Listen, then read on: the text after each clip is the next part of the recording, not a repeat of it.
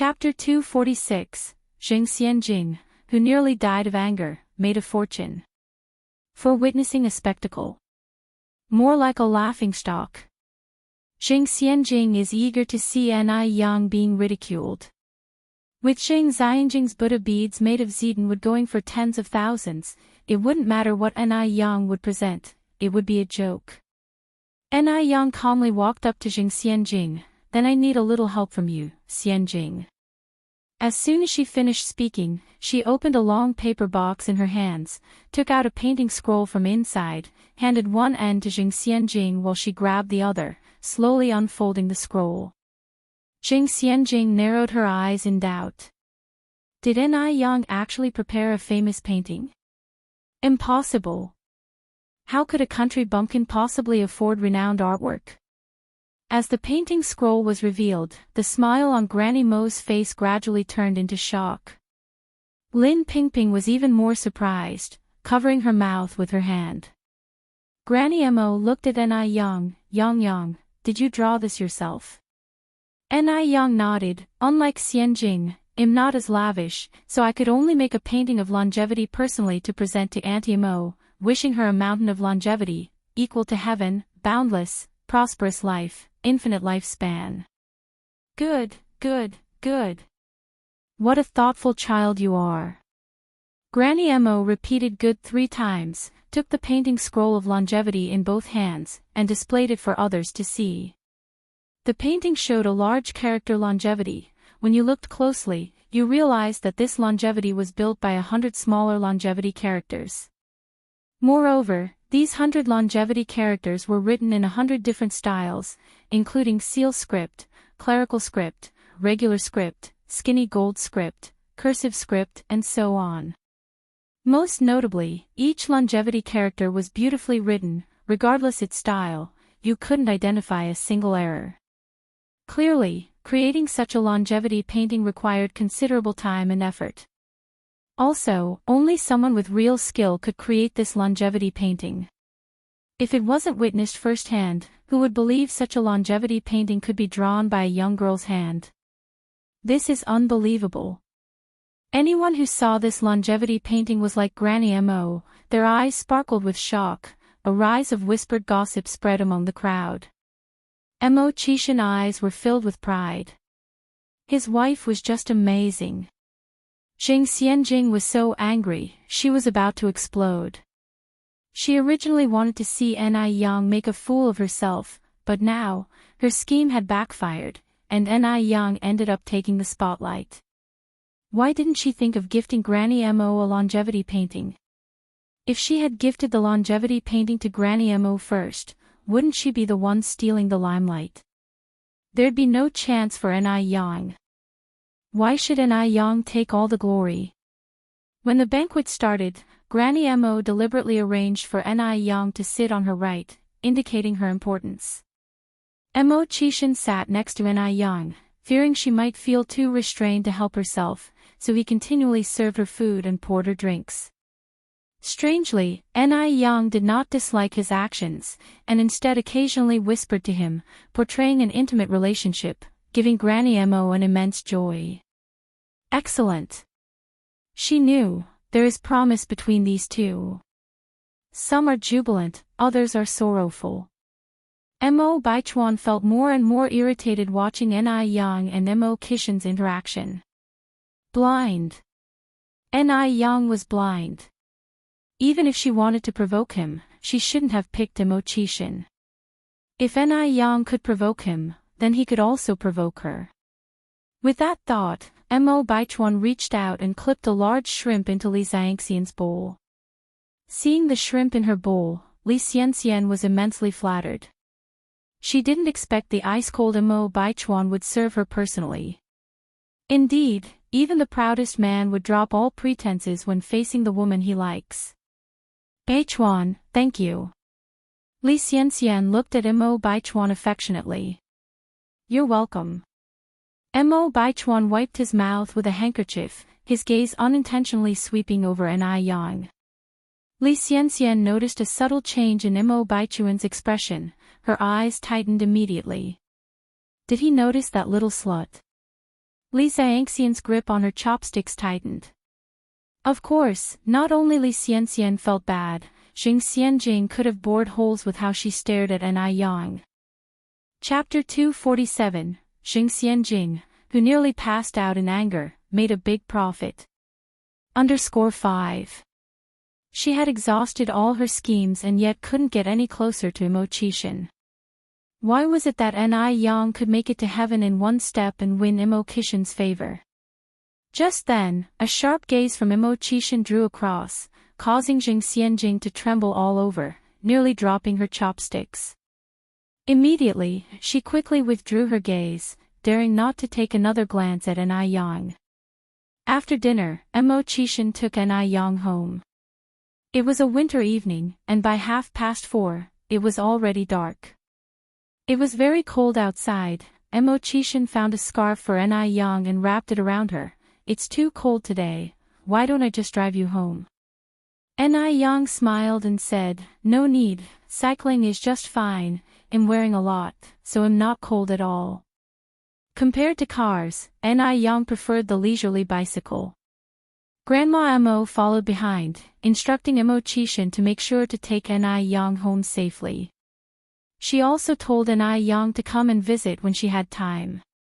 Ni Yang said, okay, I will come often. It's cold outside, you should go in. Grandma Mo nodded and took a few steps inside, then suddenly stopped as if she remembered something. Wait. Yang, you guys wait. Ni Yang and Immortality stopped in confusion. Grandma Mo continued, wait here for me for 2 minutes. After she spoke, she briskly darted inside the house. A moment later, she came out holding a red gift box. Yang, take this back and let your mom taste it. Grandma Mo shoved the red gift box into Ni Yang's hands. A return gift for a birthday banquet couldn't be refused, so Ni Yang didn't refuse and accepted it after thanking her. She didn't know what was in the gift box, but it was pretty heavy in her hand. Ni Yang sat on the back of the bicycle, holding the gift box. Yang, are you ready? Ready. Ni Yang freed one hand to grab onto Immortality's clothes.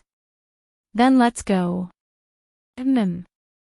This era was not like what it would be in the future. After it got dark, there were hardly any people on the street, the road was deserted and extremely quiet. Looking at the deserted street, Ni Yang asked, Brother Mo, will you be scared when you go back by yourself later? Immortality laughed and said, no, if you're scared, just close your eyes. Ni Yang shook her head, I am not scared. The smile on Immortality's face deepened, and the speed of the bike got faster. The howling cold wind blew past her cheeks, and Ni Yang slightly lowered her head, hiding her face behind him. It was warm, and there was a sense of security. When Ni Yang got home, Ni Tsuehua and Ni Qinggue were already eating dinner. Although Ni Qihua's cooking skills weren't as good as Ni Yang's, the dishes she fried were beyond reproach. Mom, Aunt Ni, I'm home. Ni Yang walked in from outside with the gift box. Ni Tsuehua stood up and said, Yang, you're back. Haven't you eaten yet? I'll get a rice bowl for you. Ni Yang smiled and said, Mom, you don't need to worry, I already ate. That's good. Ni Tsuehua sat back down to eat. Ni Qinggue looked up at Ni Yang and teased, Yang, who sent you back just now?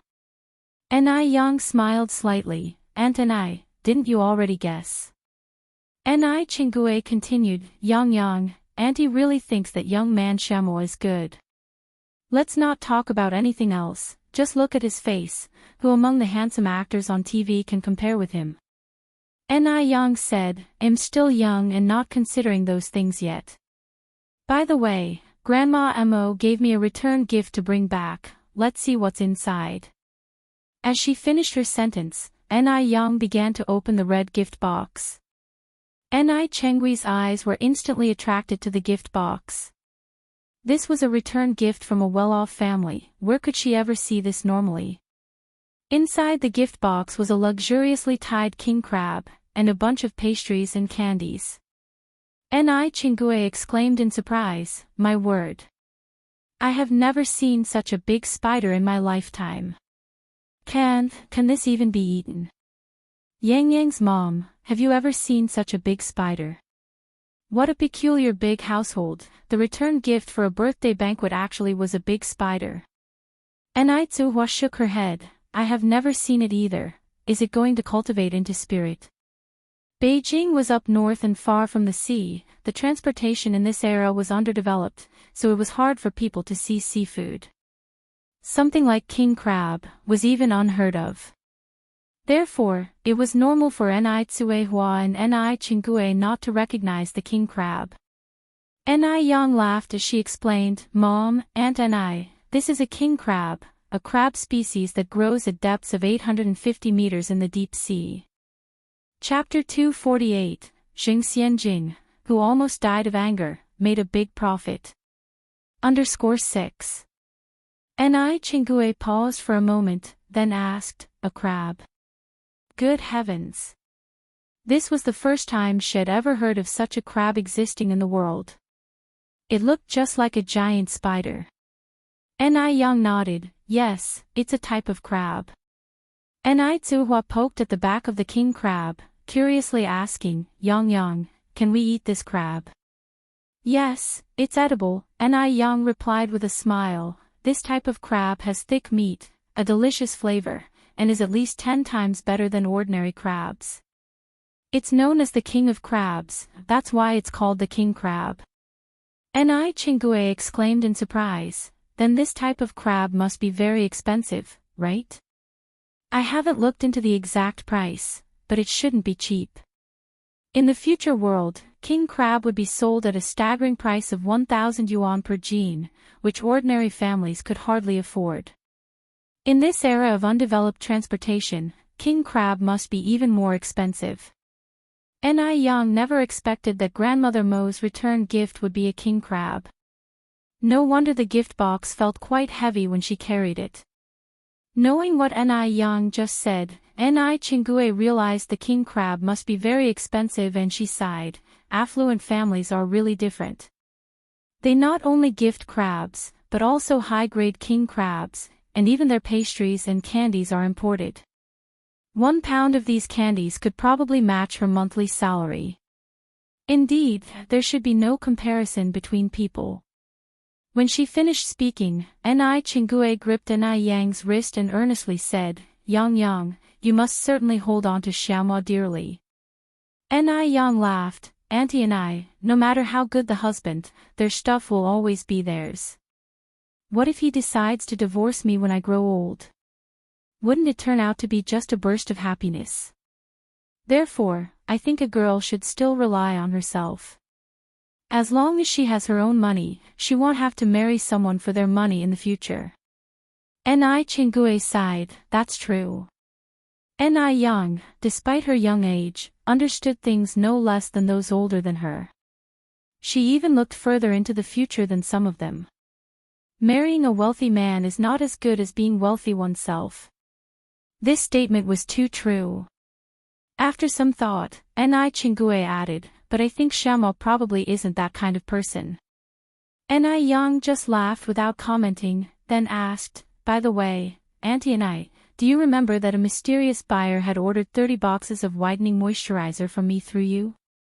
Ni Chingue nodded, "I remember, what about it?" "Auntie and I, could you tell her tomorrow that the price of the whitening moisturizer has gone up? If she wants to buy it, it's now 800 yuan a box, and she has to pay the full amount before I can give it to her." Ni Yang's expression was calm, not minding the high price of 800 yuan. 800 yuan.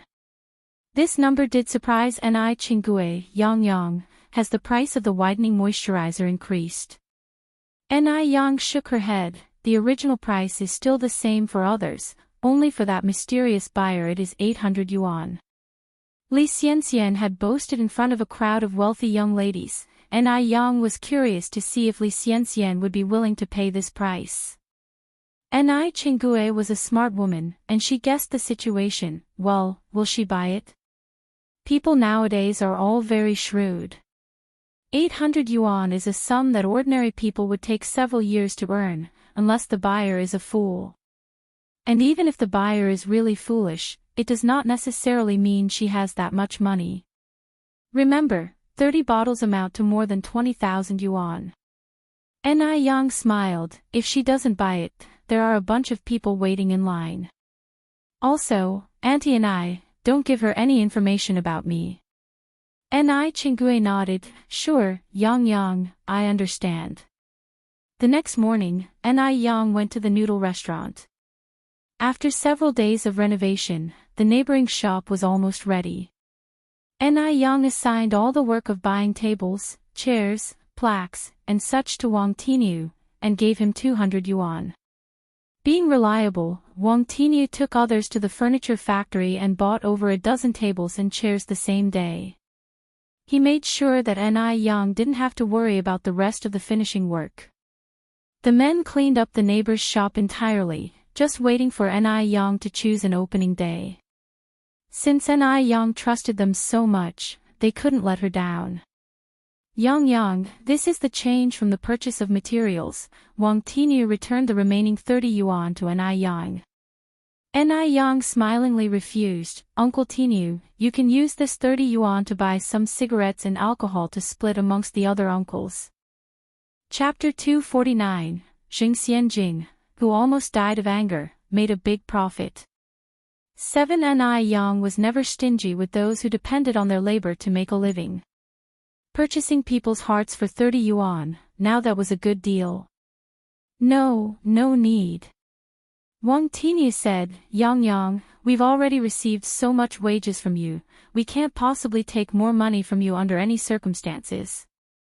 For a shop renovation completed in 15 days, Ni Yang insisted on paying a wage of 60 yuan.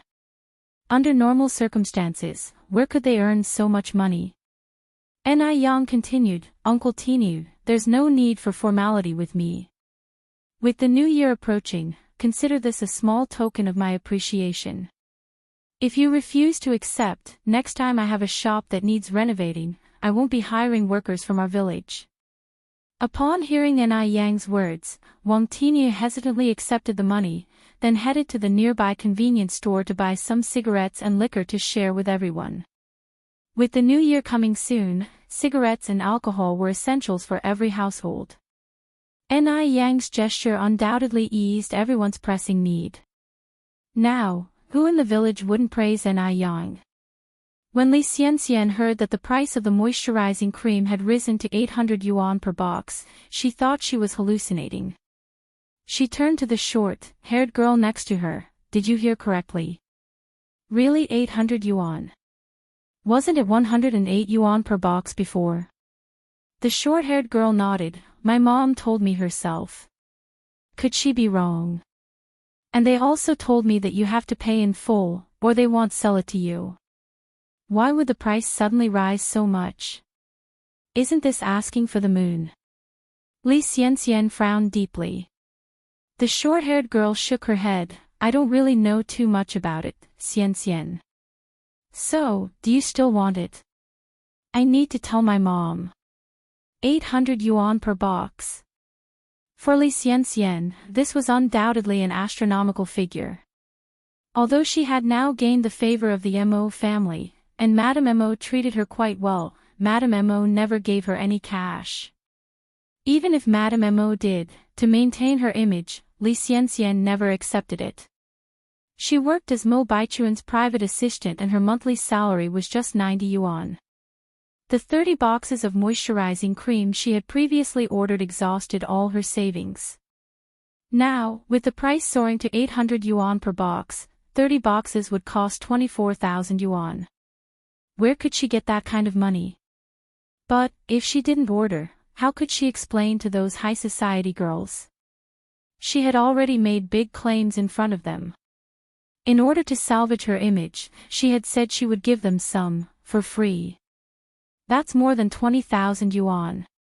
The more Li Xianxian thought about it, the more her head hurt. Just then, Li Xianxian suddenly remembered the jade jewelry set that Madame Mo had given her when they first met. Surely, those pieces must be worth quite a bit of money, right? How about pawning that set of jewelry first? After she marries Mo Baichuan, she could redeem the jewelry, right? Let's just deal with the immediate problem first. Li Xianxian bit her lip and finally decided to pawn her jewelry to buy the moisturizing cream. The next day, Li Xianxian took the set of jewelry to the pawn shop. After it was appraised, it was confirmed that Madame Mo's jade set was indeed of high quality, but she could only get 10,000 yuan for it. But, how about the remaining 10,000 yuan? Having no other choice, Li Xianxian had to take out her other pieces of jewelry and pawn them too. After leaving the pawn shop, Li Xianxian made a trip to the hospital and sold over 500 milliliters of her blood, then borrowed some money from several classmates. After scraping together in every possible way, Li Xianxian was finally able to gather a total of over 20,000 yuan. After collecting this amount, Li Xianxian felt as if she had suffered a serious illness. She felt so miserable that she wanted to cry. If she had known it would be like this, she would never have boasted in front of those high society girls. However, the moment she thought about how this 20,000 yuan would help her secure a more stable position in the high society circles, she felt much better. After all, she was going to marry Mo Baichuan in the future. 20,000 yuan was nothing. When Ni Chengue received the 24,000 yuan, her hands trembled. It was the first time she had seen so much money and the first time she had met someone so foolish. Rich people are really terrifying. When Ni Chengue handed the money to Ni Yang was busy in the kitchen. Yang, this is the money from the mysterious buyer. Ni Yang looked surprised, they sent the money so soon. It seems that Li Xianxian was quite wealthy. She should have said it was 1,000 yuan per box earlier. Ni Chengue nodded. Yang, who do you think this mysterious buyer is? How can they be so rich? 24,000 yuan. According to her monthly salary of 30 yuan, it would take her at least 66 years to earn this. And this person spent 24,000 yuan to buy 30 boxes of skin care products. Ni Yang smiled and said, perhaps they might be millionaires. Ni Chengue sighed, they are so rich. How do they make so much money? Ni Yang took half of the stack of money and handed it to Ni Chengue. Aunt Ni, take this. Ni Chengue was startled and hurriedly refused, no, I can't accept it. No good deed goes unpaid, and she wasn't entitled to any good deed. How could she accept such a large sum of money from Ni Yang for no reason? Ni Yang directly stuffed the money into Ni Chengue's pocket. Aunt Ni, just keep it. If it wasn't for you, I wouldn't be able to sell the moisturizing cream at such a high price. Ni Yang was not the kind of person to be stingy, and the main credit for this transaction goes to Ni Chengue. It was a total of 24,000 yuan. Even if she gave half to Ni Chengue, she was still left with 12,000 yuan. She made a fortune on this order. Ni Chengue still refused, no. Yang, listen to me, if your products sell for a high price, it's because they are good, it has nothing to do with me. Besides, you already give me a 1 yuan commission for each bottle, there is no way I can take more money from you, it would be rude. Ni Yang insisted on giving the money to Ni Chengue. Aunt Ni, you deserve this. Ni Chengue frowned and said, Yang, I can't accept it. If you continue like this, I won't sell beautiful skin ice masks for you anymore. Seeing Ni Chengue like this, Ni Yang had to take back the money for the time being. She plans to buy some jewelry for Ni Chengue for the new year. Just then, a commotion came from the entrance. Is Yang home? Chapter 250, Unexpected Surprise. Investigating Sun Dalian's castle. Listening to the voices, it seemed like there were more than one person outside. Ni Yang put away the money and went outside with Ni Chengue, saying, we're home. Ni Tsuihua also came out from inside carrying a child in her arms. As soon as they opened the courtyard gate, they saw a crowd of people standing outside. If it were someone else, seeing a crowd of people outside would certainly perplex them. But not Ni Yang. She immediately welcomed them warmly, saying, "Uncle Lu, Aunt Wang, Aunt Ling, Grandpa Shi, please come in and have a seat." Uncle Lu was the one who suggested last time that he would help Ni Yang's family apply for a residential plot, homestead. Uncle Liu's family was known to be extremely frugal. People usually couldn't even get a sip of tap water from their house. However, his family had never been stingy with Ni Yang. His wife often brought Ni Yang vegetables and eggs, and even helped Ni Tsuhua look after her child. To be precise, all the villagers in Jinghua village treated Ni Yang very well. Even the most selfish villagers became exceptionally kind and friendly when they met Ni Yang. After all, Ni Yang was the lucky star of their village. Uncle Lu said with a smile, Yang, we are not going to sit down today. We came to tell you some good news." The villagers also nodded in agreement. Ni Chingue joked, "Uncle Lu, what kind of good news can you bring?" Uncle Lu mysteriously replied, "This good news will surely surprise you." Ni Chingue replied, "Well then, let's hear it." Uncle Lu turned to Ni Yang and solemnly declared, Yang, the village has officially approved a homestead for your 3-member family. Now you're truly a part of our Jinghua village." Upon hearing this, Ni Tsuehua and Ni Chingue were both stunned. Ni Tsuehua, in particular, was so moved that her eyes turned red. A homestead. Having a homestead meant that they could build a house in the village. For a farmer, having a house of their own in the village was their real home, their true roots. With a home, you feel secure. Without a home, you feel adrift. Ni Chingue said, "Uncle Lu, you can't joke about things like this." Ni Tsuehua and Ni Yang were not originally from Jinghua village. Could the homestead be approved so easily? For a moment, Ni Chingue was a bit stunned, filled with joy for Ni Yang yet somewhat incredulous. This Uncle Lu was notorious for stirring the pot. What if he was joking?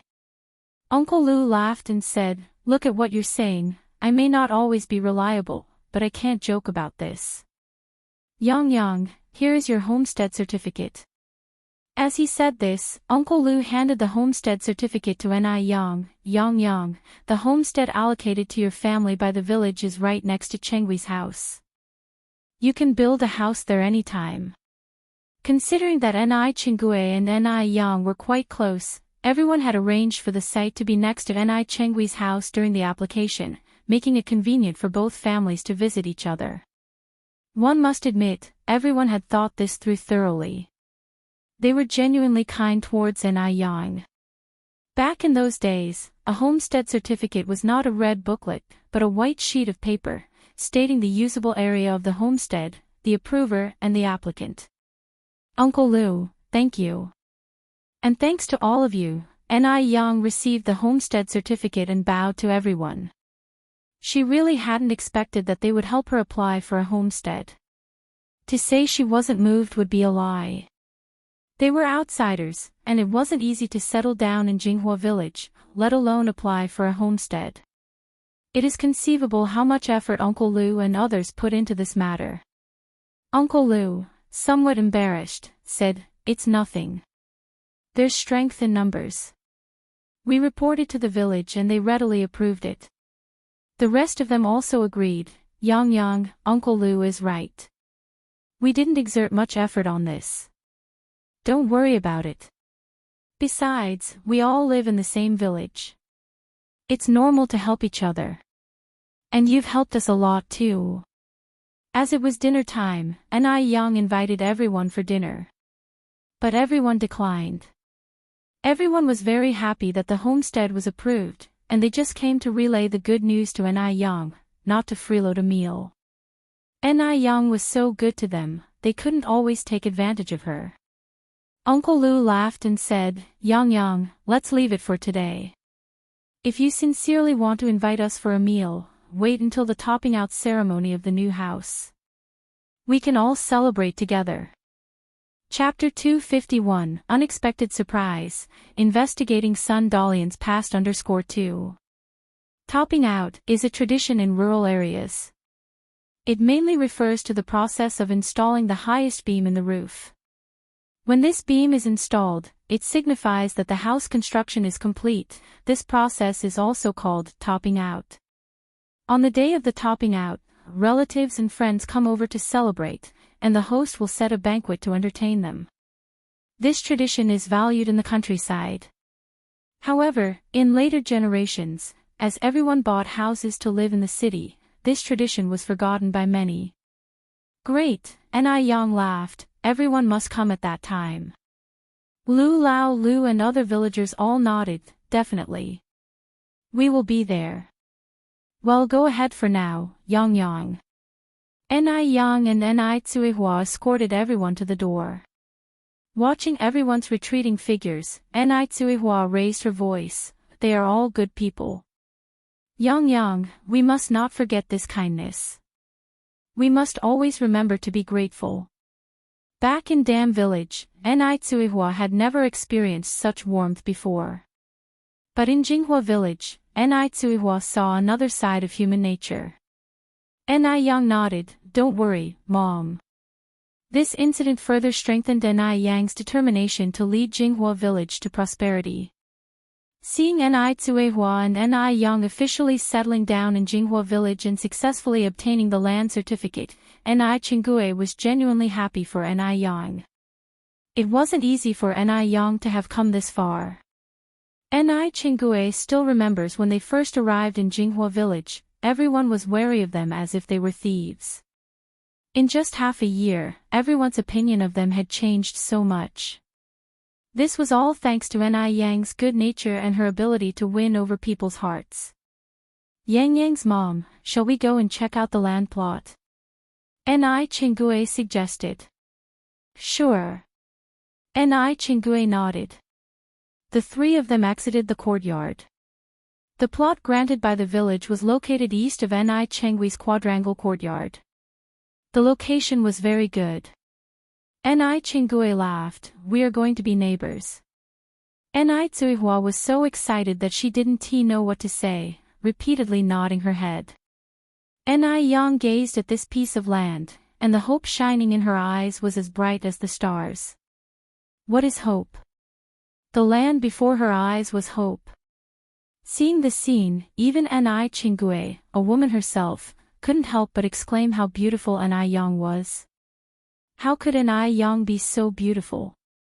A beautiful young girl like Yang calls her Aunt which feels so honorary. To celebrate the happy day, Yang decided to cook a few more dishes. She reserved king crab given by old lady Imo. The king crab was huge. Yang cut it into halves, steam-cooked one half and stir-fried the other half with spices. Soon Yang decided on the rest of the dishes. Shrimp stir-fried with black beans. The Secrets of Longevity states, eating black beans replenishes the body, improves the complexion, fills vitality, increases strength, fills deficiency, and enhances ability to eat. In other words, black beans have anti-aging effects. Tsuehua was in her 30s, and Chingue was in her 40s. Eating black beans often would be very beneficial for them. Over the past half year, the changes in Tsuehua and Chingue have been tremendous. If it were not the fact that people saw them every day, they might even suspect a makeover. Stir-fried lamb liver. Lamb liver is packed with a variety of nutrients such as vitamin A, vitamin B2, and iron. Vitamin A stimulates the growth of the thymus gland, which makes the chest full and rounded. Therefore, this is a breast-enhancing dish. Yang paid great attention to breast growth, so almost every day she prepared a breast-enhancing dish. The soup of the day was potato mushroom soup. Potatoes have a detoxifying and beautifying effect, eliminate eye bags, nourish the blood, and enhance vitality. Also, potatoes are a natural beauty product because they contain a lot of vitamins B and C, which can help lighten dark circles under the eyes. Ni Yang had to wake up early every day to work at the noodle restaurant. Black circles under her eyes were inevitable, but with potato mushroom soup, there was no fear of dark circles. After this period of dietary therapy and skin care, Ni Yang's skin was as smooth as a baby's. Her skin was so moist and soft, it looked like it would break with a single blow. Her body shape was also maintained very well. If it were to be described in a line of poetry, it probably would be, her face like the flowering hibiscus, her waist slender like a willow, incomparably charming and enticing. In this life, not only does Ni Yang want to become stronger, but she also wants to keep her appearance and body shape in the best state. Chapter 252, Unexpected Surprise, Investigating Sun Dalian's Past _3. In this life, she was determined to be the best and most beautiful version of herself. Ni Yang brought the food to the dining room. Seeing Ni Yang come in, Ni Qinggue quickly went to the kitchen to help carry the dishes. Ni Tsuhua, holding the baby, couldn't offer much help. Little Ni Yun was already 6 months old now, and by the 6th month, little Ni Yun had begun to recognize people. Seeing Ni Yang approaching, she would exclaim in excitement. During meal times, little Ni Yun would sit in a rocking crib nearby, playing by herself. Her soft and adorable behavior made everyone want to shower her with kisses. The steamed king crab retained its original flavor. The spicy version added extra numbing and aromatic tastes onto its original flavor. Both flavors had their unique charm. It was the first time Ni Qinggue and Ni Tsuehua had ever tasted king crab, and they didn't know where to start with their chopsticks.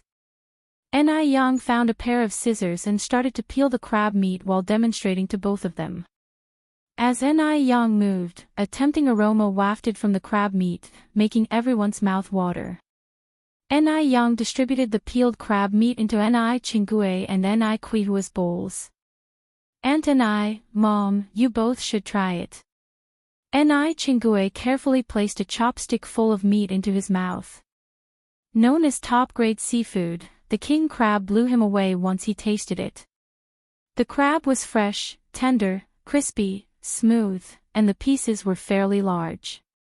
Each bite was bursting with happiness, making you impulsively close your eyes and marvel at the divine taste. How could there be such delicious food in the world? Delicious. It's absolutely delicious. Ni Qinggue nodded repeatedly, brimming with excitement. Ni Qihua's face was also full of astonishment. The meal was incredibly satisfying. A king crab usually weighs around 7 to 8 kilograms. Together with 2 side dishes and a soup, these 3 women managed to finish everything, not even leaving the soup. Ni Qinggue reclined on the sofa, exclaiming that whoever married Ni Yang in the future would be extremely fortunate. Ni Qihua's face was all smiles. Watching her daughter being so outstanding made her, as a mother, naturally proud. Ni Tsuhua wasn't foolish, she knew that the reason for their smooth life in Jinghua village was all thanks to Ni Yang. If it weren't for Ni Yang, she wouldn't even know where she would be right now. Ni Qinggue continued, "When are you planning to build your house, Yang Yang's mom?" Ni Tsuhua smiled at Ni Yang, "It's all up to Yang Yang. Whenever Yang Yang says so."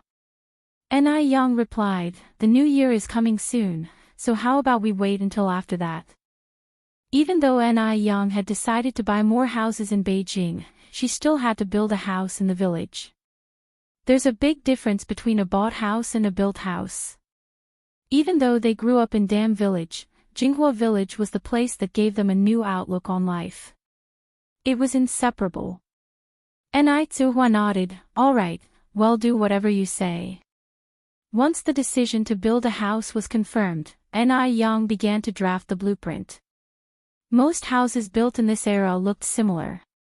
Ni Yang wanted to include some trendy elements, like an open-air balcony where they could barbecue and stargaze, and a sunroom which was indispensable, as well as a small garden. The allocated residential land in the village was large enough, so they could do whatever they wanted. However, one shouldn't rush when creating a blueprint. It should be done slowly. Ni Yang didn't come up with any other designs at the moment, but she could add them in the future. After drafting a rough model, Ni Yang went to the next room to study new skincare products.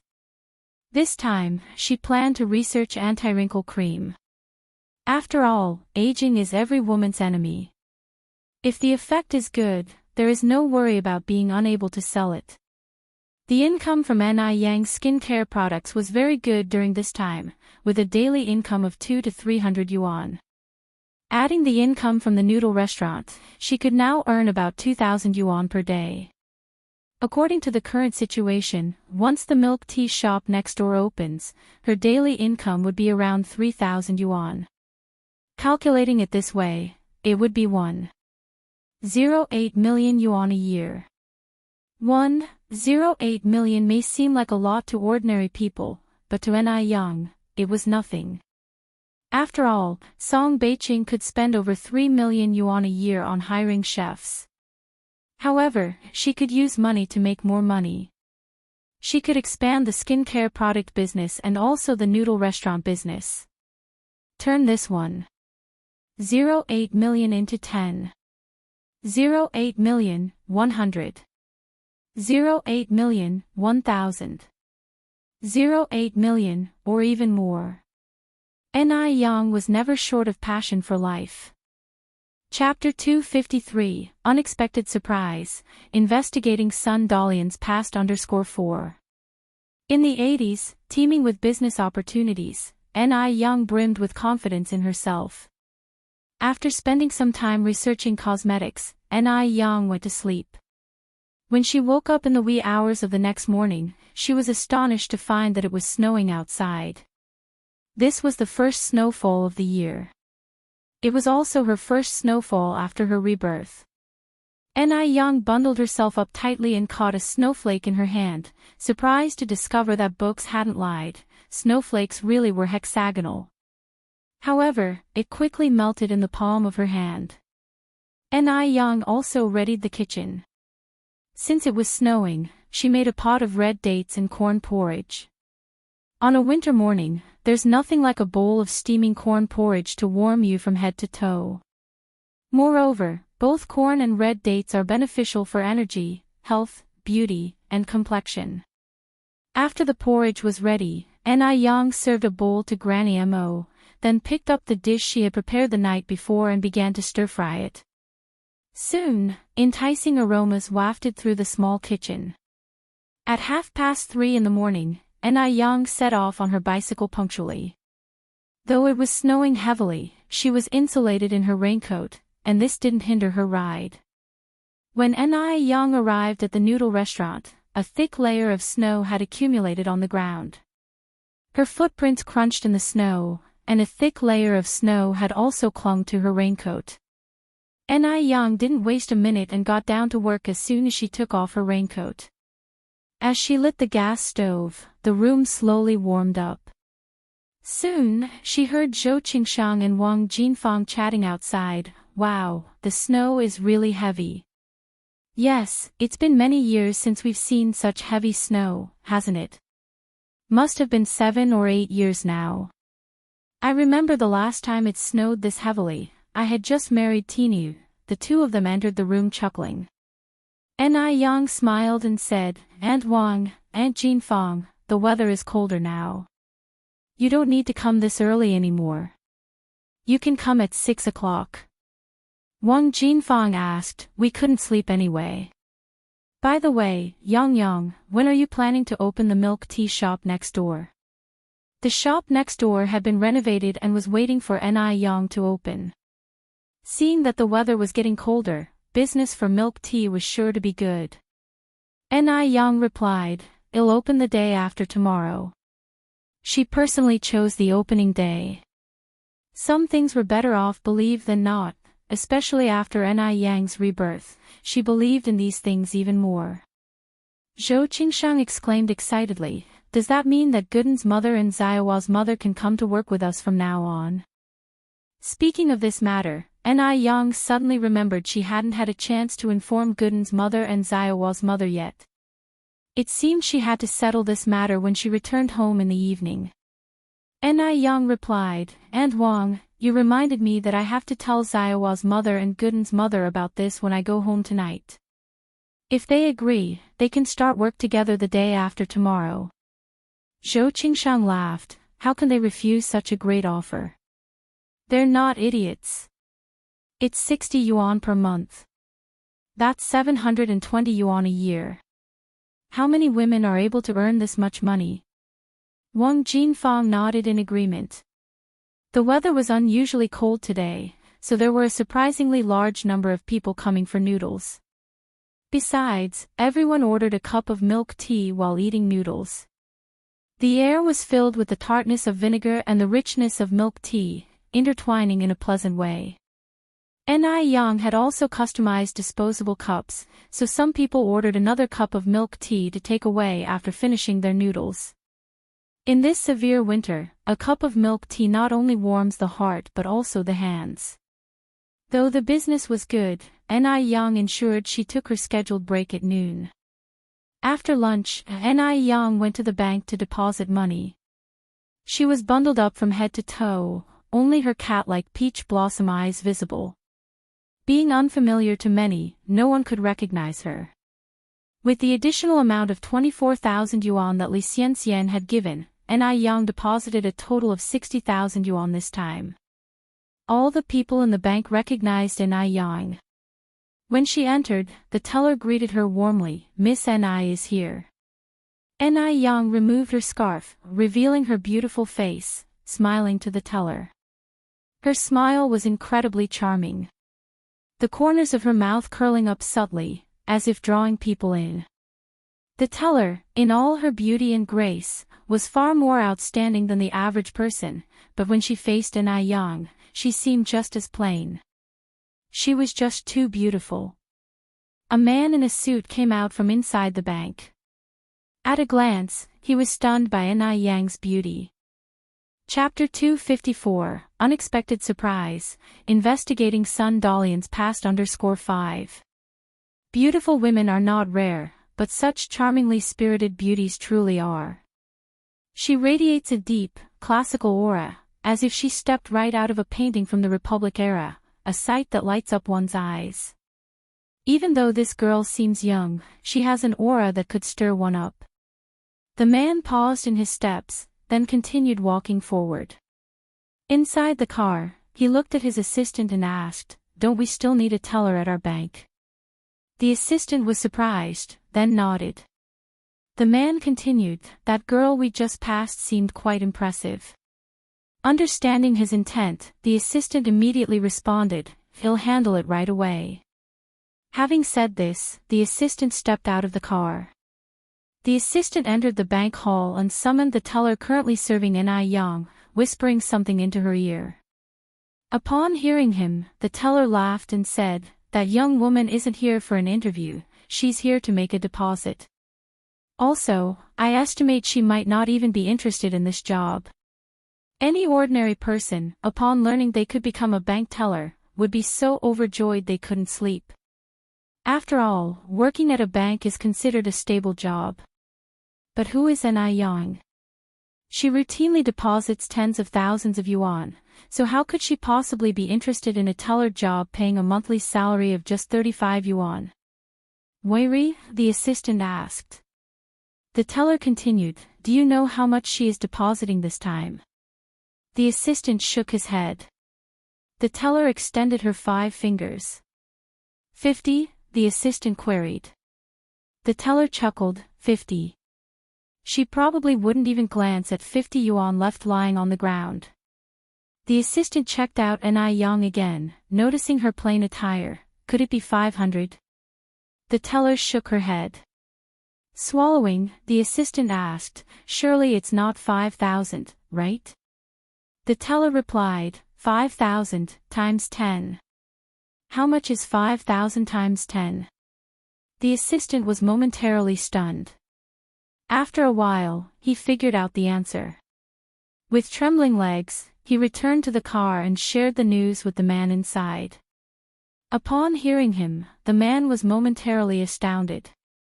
He hadn't expected that someone dressed so simply could be so rich. 50,000 yuan meant nothing to him, but for the average person, it was a fortune. After depositing the money, Ni Yang made her way to the detective agency. Xiao Zhou at the detective agency warmly welcomed Ni Yang. "Miss Ni, what service may I assist you with this time?"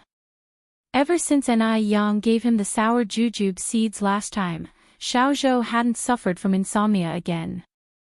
Xiao Zhou was truly grateful to Ni Yang, and he marveled at how profound and extensive traditional Chinese medicine is, much better than treating symptoms without addressing the root cause, which Western medicine often does. Ni Yang chuckled, "This time, I want you to investigate someone for me."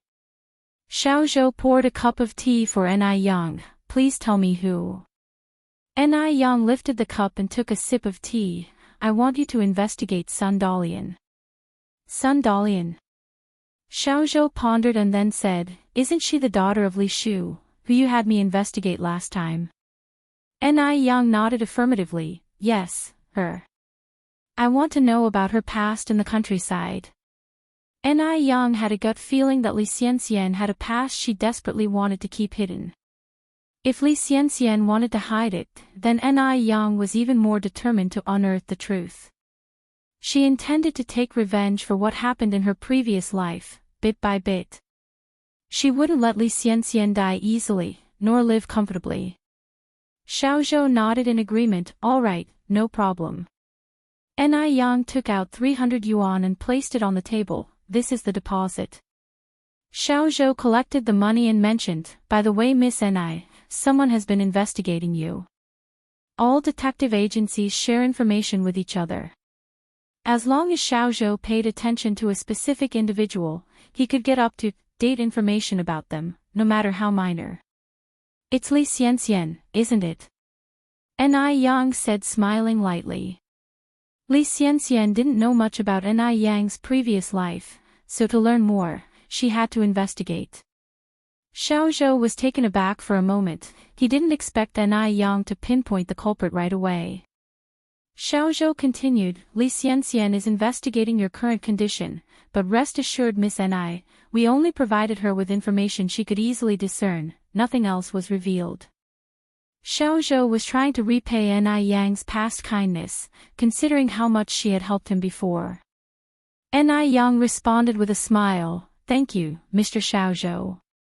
"It's me who should be thanking you, Miss Ni." Xiao Zhou stood up and said, "The remedy you suggested last time really saved me." Chapter 255, Unexpected Surprise, Investigating Sun Dalian's Past _6. Ni Yang said, "Mr. Xiao Zhou, there is no need to be so polite. It was just a prescription, which is what someone in my profession ought to do." Her tone was calm. There wasn't any trace of self-satisfaction in her eyes, as if she didn't see this as something to be proud of.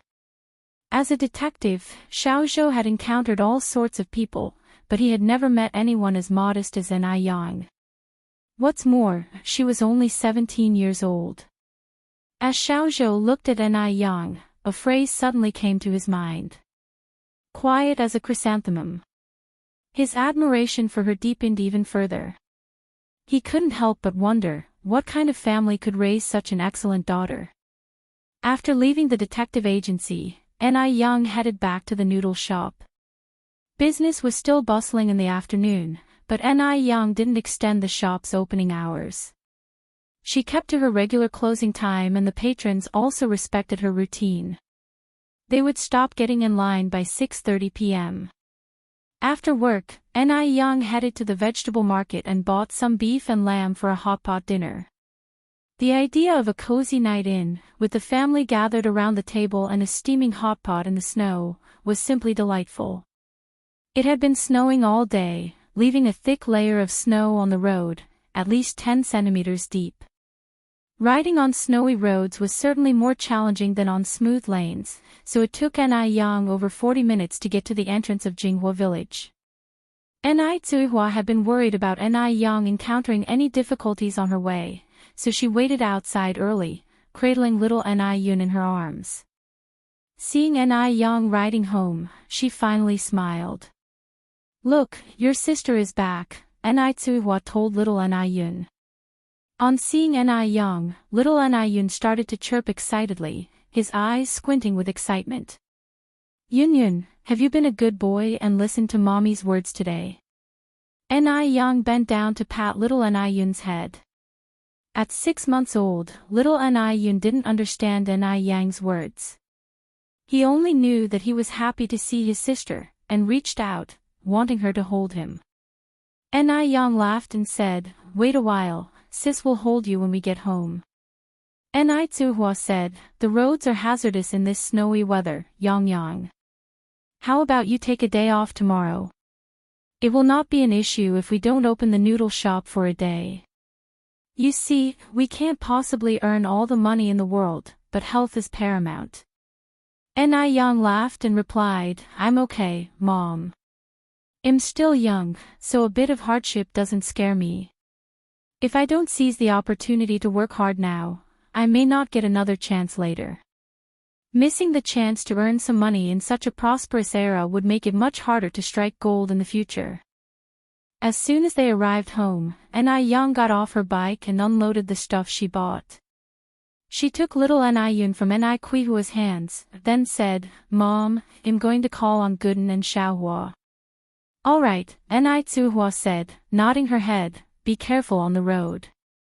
After Ni Yang left, Ni Tsuihua started to sort out the food Ni Yang had bought.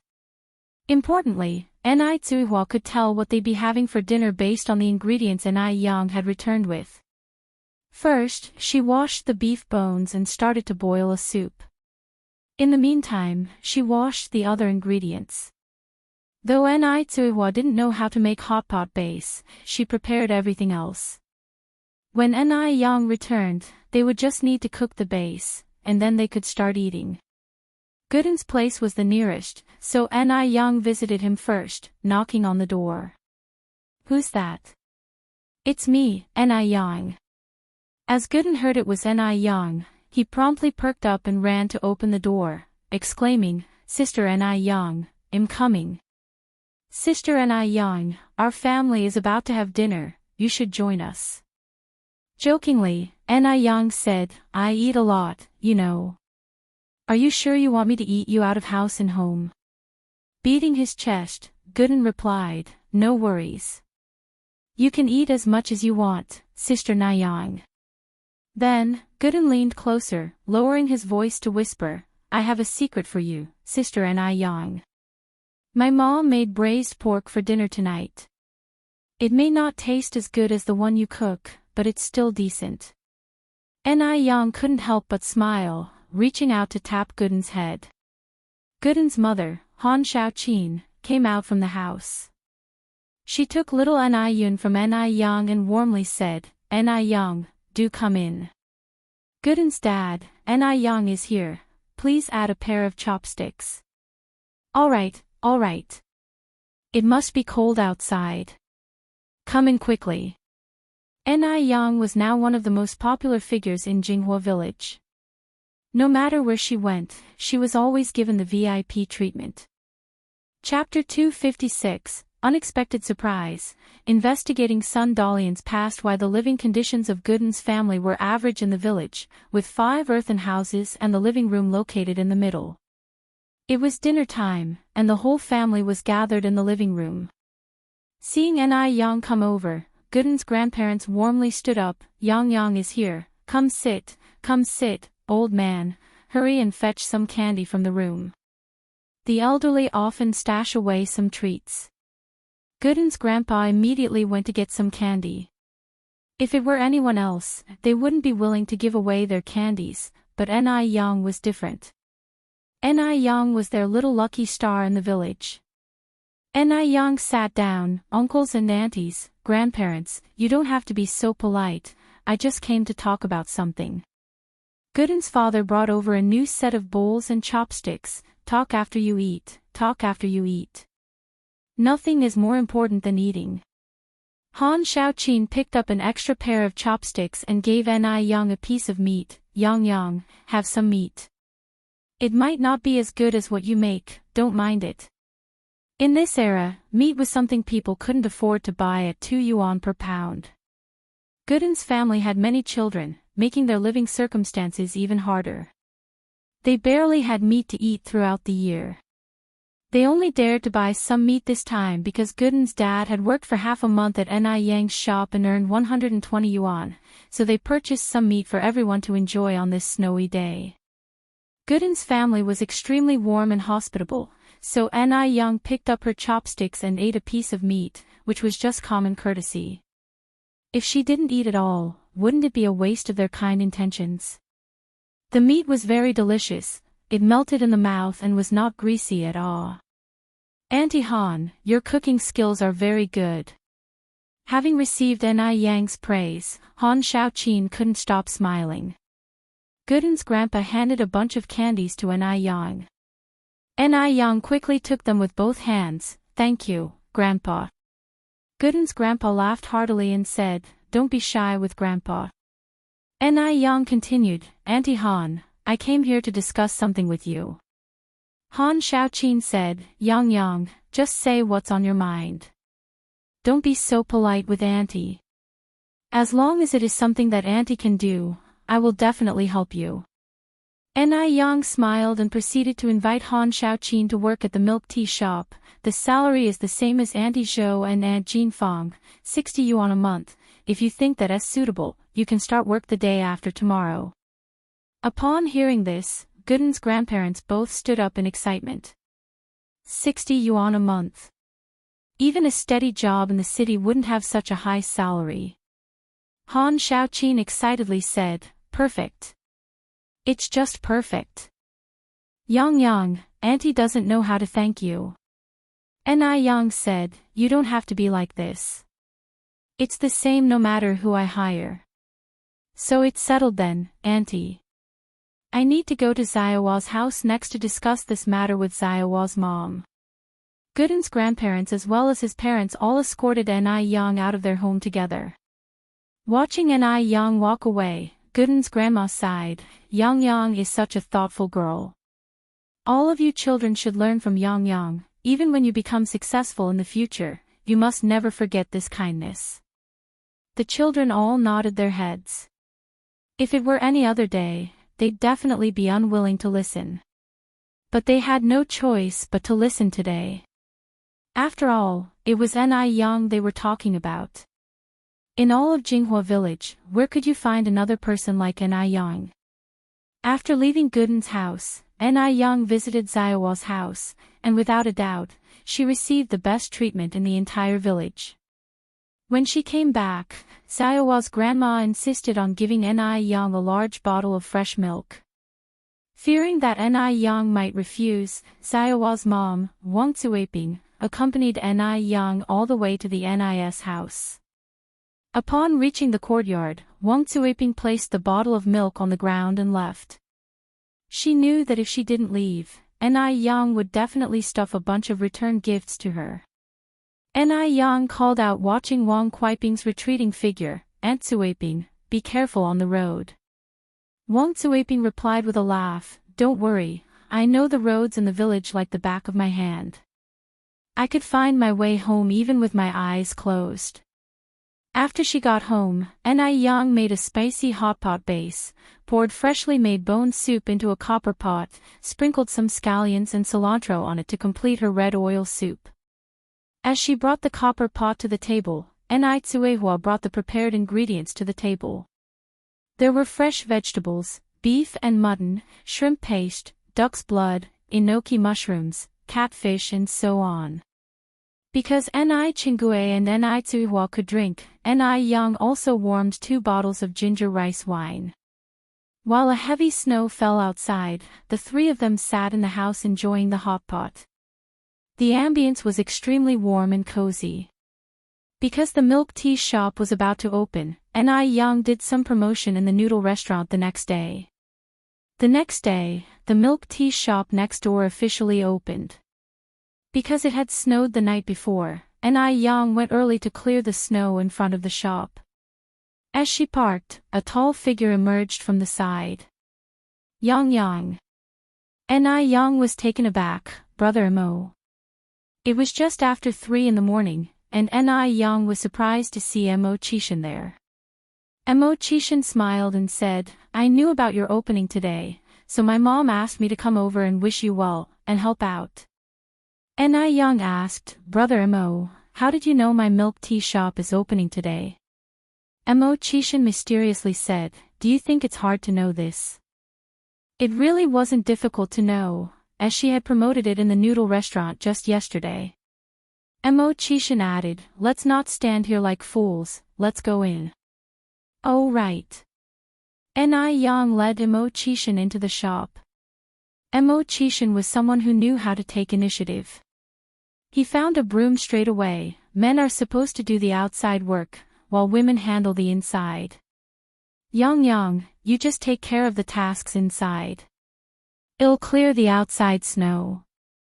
Finished speaking, he didn't give Ni Yang a chance to refuse and carried the broom outside. There was indeed a lot to do on the first day of opening, so Ni Yang didn't stand on ceremony. When Ni Yang finished her tasks inside and came out, she found that Chishan had not only cleared all the snow but also built 2 huge snowmen. Ni Yang said in surprise, "Brother Imo, you're pretty quick." Chishan casually replied, "What's a bit of work for a man? It's nothing." Marcus and Morris, who were sitting in the car, silently took credit for the work. It was all worth it as long as the boss was happy. Chapter 257, Mysterious Boss Tricks. Xing Xianjing, rescuing Boss Ni_1. At this point, the snow outside had stopped. Chishan somehow found 2 large red scarves to put on the snowmen. These 2 snowmen, standing at the entrance of the milk tea shop, were attracting a lot of attention as if they were welcoming guests. Ni Yang touched one snowman, then the other, exclaiming, "Brother Imo, you're amazing." Ni Yang had hands that could heal and cook delicious dishes, could make all kinds of skincare products, but when it came to building snowmen, she was the kind of person who would fail as soon as she tried, despite knowing how to theoretically. If she were tasked with building such a large snowman, she wouldn't be able to do a good job even given a whole day. Mentioning this, Chishan modestly touched his nose tip, replying, "It's okay, just okay." Ni Yang went on to say, "Brother Imo, I made breakfast, come eat with me." It was only a little past 4 o'clock, and she knew Chishan hadn't eaten yet, so during the lull in her cleanup, she made some breakfast. When Chishan heard there was food, his eyes lit up, replying, "Great." The 2 then entered the noodle restaurant. Ni Yang placed the cooked breakfast on the table. Steamy milk tea, a couple of sunny-side-up eggs, and a bowl of fragrant sour fish noodles. The surface of the noodles was evenly covered with a thin layer of sour fish, making it a mouth-watering, delectable dish. As Chishan sat down for breakfast, he asked, Yang, aren't you eating?" Ni Yang took a sip of her milk tea, replying, "I've already eaten at home, a cup of milk tea is enough for me." Chishan ate his meal slowly but with grace. Even when eating noodles, not a single sound could be heard. He was quiet and elegant. Ni Yang just sat across from him, drinking her milk tea and chatting with him. Soon, Chishan finished his bowl of noodles, saying, Yang, I'm done." "Brother Imo," Ni Yang suddenly stood up, "don't move." "What's wrong?" Chishan was taken aback. Ni Yang leaned closer to him. The light from the window seemed to drape her in a soft glow, making her seem radiant and surreal. Chishan blanked out, his heart beating erratically, with the only sound he could focus on being the pounding of his own heartbeat. In between his breaths, he could feel a warm breath, the air seemed to hold a mysterious tension. Chishan was too stunned to move, he even held his breath in fear. The next second, Ni Yang reached out her hand, the cooling feeling of her fingertips lightly brushed against Chishan's lips. "You have a piece of spring onion here." A piece of spring onion. He couldn't believe that she'd got his heart fluttering so much, just to remove a piece of spring onion. For a moment, he thought Ni Yang was going to kiss him. Hopefully, the spring onion didn't ruin his image in her eyes. Mo Chishan cheeks instantly turned pink as he stuttered, thank you. You're welcome. Ni Yang replied with a small smile. Mo Chishan followed Ni Yang to the kitchen. Yang, let me help you make the milk tea. They busied themselves in the kitchen, and soon Zhou Qingshang, Wang Jinfang, Han Shaoqin, and Wang Cuiping arrived. Since it was Han Shaoqin and Wang Kuiping's first day of work, and they were unfamiliar with many things, Ni Yang went to the milk tea shop to guide them. Mo Chishan, on the other hand, offered to stay and help at the noodle restaurant. In fact, he wanted to go to the milk tea shop with Ni Yang, but he wanted to leave a good impression on her even more. At 6 o'clock in the morning, New York Milk Tea officially opened. This time, Mo Chishan, like before, had carpets and flower baskets delivered, which attracted quite the crowd. The milk tea was only 3 cents a cup and it tasted good. Plus, because it was the first day of operation, there was a buy one get one free promotion which led to a long queue forming. Even people who'd merely walked past and had never tried milk tea before couldn't help but stop and queue up for a cup. The milk tea was pre-made, and the tapioca pearls were also pre-cooked. This made serving each cup particularly fast. Even those in queue didn't have to wait for long. Only in one morning, Ni Yang had sold over 2,000 cups. The business from the neighboring noodle restaurant was also booming. To celebrate the opening of the milk tea shop, Ni Yang bought a roast duck from the roast duck store, 3 pounds of braised pork and some vegetables from the braised pork shop. She also made a large pot of sour fish noodles. They ate the meat with the noodles, and with 6 people at the table, they had a joyous meal. Mo Chishan didn't leave until nighttime when they closed for the day. Ni Yang followed him out to send him off, saying, "Brother Mo, thank you so much for today." Chapter 258, Mysterious Boss Tricks. Xing Xianjing, Rescuing Boss Ni_2. Mo Chishan was pushing his bicycle with one hand, while he couldn't help but ruffle her hair with the other. "No need to thank me." Seeing that Ni Yang didn't show any signs of disgust, Mo Chishan, gathering up his courage, ruffled her hair again. Soft and fluffy, like a little kitten. Finally able to touch his wife's head, Mo Chishan narrowed his satisfied eyes. Arriving at the fork in the road, Mo Chishan stopped. Yang, I'll leave you here. Go back quickly, it's too dark, and it's dangerous for a girl like you. Ni Yang nodded. Then Brother Mo, I'll go back first. Mo Chishan waved at her. Go ahead. Watching Ni Yang's retreating figure, Mo Chishan took out a cigarette from his pocket and lit it slowly. The little girl is really capable. She'd been driving him crazy all over. A day without seeing her feels like madness. Nowadays, every passing minute without her feels the same way to him. After finishing a cigarette, Mo Chishan pushed his bicycle forward. Uncle Mo. A string of footsteps came from behind. Xing Xianjing caught up with him quickly. Uncle Mo, it's such a coincidence to meet you here this late. In the dim night, his handsome features were enveloped in a layer of gentle mist, making him appear mysterious and distinguished, which nearly made Xing Xianjing infatuated. Nowadays, men with good looks and status were becoming increasingly rare. She had to hold on to him tightly. Mo Chishan couldn't be bothered with her, not even giving a sideways glance to Xing Xianjing. But Xing Xianjing wasn't discouraged. She cooed, Uncle Mo, it's so dark now, it's not safe for me to be alone on the road. Could you give me a ride home? Surely, at this late hour, Mo Chishan wouldn't have the heart to let her walk home alone. Soon, he would be riding his bike with her. The scenario would definitely be as romantic as watching a movie. Just thinking about it, Xing Xianjing felt extremely flattered. This is the famous Mr. Mog. Thankfully she had good vision. She hadn't overlooked him like Zhao Jingrong. No. Mo Chishan flatly refused, his tone slightly cold. Uncle Mo, Xing Xianjing tugged at Mo Chishan's sleeve, starting to flirt. It said that it's harder for a man to win a woman's heart than for a woman to win a man's. She firmly believed she would move Kishin's heart. Let go of me. Kishin swatted Jing Xianjing's hand away, looking back at her. As a girl, don't you have any sense of shame? Making a scene in public, tugging and pulling at a man, what does that make you look like? Perhaps Mr. Mo had forgotten the actions of a certain young girl this morning. They were even more intimate than Jing Xianjing's.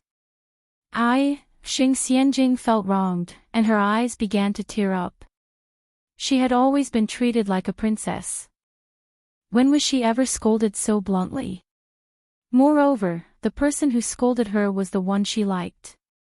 One can only imagine how Jing Xianjing felt at that moment. Could it be, in Kishin's eyes, she was shameless? No, she couldn't let these few words make her give up on Kishin. Feelings between men and women need time to develop. Tang Monk's journey to fetch the scriptures had to go through 81 trials. What was this little setback compared to that? Uncle Mo. Jing Xianjing quickened her pace to catch up. Uncle Mo, I love you. I don't care that you have nothing right now, and I don't care about your middle school education. I love you for who you are. No matter what happens in the future, I will always love you. She was different from Zhao Jingrong. Zhao Jingrong despised Kishin for being an unsuccessful loser, but she accepted him. She believed she could move Kishin with her sincerity and love. After all, girls who don't care about money were rare these days.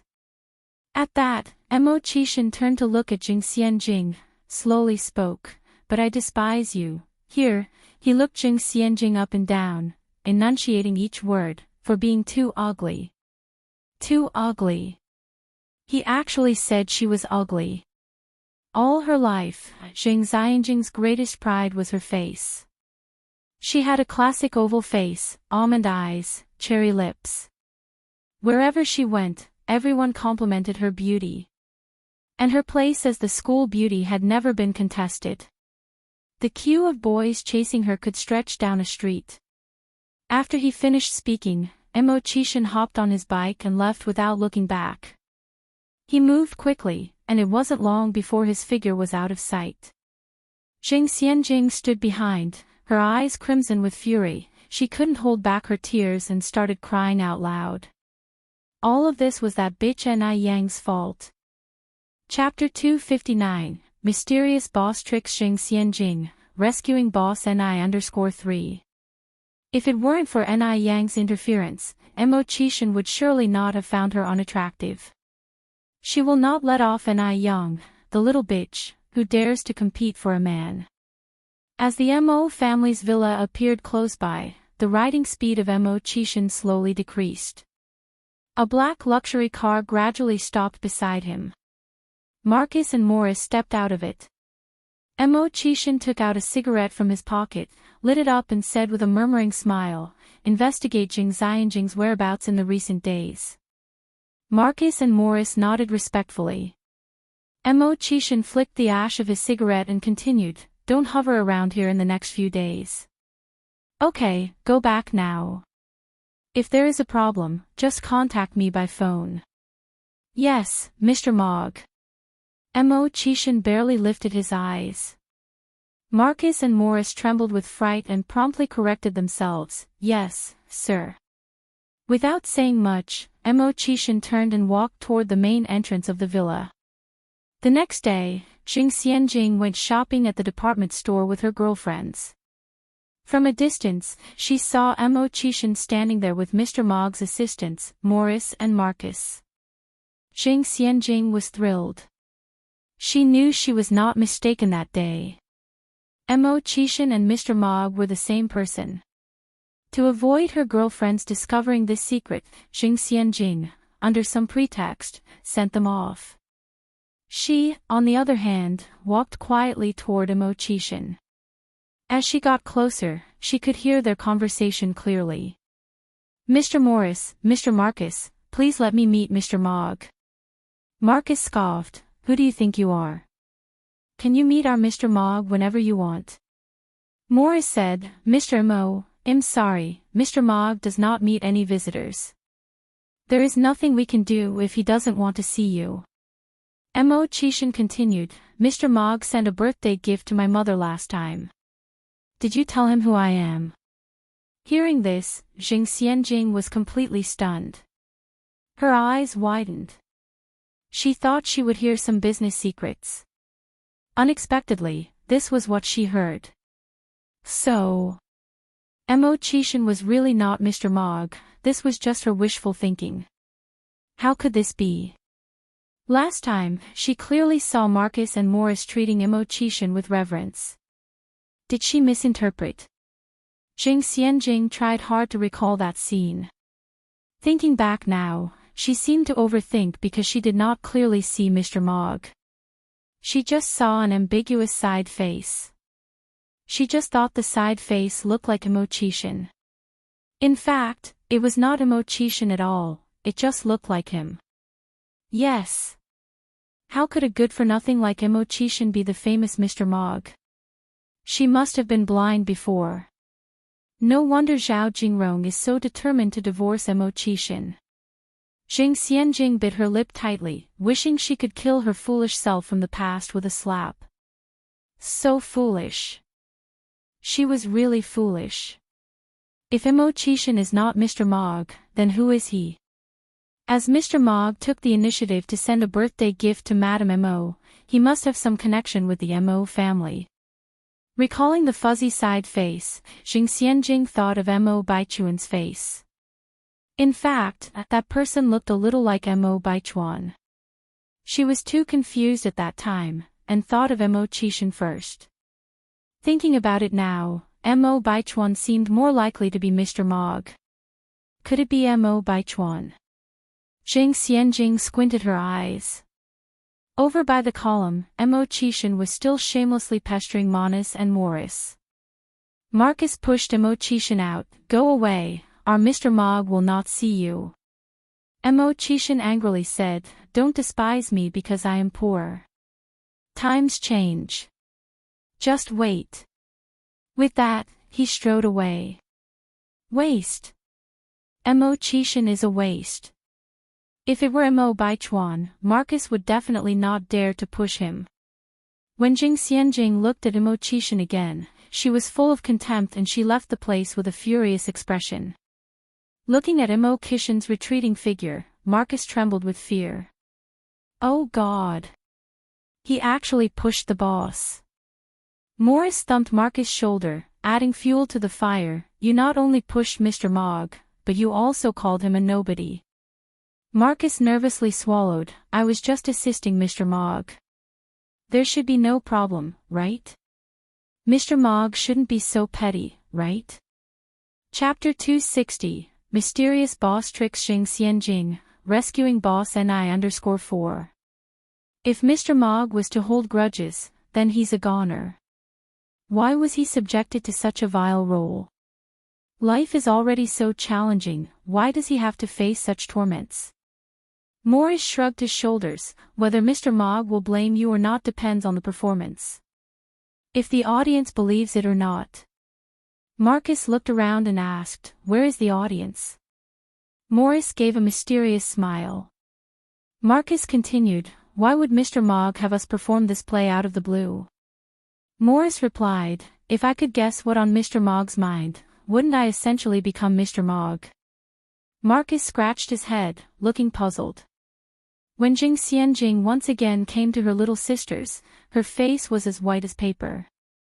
One of the sisters worriedly asked, Xianjing, are you okay? Jing Xianjing managed a faint smile, I'm fine, just feeling a bit sick. Maybe we should head back. Go back. Aren't we going to the noodle restaurant?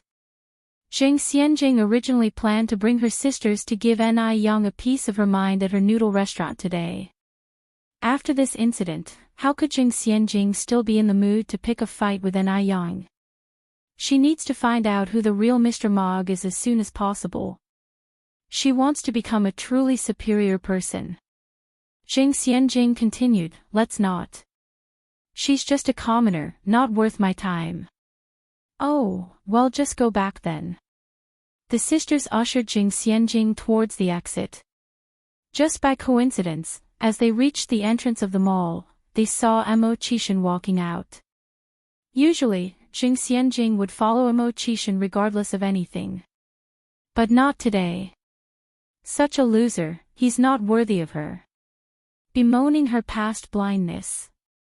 Thinking about how Mo Qishan had ruthlessly humiliated her last night, Jing Xianjing felt anger rise within. What right does this loser have to insult her?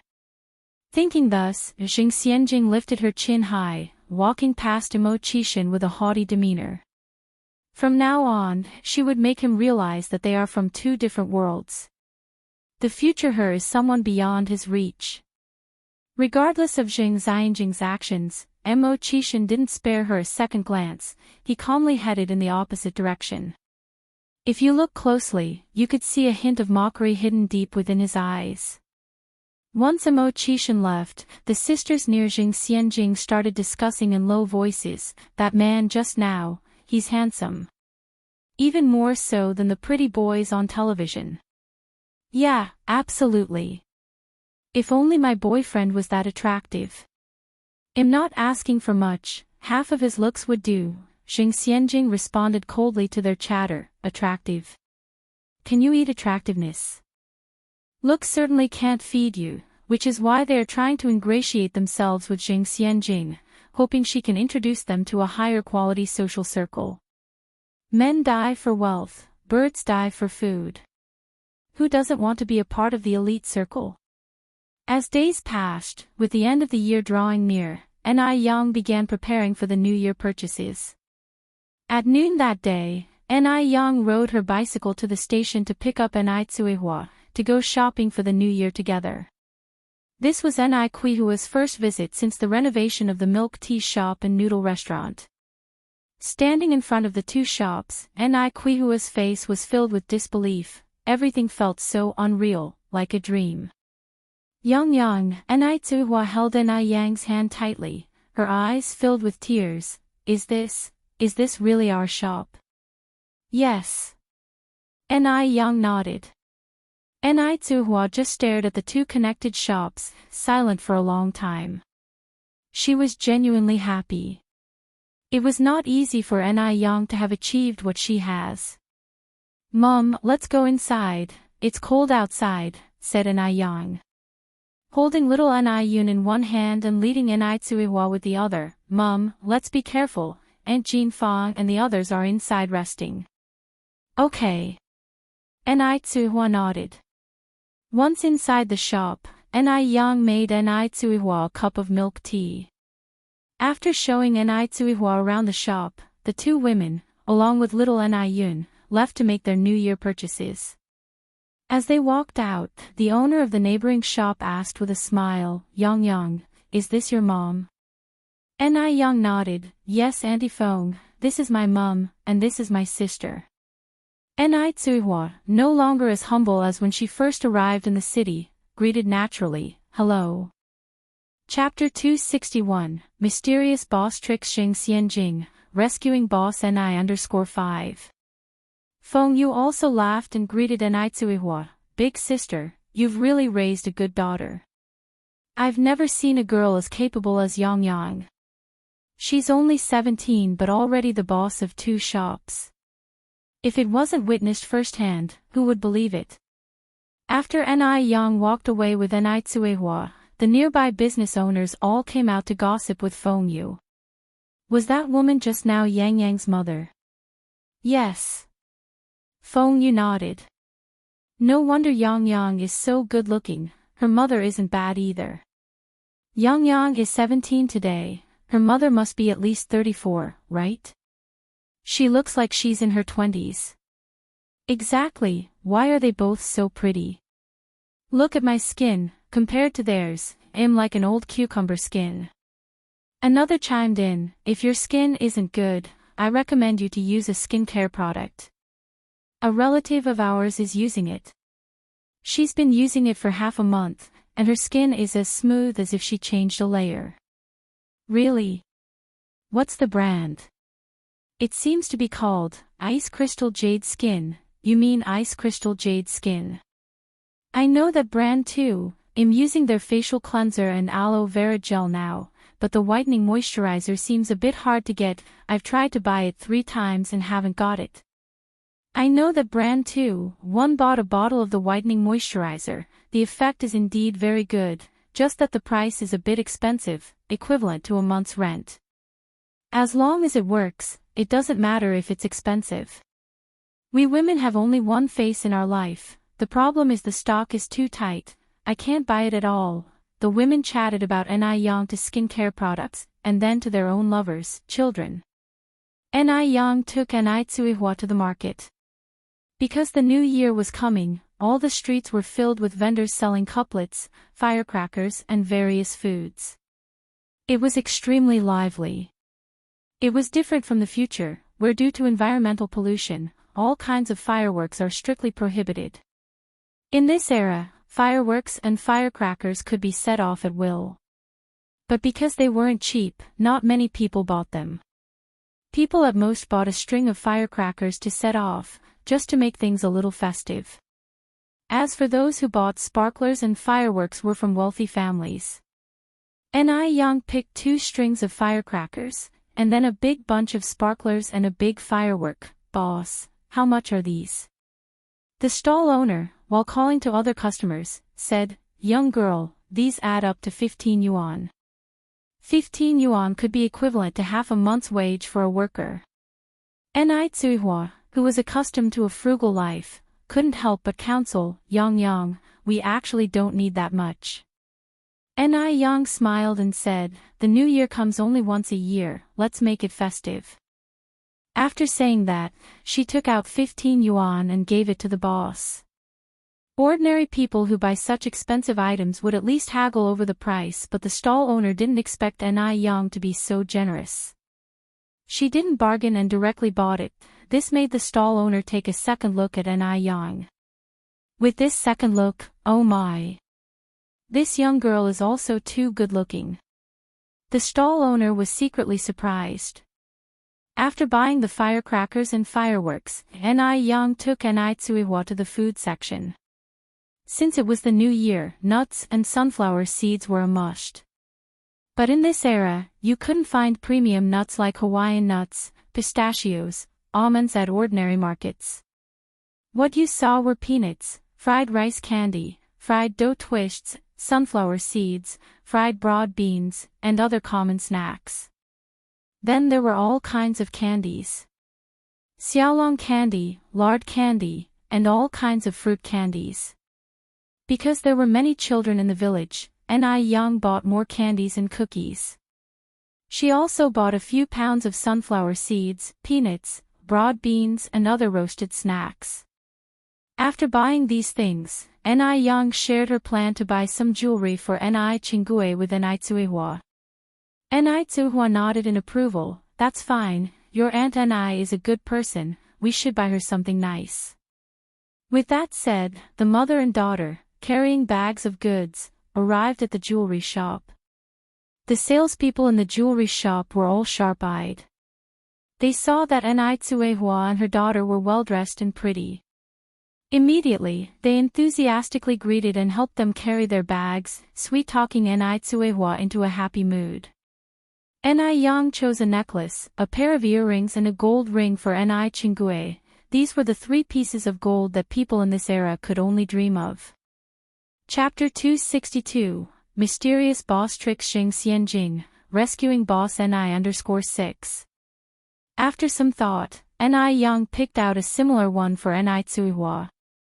Ni Tsuihua had led a tough life in her earlier years. Ni Yang wanted her later years to be a little sweeter. Ni Tsuihua immediately said, don't waste your money, child, I don't need this. I really don't need it. Ni Yang laughed and replied, Mom, it's not that much money. Don't worry. Besides, gold can appreciate in value. The salesperson quickly gathered up the jewelry. Aunt, this is your daughter's show of filial piety. Please, take them. It's hard to find such a good daughter these days, even with a lantern. A wide smile spread across Ni Tsuihua's face. Indeed, it would be difficult to find a good daughter like Ni Yang, even with a lantern. She must have saved up good karma in her past life to have such a wonderful daughter in this life. The total cost of the jewelry came to 3,000 yuan. While it was nothing to Ni Yang, but for Ni Tsuehua, it was a fortune. After all, she had never even seen 30 yuan in the past. Once they finished their shopping, the mother and daughter, carrying their purchases, headed in the direction of the noodle restaurant. Although it was already afternoon, the streets were still crowded with people, old and young, all crammed together. They rarely set foot outside even once a year, only taking the chance to explore during the holidays. Curiosity was irresistible. A small girl stood in the middle of the road, staring blankly at a candied hawthorn vendor, oblivious to the honking horn.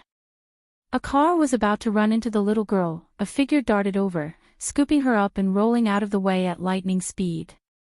Screech, the sound of emergency brakes being activated echoed, missing the little girl by a whisker. If that person had moved even slightly slower, the consequences would be unimaginable. Wah! The little girl immediately burst into tears out of fright.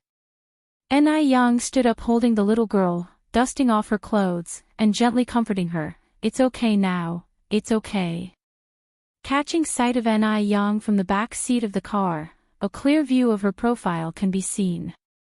It's the same girl again. A hint of a smile surfaced in the man sitting in the back seat. He stopped the driver from getting out of the car. I'll go myself. Chairman.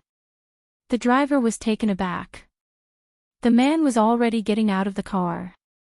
I'm sorry, are you two all right? The man walked over to Ni Yang. I'm fine. Ni Yang shook her head. The little girl might be a bit frightened, though. The man continued, young lady, we really should thank you. If it weren't for you, we might be facing a lawsuit. My name is Shangwan Su. Here is my business card. If he hadn't witnessed it himself, he wouldn't have believed that a young girl could have shown such courage in the face of danger. In such situations, many people wouldn't risk themselves to save a child, even if they are sure they could. Everyone values their own life. Ni Yang took the card, her tone was light, please drive more carefully in the future. It's already the end of the year, and nobody wants accidents. Turning her attention to the still sobbing little girl, she spoke softly, little girl, you can't stand in the middle of the road lost in thought, okay? It was very dangerous today. Remember, you only have one life. At her words, Shangwan Su was slightly taken aback.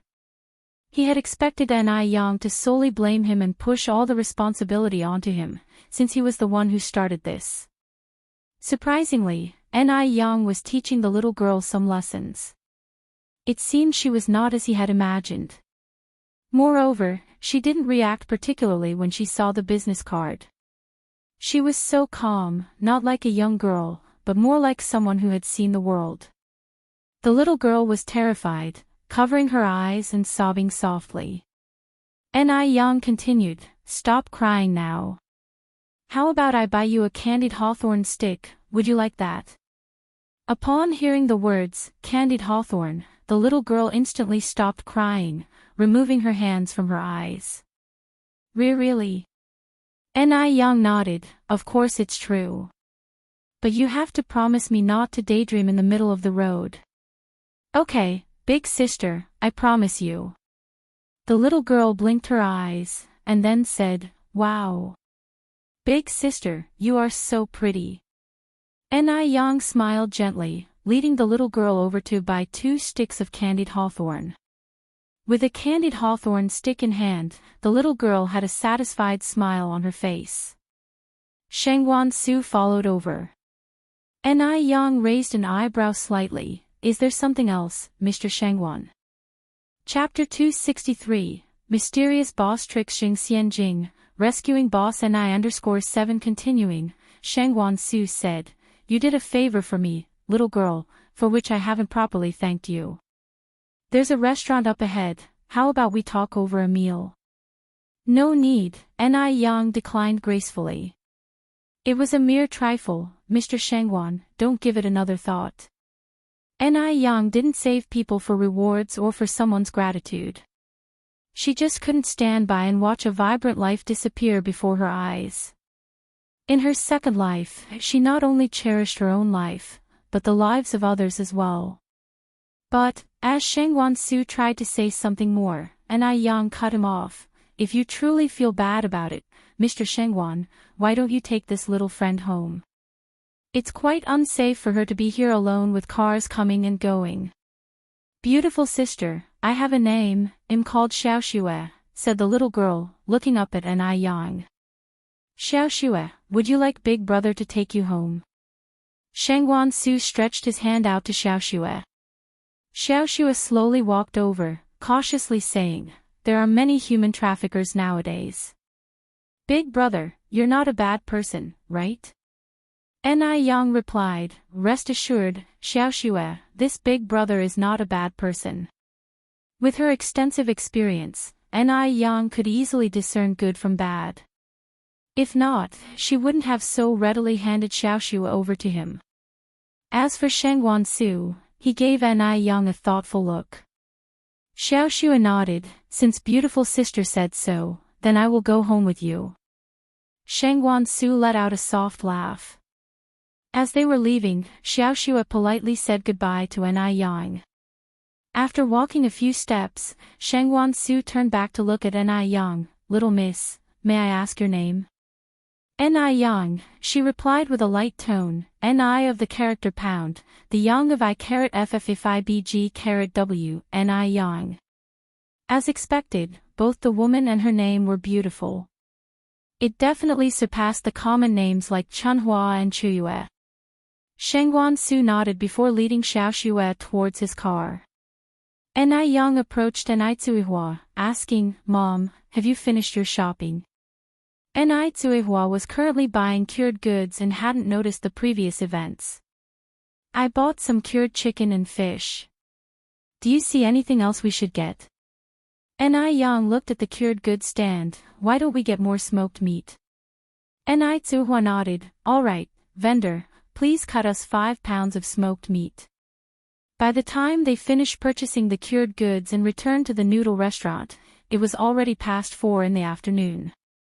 The restaurant had already started doing business, and it was packed inside, with a long line outside to boot. While little Ni Yun was sleeping, Ni Zuihua also helped to cook the noodles and prepare the milk tea. Ni Yang, on the other hand, was busy out front. Even though Ni Zuihua had always known that the noodle restaurant and milk tea shop were doing well, she hadn't realized it was to this extent. She had been there for almost an hour, and the line of people hadn't decreased at all. Despite being busy and tired, she felt happiness in her heart. At 7:30 in the evening, Ni Yang closed up shop promptly. Today was payday. Ni Yang had the envelopes ready and handed them out to everyone. Aunt Zhou, Aunt Jinfang, Aunt Suiping, Aunt Xiaoqin, this is your monthly salary. Wang Jinfang looked at the money in the envelope. Wait, Ni Yang, why is there an extra 60 yuan? The monthly salary was 60 yuan, but Ni Yang had given 120. Hearing this, the others also checked their envelopes and found an extra 60 yuan. Ni Yang explained with a smile, the new year is coming soon, this is your red envelope. Ni Yang was a good boss, she never mistreated her employees. Hearing this, the 4 of them all declined. The wages Ni Yang paid were already high, how could they accept her red envelope? Ni Yang continued, Aunties, please accept it. It's a tradition to give red envelopes for good luck during the new year. If you don't accept it, it means you're looking down on the amount. No. No. We're not looking down on the amount, Ni Yang interjected, if that's the case, just accept it. It'll need you to put more effort into managing these 2 shops in the future. After the new year, Ni Yang planned to further expand her business, so she wouldn't have as much time to devote to these 2 shops. Zhou Qingshang said with a smile, Ni Yang, what are you talking about? It's perfectly natural for us to work since you're paying us. Han Xiaoqin and Wang Zuiping added, yes, that's right. We're supposed to do this, Ni Yang, you don't need to be so formal with us. Ni Yang continued, anyway, thank you for your hard work, aunties. Also, with the new year approaching, I've decided that we'll work till the 29th of the last lunar month and resume work on the 8th of the lunar new year. During these 7 days of rest, wages will still be paid normally. She wasn't a stingy boss. She was aware that her employees needed properly arranged resting periods. Moreover, the new year held great significance for Chinese people. If they had to work even during the new year, she would be an awful boss. She wasn't chasing after endless money and didn't care about a few days. Hearing this, the four of them were stunned.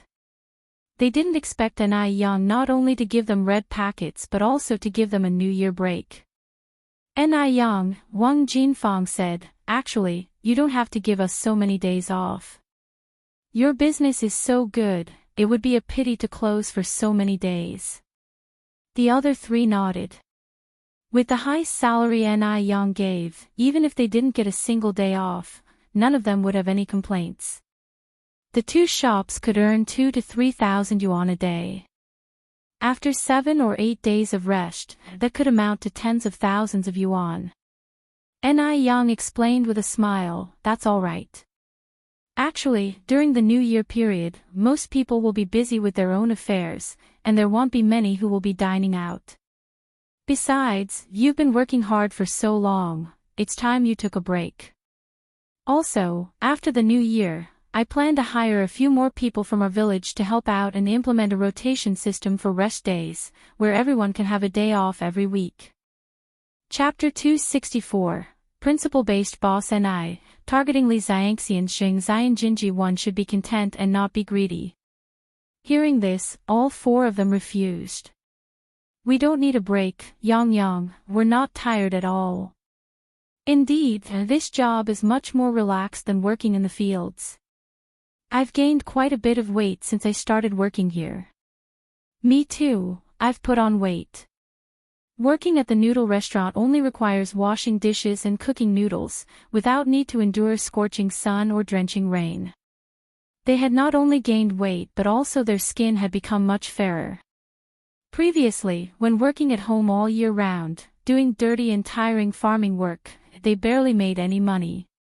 In a single month working at Ni Yang's, they earned as much as they did in a whole year at home.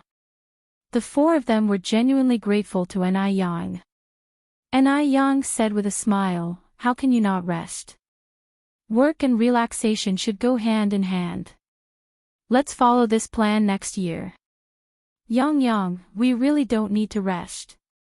Yes, we really don't need to rest. Still, the four of them insisted on refusing. Ni Yang continued, ladies, there's no need for you to refuse. You're not made of iron. How can you not rest? Plus, you all have elderlies and little ones at home. Use the break time to take care of your family. Hearing this, the four of them didn't know what to say.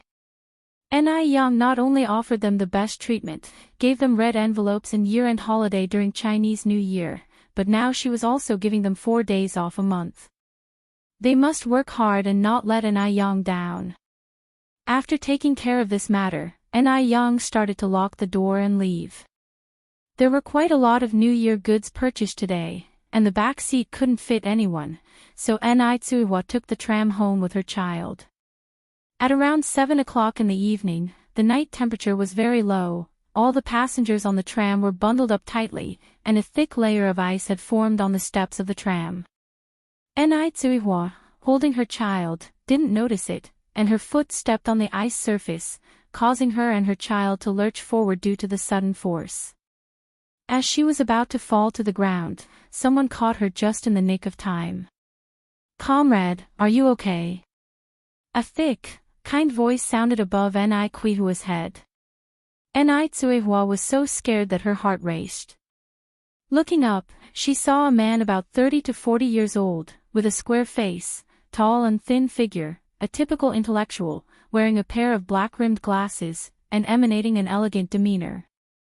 They were standing a bit too close, and Ni Tsuehua didn't want to cause any misunderstanding. She hurriedly took a step back while holding her child, repeatedly bowing in gratitude. "I'm fine, thank you. Thank you." If it hadn't been for this middle-aged man acting swiftly, the consequences would have been unimaginable. Ni Tsuehua felt a chill run down her spine. The middle-aged man casually adjusted his glasses. "It was the least I could do, you don't need to be so polite. Is the child okay?" Little Ni seemed to understand the middle-aged man's words. He didn't look scared at all and even looked up and smiled at him, babbling as if he wanted to talk. The 6-month-old baby was plump and fair, with clear and bright eyes, a clean face without a trace of dribble or snot, looking as lovely as the babies in New Year paintings. In this era, families usually had 5 or 6 or even more children, and there was no time for parents to take care of them since they were busy working. Therefore, elder children were usually the ones taking care of the younger ones. It was rare to see anyone take such good care of their child. The middle-aged man couldn't help but take another look at little Ni, then finally looked closely at Ni Tsuehua. No wonder she could raise such a lovely child, she was no ordinary person. Talking with a strange man for the first time, Ni Tsuehua was a bit apprehensive. "My child is fine too, thanks to you just now." The middle-aged man continued, "The roads are slippery in the snow. You should be careful when carrying a child." "You're right." Ni Tsuehua nodded nervously. Without saying much else, the middle-aged man returned to his seat and continued reading the newspaper. Ni Tsuehua also found an empty seat and sat down. The tram slowly started moving. Along the way, people kept getting on and off the tram. When Ni Tsuehua looked up again, the middle-aged man who had helped her was no longer on the tram. Such a kind man he was. Ni Tsuehua thought. Outside the tram, a black bicycle slowly passed by. Chapter 265, Principle-Based Boss Ni, targeting Li Xiangxian Xing Xianjing _2. If Ni Tsuehua were to look down, she would definitely see that the middle-aged man who just left is now sitting in the back seat of the car, conversing with a young man. And if Ni were there, she would definitely notice that the young man is Sheng Wansu. The car was much faster than a bicycle, so Ni Tsuehua arrived home before Ni. It wasn't until Ni Tsuehua had put the kids to bed that Ni arrived home by bike. Ni Tsuehua quickly helped Ni unload the goods and wash the vegetables. That evening, Ni planned to cook some preserved pork with steamed rice, accompanied by a few beauty-enhancing dishes. At dinner time, Ni gave Ni Chingue the 30 boxes of whitening moisturizer she had just finished making. "Auntie Ni, this is the whitening moisturizer ordered by the mysterious customer last time, could you please deliver them to her?" "Okay," Ni Chingue replied, cheerfully accepting them. Ni then picked up a small round box and handed it to Ni Chingue. "Oh, Auntie Ni, I've recently developed a new anti-wrinkle cream, you can take it and see how it works." "Anti-wrinkle?" Ni Chingue's eyes lit up. "Can it remove wrinkles?" Aging and wrinkles are a woman's worst enemies. Hearing about an anti-wrinkle cream, how could Ni Chingue not be excited? Ni nodded, yes. Ni Chingue laughed. Yang, you are amazing." She was truly lucky to have met Ni on the train. Ni smiled faintly. "Auntie Ni, don't rush to praise me yet, we still don't know if it's effective." This anti-wrinkle cream was also something Ni had just developed. The products she newly develops are not immediately sold but are first given to the people around her, to Lin Pingping, to Wang Meifeng. Now that the brand Skin as Ice and Jade is well established, they don't know how many people envy Ni Chingue, Wang Meifeng, and Lin Pingping for getting to use the products that others can't buy. This is also a way of winning hearts. After all, Ni is a businesswoman, she never makes unprofitable investments. Ni Chingue said, Yang, can anything you research ever be bad? Auntie guarantees, this anti-wrinkle cream will certainly be good. It will be another bestseller. Yen laughed, then I hope your good words come true.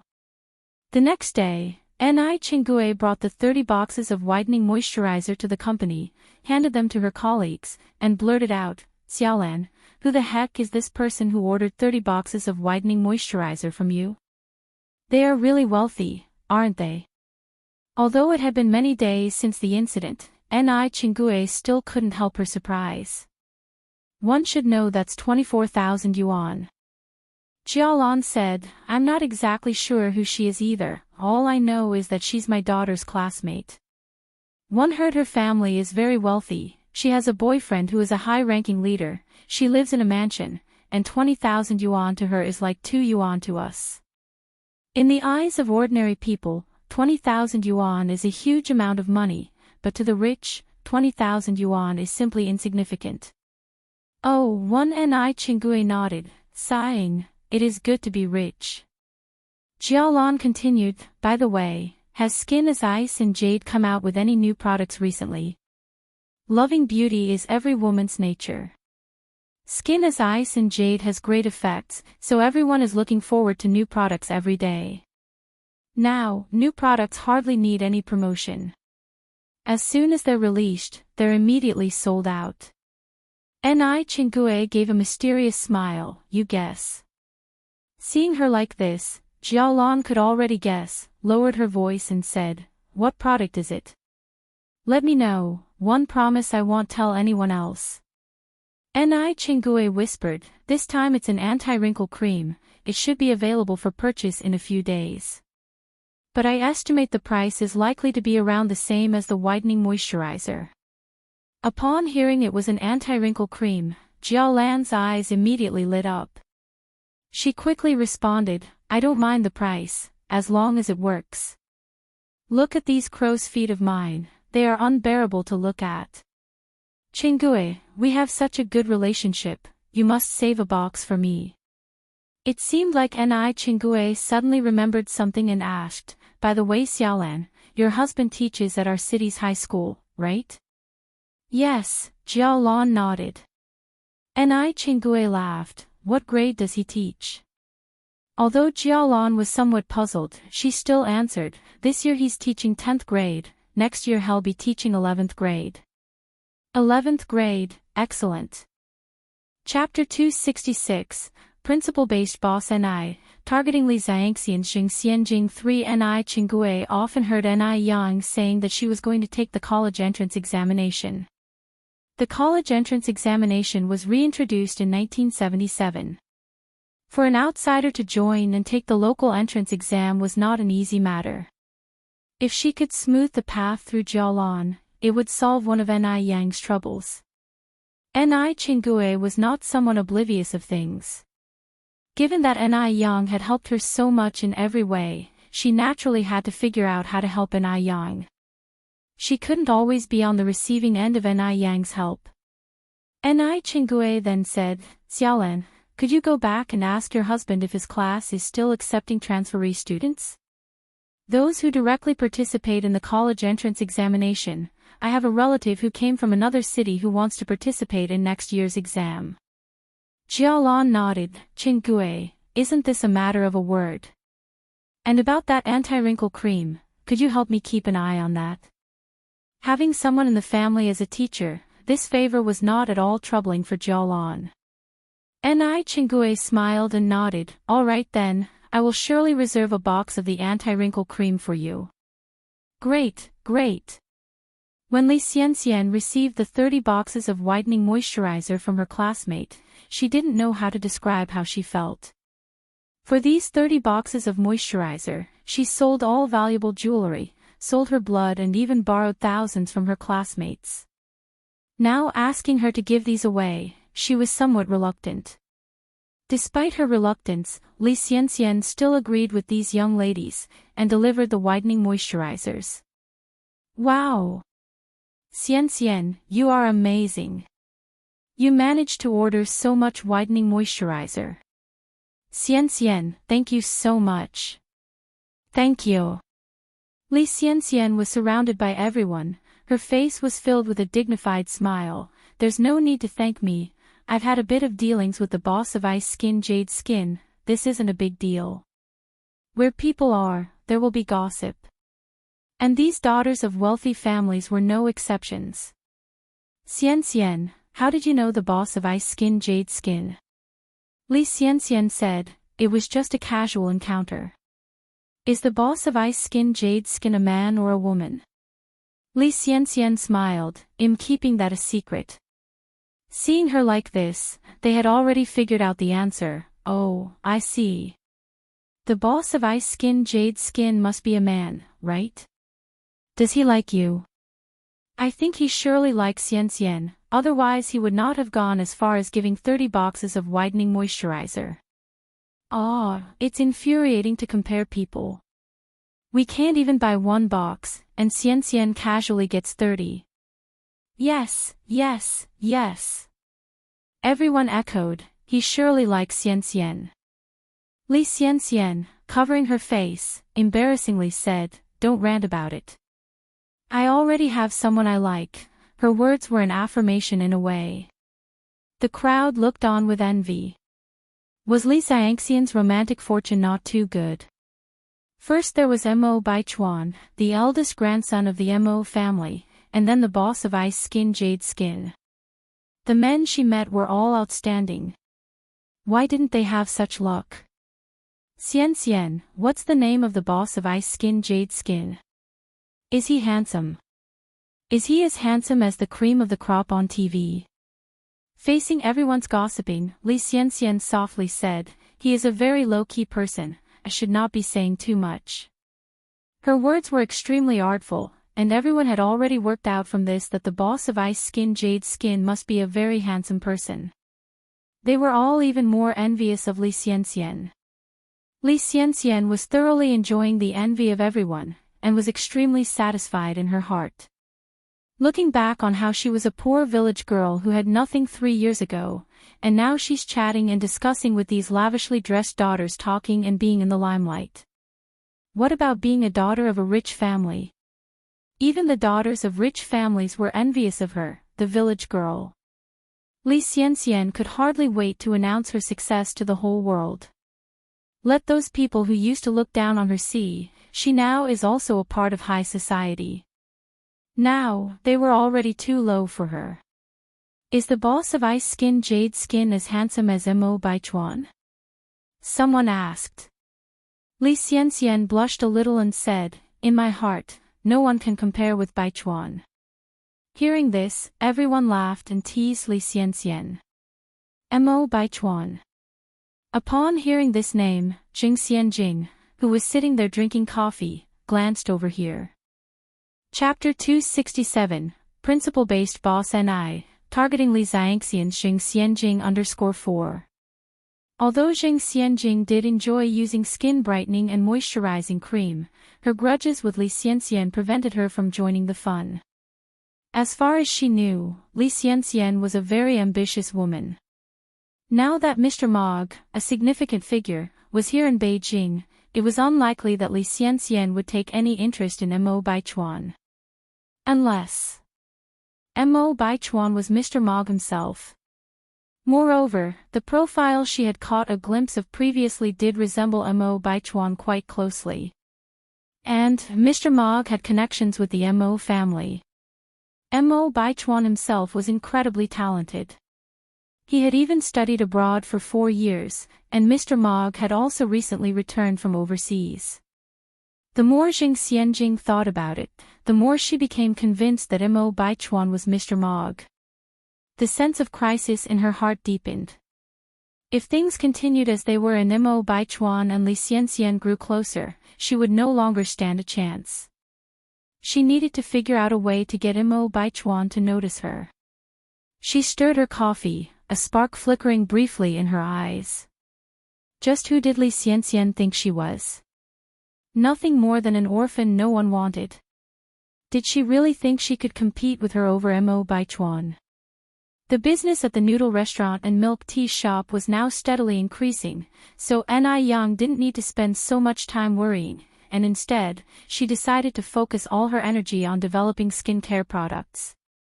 Although ordinary facial cleansers, aloe vera gel, etc. were bringing her about 200 to 3,000 yuan in income each month, and the skin brightening and moisturizing cream had a fixed income of 3,000 yuan, she hadn't yet reached her ideal goal. She wanted to expand her skincare business, transition to brick-and-mortar stores, open branches, and eventually operate on a national, and then global chain level. Ni Yang mulled over the skincare product line even as she busied herself in the milk tea shop. She remembered a high-end department store at Beijing city center. Despite countless trials and tribulations, it remained prosperous even in later years. If she could set up her skincare company's flagship store in that mall, it would elevate its status. Always the woman of action, Ni Yang decided to use her lunch break to visit the department store. The mall was decorated in a European style, and a large poster hung on its exterior. The poster was not overly fancy.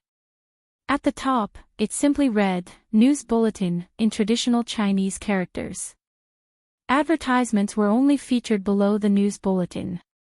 Even the font used was simple and straightforward, unlike the artistic typefaces common in later years.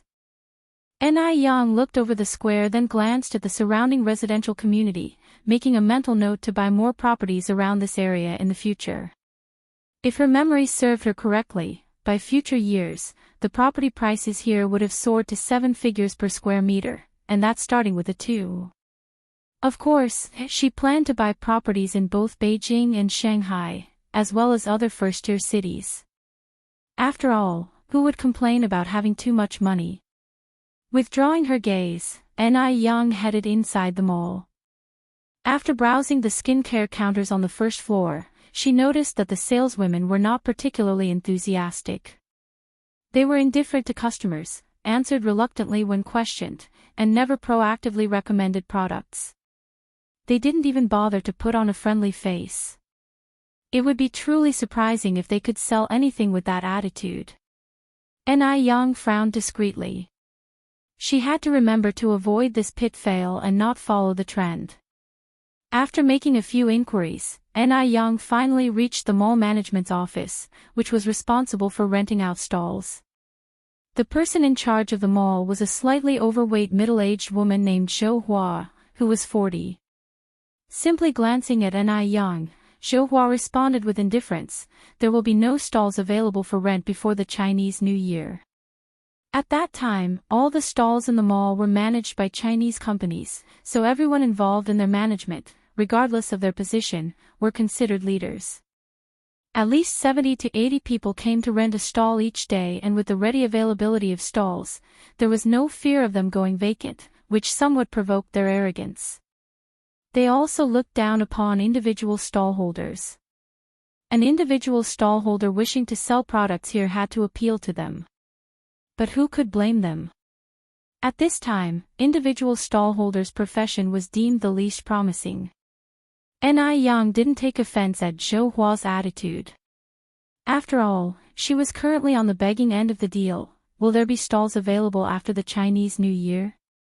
Ask about the availability after the Chinese New Year once it's actually the Chinese New Year, Zhou Hua responded impatiently. Okay, thank you, Ni Yang replied, unfazed by Zhou Hua's impatience. She set a box on the counter. I understand that your mall only accepts high-quality products. That's why I've brought a set of skincare product samples for you today.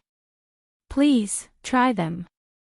I believe their quality will not disappoint.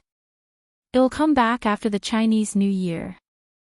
Chapter 268, Principle-Based Boss Ni, targeting Li Xiangxian Xing Xianjing _5. Ni Yang is a person who understands the art of living. She knows what to do at what time. When it's time to be humble, she knows better than to act defiantly. Ni Yang's over 20 years of business experience from her previous life didn't go to waste. Zhou Hua had not yet realized what was happening, and Ni Yang had already turned around to leave. Zhou Hua glanced at the light green box. 4 characters were reflected on the box: ice skin and jade complexion. Zhou Hua took the box to her office and casually threw it next to the trash bin. They received countless gifts like this every day.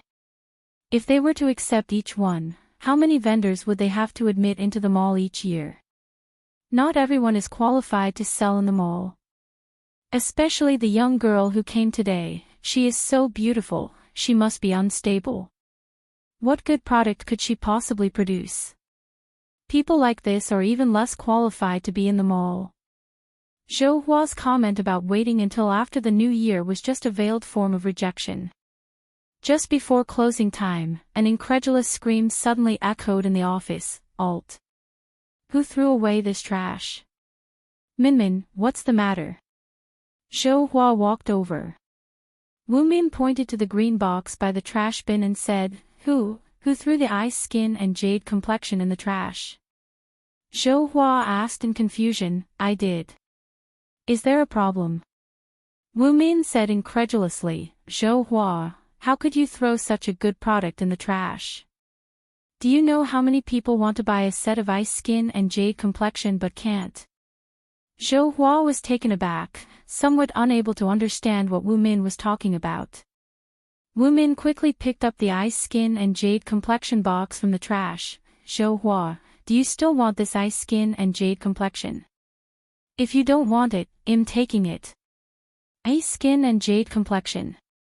A few young colleagues crowded around when they heard this. Where is the ice skin and jade complexion? Oh my god. It's the ice skin and jade complexion gift box. Wu Min, you're amazing. You actually got the ice skin and jade complexion gift box. Hurry up and see if there's whitening moisturizer and their new wrinkle cream inside. I've wanted to buy it for a long time. I couldn't get it. Zhou Hua. Wu Min looked at Zhou Hua. Do you still want this or not? If you don't want it, I can open it. Everyone is waiting to see. Yes. Of course, I want it. Zhou Hua reached out and took the box. I didn't say I don't want it. She initially threw it away because she didn't realize this skin care product was such a hot seller. Now that she knows, of course, she took it back. She can't let such a hot item go to waste. It's funny how human nature works. Even though it's something they don't value, they might not want to let go when everyone else wants it. Wu Min didn't mind, continuing to say, Zhou Hua, how could you throw it in the trash just now? That's such a waste. Zhou Hua laughed. I may have made a mistake earlier. By the way, is this ice skin and jade complexion really as good as you say it is? Zhou Hua still found it slightly unbelievable. Before Wu Min could answer, someone from the side couldn't help saying, of course. Ice skin and jade complexion is the best skin care product I have ever used. Especially the whitening moisturizer. After using it, it feels like I have new skin. And the cleansing milk is also really good. Ah. Zhou Hua, stop teasing us, open the gift box so we can see. I've never bought the gift box version of ice skin and jade complexion. Someone else said, this gift box, like the whitening moisturizer, is a limited edition. Of course, you can't buy it. I spent a long time trying to buy the whitening moisturizer last month, and this is the first time I've seen the gift box version. Under everyone's eager anticipation, Zhou Hua opened the gift box. There were 7 skincare products in total in the gift box.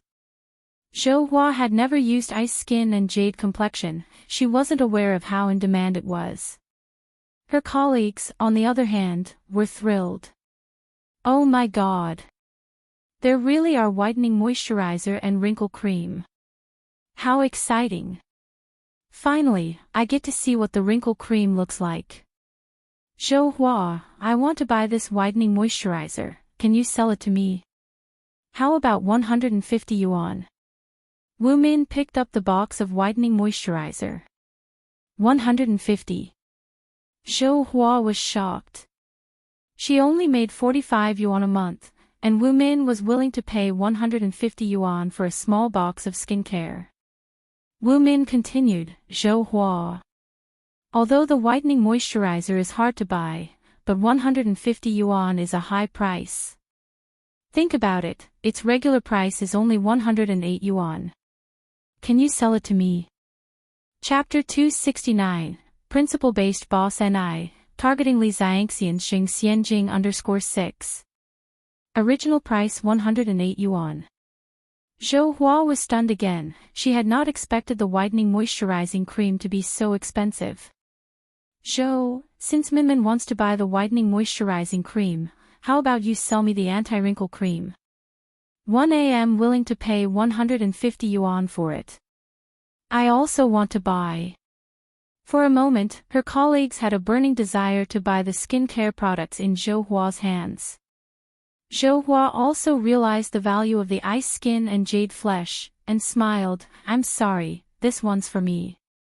If you guys want to buy it, you can go get it yourselves. Zhou, if we could buy it ourselves, why would we pay a premium here? You have no idea how popular the ice skin and jade flesh are. Zhou Hua wore a smile on her face, thinking that she's really struck gold this time.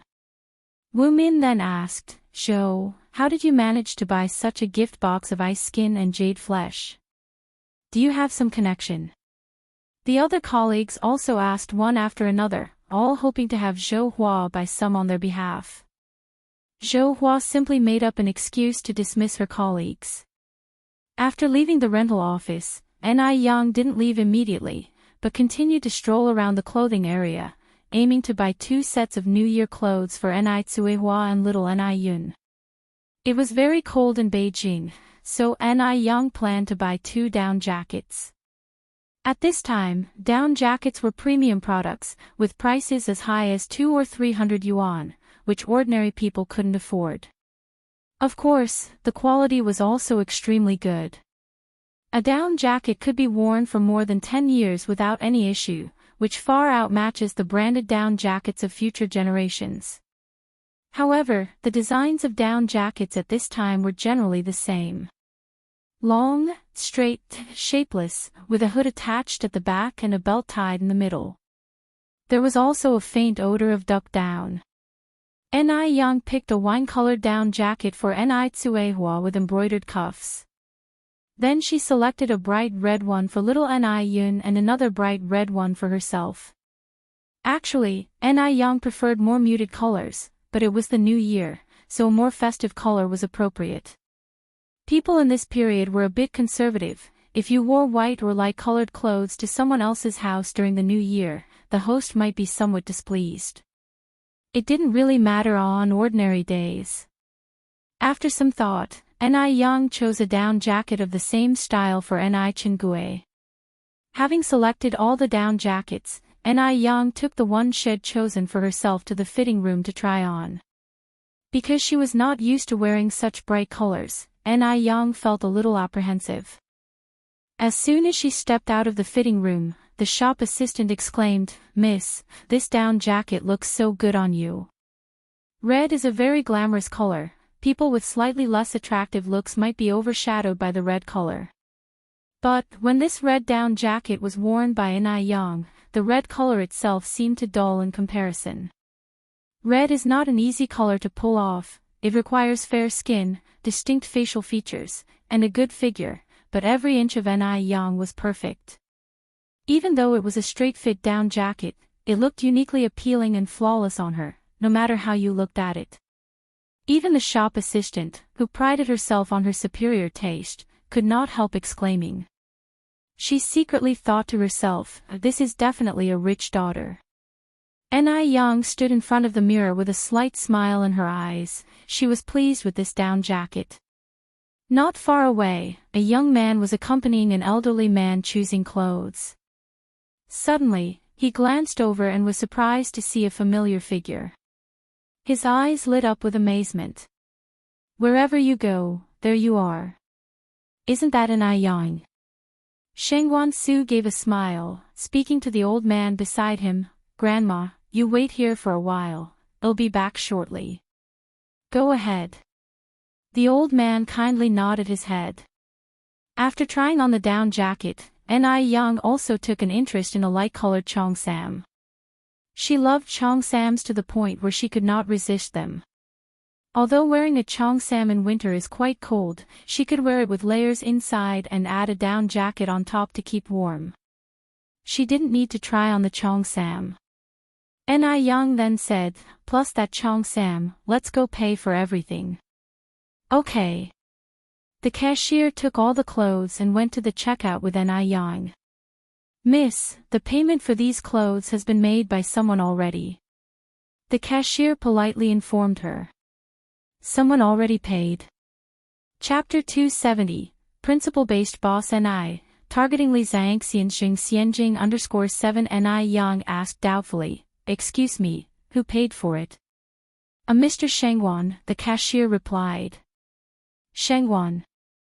Ni Young frowned slightly, and finally recalled the name Shengwan Su in her mind. Ni Young turned to the sales associate beside her. "Could you please bring me another one of each of these clothing items?" The sales associate was taken aback at first, but then said, "Okay, please wait a moment." Soon, the sales associate came over with several identical pieces of clothing. After expressing her gratitude to the sales associate, Ni Young continued, "Could you please calculate how much all of these items cost?" "The total is 860 yuan. Ni Young took out money from her pocket and handed it to the cashier, then she left with the clothes she bought. The sales associate hurriedly chased after her, shouting, Miss, you forgot to take the rest of your clothes." Ni Young turned around and said, "Those clothes were paid for by Mr. Shengwan, so naturally they belong to Mr. Shengwan. You should ask him to come pick them up." Ni Young certainly wouldn't accept the clothes paid for by Shengwan Su out of the blue. If she did accept his clothes, things would get complex. Ni Young was a decisive person and did not like feeling tangled up. Moreover, she was certain that Shengwan Su was nearby, and he hadn't paid. How could he have known the price of the cheongsam which she decided to buy on impulse? In fact, Ni Young was right. Shengwan Su was indeed nearby and he hadn't paid. As soon as Ni Young turned around, he walked out of the fitting room. The young lady is quite cute and has a strong personality. Shengwan Su revealed an undisguised smile. "Mr. Shengwan, do you still want these clothes?" The cashier further asked. "I don't need them," Shengwan Su waved his hand. He didn't have any young women in his house. What was he supposed to do with all these clothes? After work, Zhou Hua brought the skincare products home. Following the instructions, she carefully washed her face, massaged it, and then applied the skincare products layer by layer. The skincare products felt chilly and comfortable on her face, without any stinging sensation, definitely a better experience than her previous skincare products. She just wondered if the results were really as good as claimed. As Zhou Hua was applying the products, she was skeptical whether a girl who looked no older than 17 or 18 could be that amazing. After applying these skincare products, Zhou Hua went to the living room to watch TV. When Ni Young returned home, she gave the down jackets she bought today to Ni Tsuehua and Ni Qinggue. Ni Qinggue was surprised and said, Yang, why did you buy one for me too? I'll go get the money for you. A down jacket is expensive. Ni Young should not have had to pay for it. Ni Young laughed and said, Aunt Ni, mentioning money makes me feel like we are strangers. Is our friendship only worth the cost of a down jacket? Ni Tsuhua said, Sister Qinggue, you've helped us so much in various ways. It's just a jacket, just accept it. It's okay. Ni Tsuhua was so touched that she didn't know what to say. She was of such a mature age, and she had never received clothes from the younger generation before. This was the first time. She may have a daughter, but that's not the same. Her daughter got married and moved far away, not even visiting once in several years. It seems as if she doesn't even have a daughter. Ni Young added, Aunt Ni, you should go try the clothes on with my mom to see if they fit you well. While speaking, she pushed Ni Qinggue and Ni Tsuehua into the room. The two women came out of the room not long after. Although they were wearing identical jackets, they conveyed two different styles. Ni Tsuhua had a soft beauty, much like a woman from Jiangnan in the misty rain. As for Ni Qinggue, she exuded an intellectual beauty, and an air of success radiated from her. They look wonderful, Ni Yang laughed. Mom, standing with Aunt and I, it's like you two are a pair of twin flowers. Hearing this, Ni Chenggui's eyes sparkled. Yang Yang's mom, neither you nor one have siblings, how about we become sworn sisters? From then on, we'll be real family. Sworn sisters. If this phrase had been used in the past, Ni Tsuehua would have had no idea what it meant. But now things were different. Under Ni Yang's guidance, she was now relatively knowledgeable. That sounds good, Ni Tsuehua nodded affirmatively with a broad smile on her face. Ni Qinggue held Ni Qihua's hand. Yang Yang's mom, let's go outside and kowtow to the Bodhisattva. The two went outside and solemnly knelt down, paying their respects. Ni Yang brought 3 cups of white wine.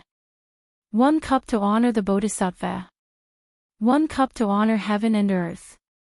That night, Ni Qinggue and Ni Tsuehua were very happy. Both slightly tipsy, they held each other's hands and talked a lot. When Zhouhua woke up the next morning and saw herself in the mirror, she couldn't believe it and pinched her face. Ouch! It hurt a lot. Seems like this was not a dream. In the mirror, her skin was white and soft, as if it had been reborn.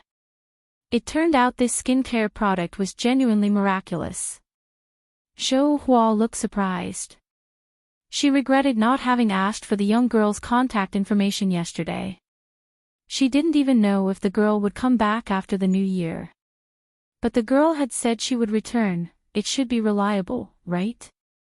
It seemed she needed to reserve a stall for the girl in advance. Sitting in front of the dressing table, Zhouhua silently resolved to reserve the best stall for the young girl. Why didn't she ask where the girl lived yesterday?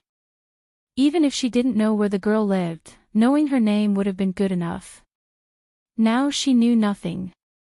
If the girl decided not to come back after the new year because she disliked Zhouhua's attitude, she wouldn't know where to find her. Chapter 271, A Very Happy New Year. The mysterious tycoon with foolish strength. Zhouhua felt more and more regretful, finally letting out a deep sigh. If such good skincare products can't be sold in the mall, it would really be a loss to the public. He hoped that the young girl would come as promised after the new year.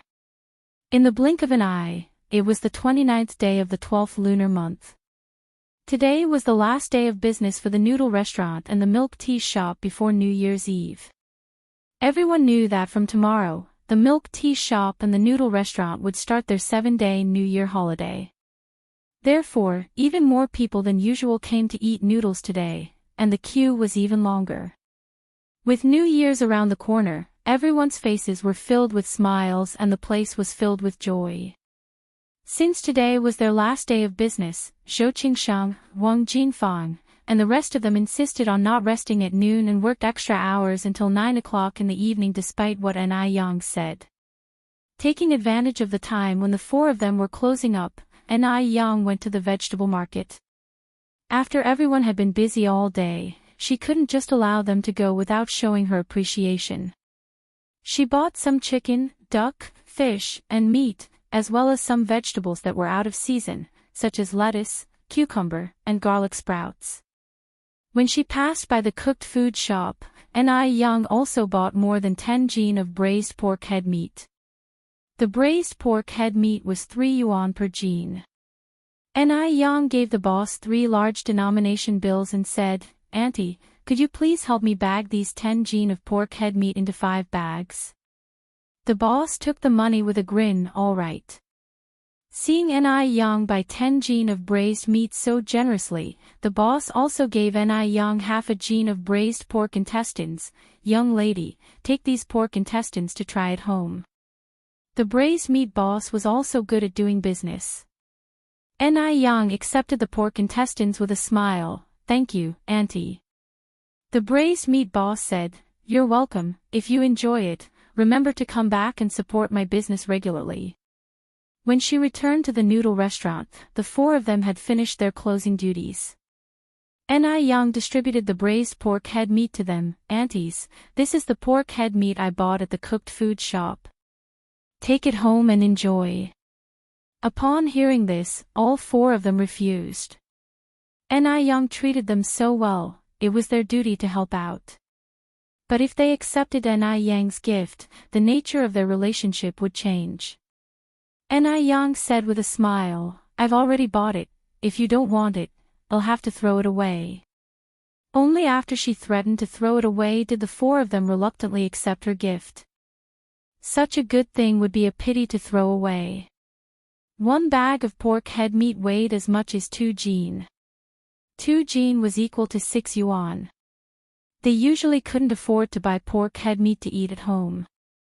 When Han Xiaoqin arrived home, her family hadn't eaten yet. Mom, you're back. Gooden jumped up and greeted her. Why are you home so late today? Gooden's father came out from inside. Han Xiaoqin explained with a smile, today is the last day of business for the noodle restaurant and the milk tea shop before New Year's Eve, so we all decided to work 2 extra hours. Gooden's father nodded his understanding. Yang has been so good to our family, it's only right to work extra. Come in, wash your hands and well eat. Mom, what's in your hand? Gooden asked curiously. Han Xiaoqin replied mysteriously, guess. Gooden took a careful sniff and swallowed his saliva. Mom, it's not meat, is it? In these times, everyone didn't have a lot of money, so the children were particularly fond of meat. Although the new year was just around the corner and there was some meat at home, that meat was saved for the guests. They couldn't eat it now. It had been over a month since Gooden had last eaten meat. Han Xiaoqin nodded, it's braised meat. Upon hearing this, Gooden was so happy that he practically jumped for joy. Big brother, sister. We have meat to eat. We have braised meat to eat. Gooden's father was surprised. Braised meat? Did you buy it? You work so hard, why waste your money on braised meat? The new year is tomorrow, we can wait a bit longer to eat meat. Braised meat was 3 yuan per jin, and Han Xiaoqin's daily wages couldn't even pay for one. Han Xiaoqin shook her head with a smile. Yang bought it, she gave 1 portion to each of us. Yang bought it. Gooden's father said in surprise, she's so generous. Our village is really lucky to have her. Otherwise, this year's new year would have been difficult. This year the harvest was very poor due to droughts and floods. After paying their grain taxes, the food left at home was just enough to keep them from going hungry, let alone having spare money to buy anything else. Chapter 272, Avery Happy New Year, a mysteriously strong and foolish boss _2. Ni first hired the strong workers in their village for jobs and then bought aloe vera from the villagers, helping everyone to earn a little extra. This enabled everyone to have a prosperous new year. Otherwise, this winter would have been another tough year. Ni is considered the lucky charm of Jinghua village, and this statement is not an exaggeration. 2 jin of braised pork head meat satisfied everyone's appetite. Today is New Year's Eve. At around 7 in the early morning, Ni was woken up by the crackling sound of firecrackers. Upon waking up, Ni didn't immediately get out of bed but lazed around for a while until a little past 8 when she finally got dressed. After freshening up and having her meal, Ni went out to clear the accumulated snow in the yard. As soon as she had finished sweeping the snow, she saw Gooden leading a group of kids their way. Everyone carried something in their hands. Sister Ni Auntie Flower, my mom asked me to bring you these steamed buns, some fried cake, and eggs. Steamed buns are also known as momo. The fried cake is made from grinding yellow rice into flour, wrapping red bean stuffing inside, and frying until crispy. It is soft inside, and ooze filling when bitten, offering a delightful taste. It's a custom in Beijing to eat steamed buns and fried cakes for the new year. Steamed buns are made into various pleasing shapes to offer to relatives and friends when visiting their homes during this season. Under normal circumstances, they would not readily give away significant items like momo and fried cakes. However, they chose to give them to Ni Young as everyone regards Ni Young as a small lucky star in the village. Ni Young didn't decline everyone's goodwill and accepted the gifts with a smile. She then reciprocated by placing some slices of bread, fruit candies, and other return gifts in the children's baskets. The children all said thank you very politely. Putting up couplets and cutting paper decorations during the new year is an indispensable part of the celebration. Ni Tsuhua brought red paper and scissors, busying herself with cutting paper decorations. Ni Yang's eyes were filled with smiles. How many years has it been since she had last experienced such a scene? In her previous life, she became the head of Ning Corporation and lived a lonely life. The festivals were the loneliest moments for her, where she could only view others celebrating their family reunions from a distance. Such warm moments like now were not something she dared yearn for. The present moment is so wonderful. Ni Yang gazed at everything, her eyes slightly red, but the corners of her mouth lifted into a faint smile, showing a pair of shallow dimples. "Mom, let me help you." Ni Yang picked up the scissors and red paper. In no time, a vivid animal figure materialized in her hands. "Yang, Shemoy's here." Ni Chenggui's voice rang from outside the door. Ni Yang lifted her head to see Mo Chishan carrying several big and small packages. Mo Chishan politely greeted Ni Tsuehua, "Auntie, today is New Year's Day. These gifts are from my mother for you, wishing you safety, happiness, and abundance in the new year." Ni Tsuehua put down her scissors and stood up. "Shemo, you and your mother are being too polite. How can we accept such extravagant gifts? Yang, quickly make some tea for Shemo." Ni Yang stood up to prepare the tea. Mo Chishan said with a smile, Yang is a big benefactor to our family. My mother and our family are all very grateful to her. These gifts are nothing compared to that, Auntie, don't be so polite." Ni Tsuehua replied, "Shemo, make yourself comfortable at our place, just like it is your own home." Mo Chishan is a likable and well-mannered young man. Ni Tsuehua really liked this potential son-in-law, to the point where she already considered him part of the family. Ni Yang was beautiful, and Mo Chishan was likewise very handsome. They seemed to be a more perfect match the more she observed them. "Brother Mo, have some tea." Ni Yang brought over a cup of clear tea. Mo Chishan stood up and received with both hands, "Thank you, Yang." Ni Yang said with a smile, "Why are you being so formal with me, Brother Mo?" Just then, the crying of little Ni Yun came from inside the house.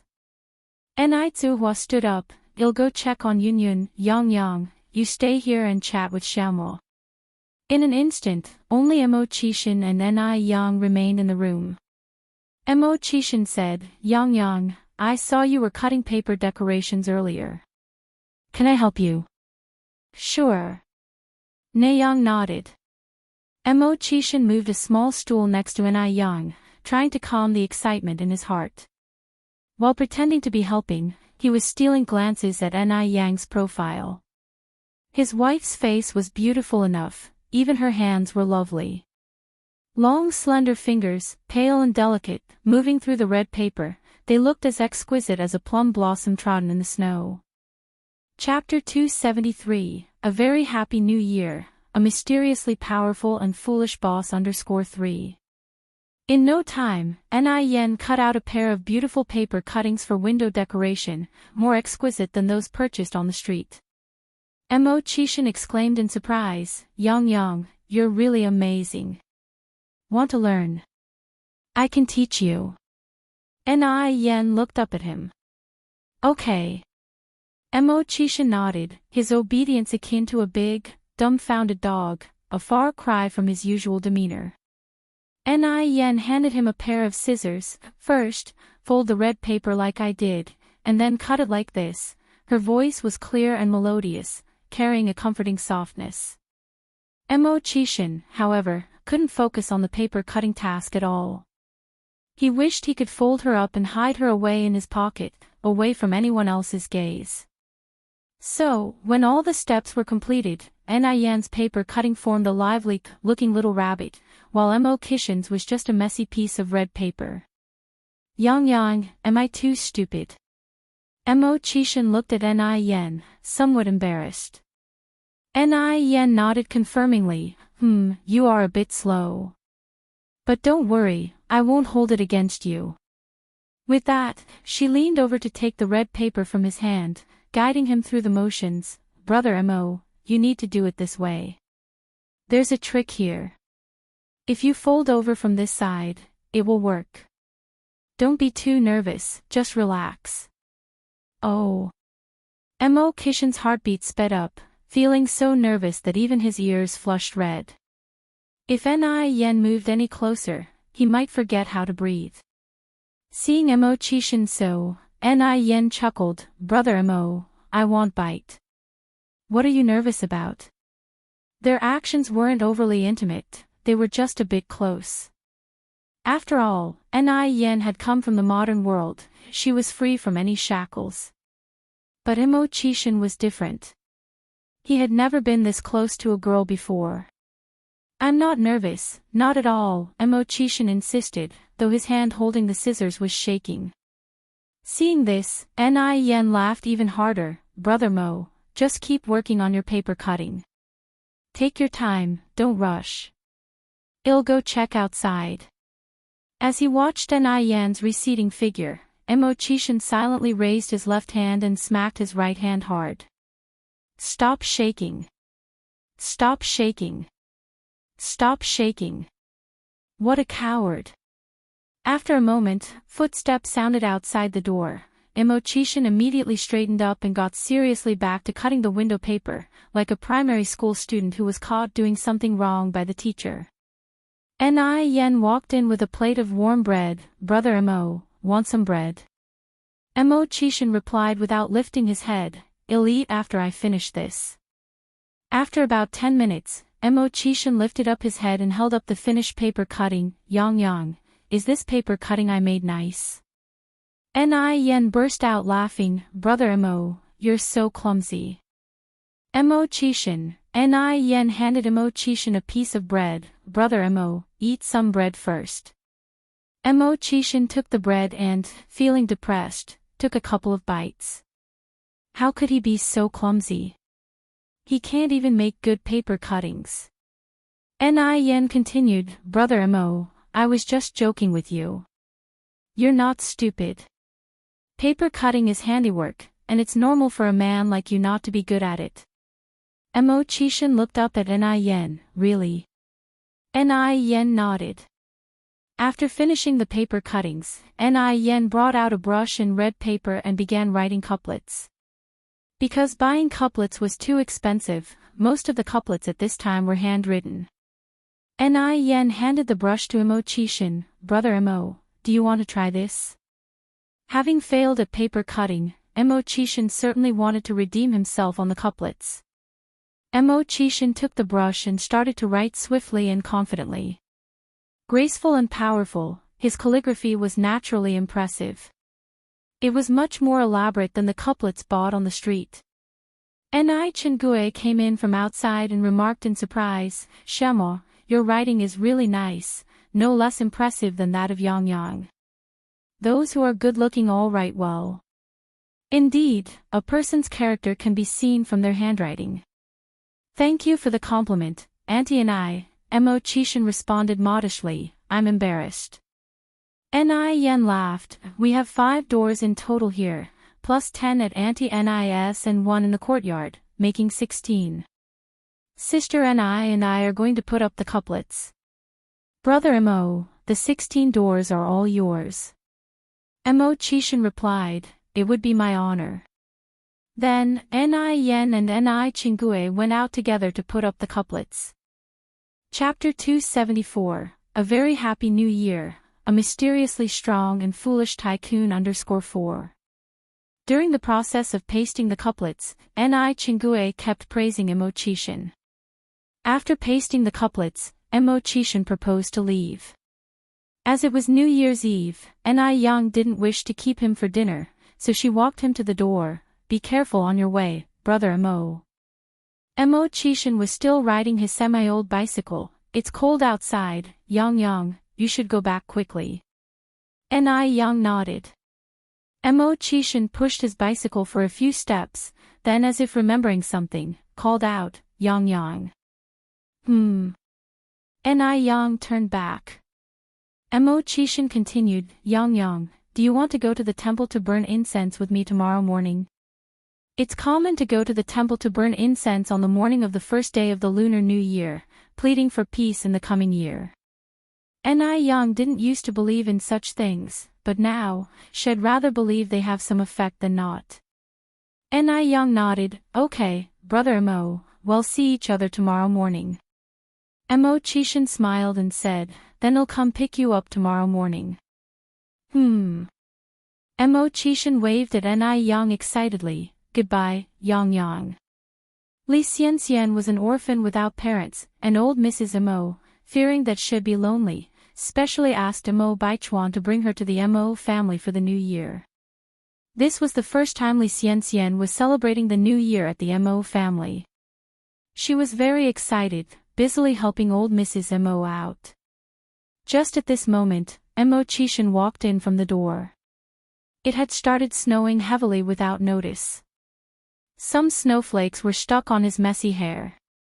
He was originally handsome, but now, with his thin lips tightly pressed together, it seemed like a thin layer of ice had formed on his face. He was elegant and noble, like a crowned jade.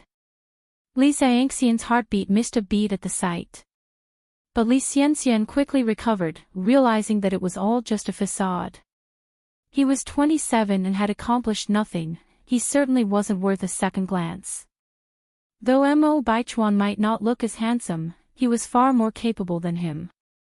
The look in Li Xianxian's eyes gradually turned into disdain, but she still greeted him politely, Uncle Emo. Immortality just nodded lightly in response. Old Mrs. Emo teased with a smile, oh six, come over. We still haven't written our couplets. We're waiting for you to do it. Immortality collapsed onto the sofa, I can't, Mom. I'm too tired today. Let me rest a while. Li Xianxian saw an opportunity to speak, Grandma, I remember Baichuan also writes very well. Shall I call him down? Certainly, the task of displaying talents like writing couplets should be performed by Emo Baichuan. How could they let a good-for-nothing like Immortality take advantage of the opportunity? Old Mrs. Emo nodded, you go. Li Xianxian turned around and went upstairs. Old Mrs. Emo turned to Immortality and asked, Old Six, did you deliver the gift I asked you to give Yang? Immortality lazily responded with a sound, appearing nonchalant about it. Old Mrs. Emo shook her head helplessly. At this moment, Li Xianxian and Emo Baichuan came down. Emo Baichuan politely greeted old Mrs. Emo and Immortality.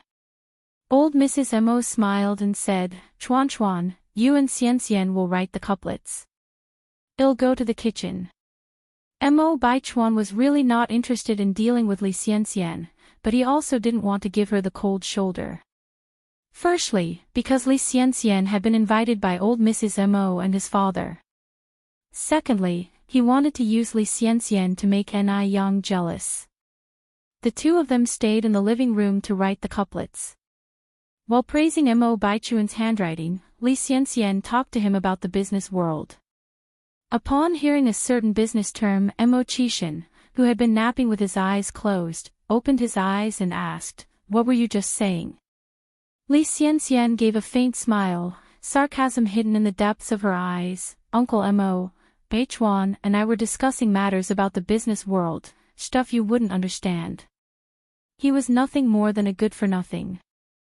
Even if they explained it to him, it would be like playing a lute to a cow. Li Xianxian couldn't understand how someone as useless as Immortality could appear in a distinguished family like the Mo's. Even if not everyone could be as excellent as Imo Baichuan, surely they wouldn't be someone who had accomplished nothing. It was indeed Mo Kishin's fortune to be born into the Mo family. If he were born into an ordinary family, he might have starved to death by now. Mo Baichuan didn't say a word. Mo Kishin didn't get angry either. He continued to nap with his eyes closed, not showing the slightest bit of annoyance. The Ni family. After Mo Kishin left, Ni Tsuhua immediately unpacked the gifts he had brought. She found not only a lot of imported snacks in the parcels, but also a folded stroller. Ni Tsuhua had never seen a stroller and didn't recognize it, so she called Ni Yang over. Chapter 275, A Very Happy New Year, A Mysteriously Strong and Foolish Tycoon _5. Ni Yang looked surprised. Isn't this a baby stroller? She didn't expected that there were foldable strollers in this era. Seeing this stroller gave Ni Yang a feeling of being back in her future life. Baby stroller. Ni Tsuhua looked puzzled. Ni Yang explained, a baby stroller is for children as big as Yunyun to sit in. You'll understand once I assemble it. The packaging of the stroller had all French markings. This was obviously a stroller imported directly from F country. Imported goods were scarce at this time. Even if you had money, you couldn't get it. You needed foreign exchange coupons. Even with foreign exchange coupons, you couldn't necessarily buy the baby stroller from F country. You had to rely on connections and find someone to get you one. Ni Yang quickly assembled the stroller. Mom, go bring Yunyun over to try it. Okay. Ni Tsuhua nodded and went inside to fetch the baby. Little Ni Yun was riding in such a luxury stroller for the first time. She was so excited that she burst into laughter. Ni Yang wanted to hold her, but she refused to get up. This was the first time Ni Tsuehua and Ni Chingue had seen a luxury stroller like this. They were both amazed. The person who invented this stroller is really smart. Why don't we have this kind of brain? Ni Tsuhua held Ni Yang's hand and said, Yang, you must thank Shemo properly. Yes, Mom, I know. Ni Yang nodded. Because it was New Year's Day, they had a simple lunch. The focus was on the reunion dinner in the evening. After eating lunch, Ni Yang went into the kitchen to prepare the reunion dinner. Ni Tsuehua and Ni Chingue were both in the kitchen, ready to lend a hand. The kitchen was filled with laughter, very lively. Ni Tsuehua cradled the baby and sat near the stove to make the fire. The flames were very vigorous. The fire shone on Ni Quihua's smiling face. Her life was like this firewood, the more it burned, the more prosperous it got. In Beijing, it was customary to offer dishes to the heavens and the earth on New Year's Eve. Out of respect for the heavens and earth, it was important to prepare the tribute dish first. There were 6 bowls of tribute dish in total.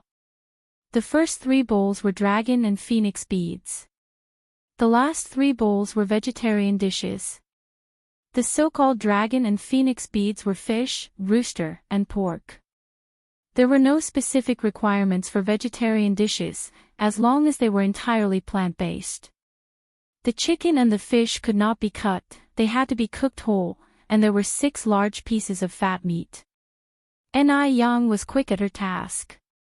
She quickly prepared the 6 tribute dishes and put them aside in a pot to keep them warm.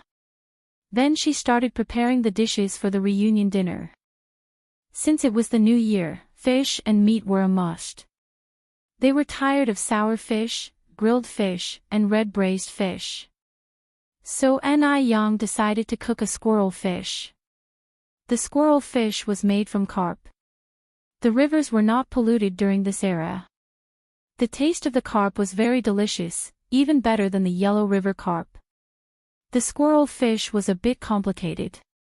First, Ni Yang removed the fishbone, then cut the fish into spikelets, rolled the fish in cornstarch, fried it in a pan until both sides were brown, stir-fried the seasoning in the pan, and finally poured the fried seasoning on the fish. A dish of squirrel fish with attractive color, aroma, and taste was done. The squirrel fish looked great, like a dish served at a state-owned restaurant. Ni Chingue was amazed. Yang, you are truly amazing. Ni Yang laughed modestly. After the squirrel fish, Ni Yang took out the marinated rooster and roasted it in the bread kiln. Next, Ni Yang began making several small dishes. Chives fried with shrimp. Chives had a warming effect. In the middle of winter, eating chives could dispel external cold and relieve cold in women's uterus.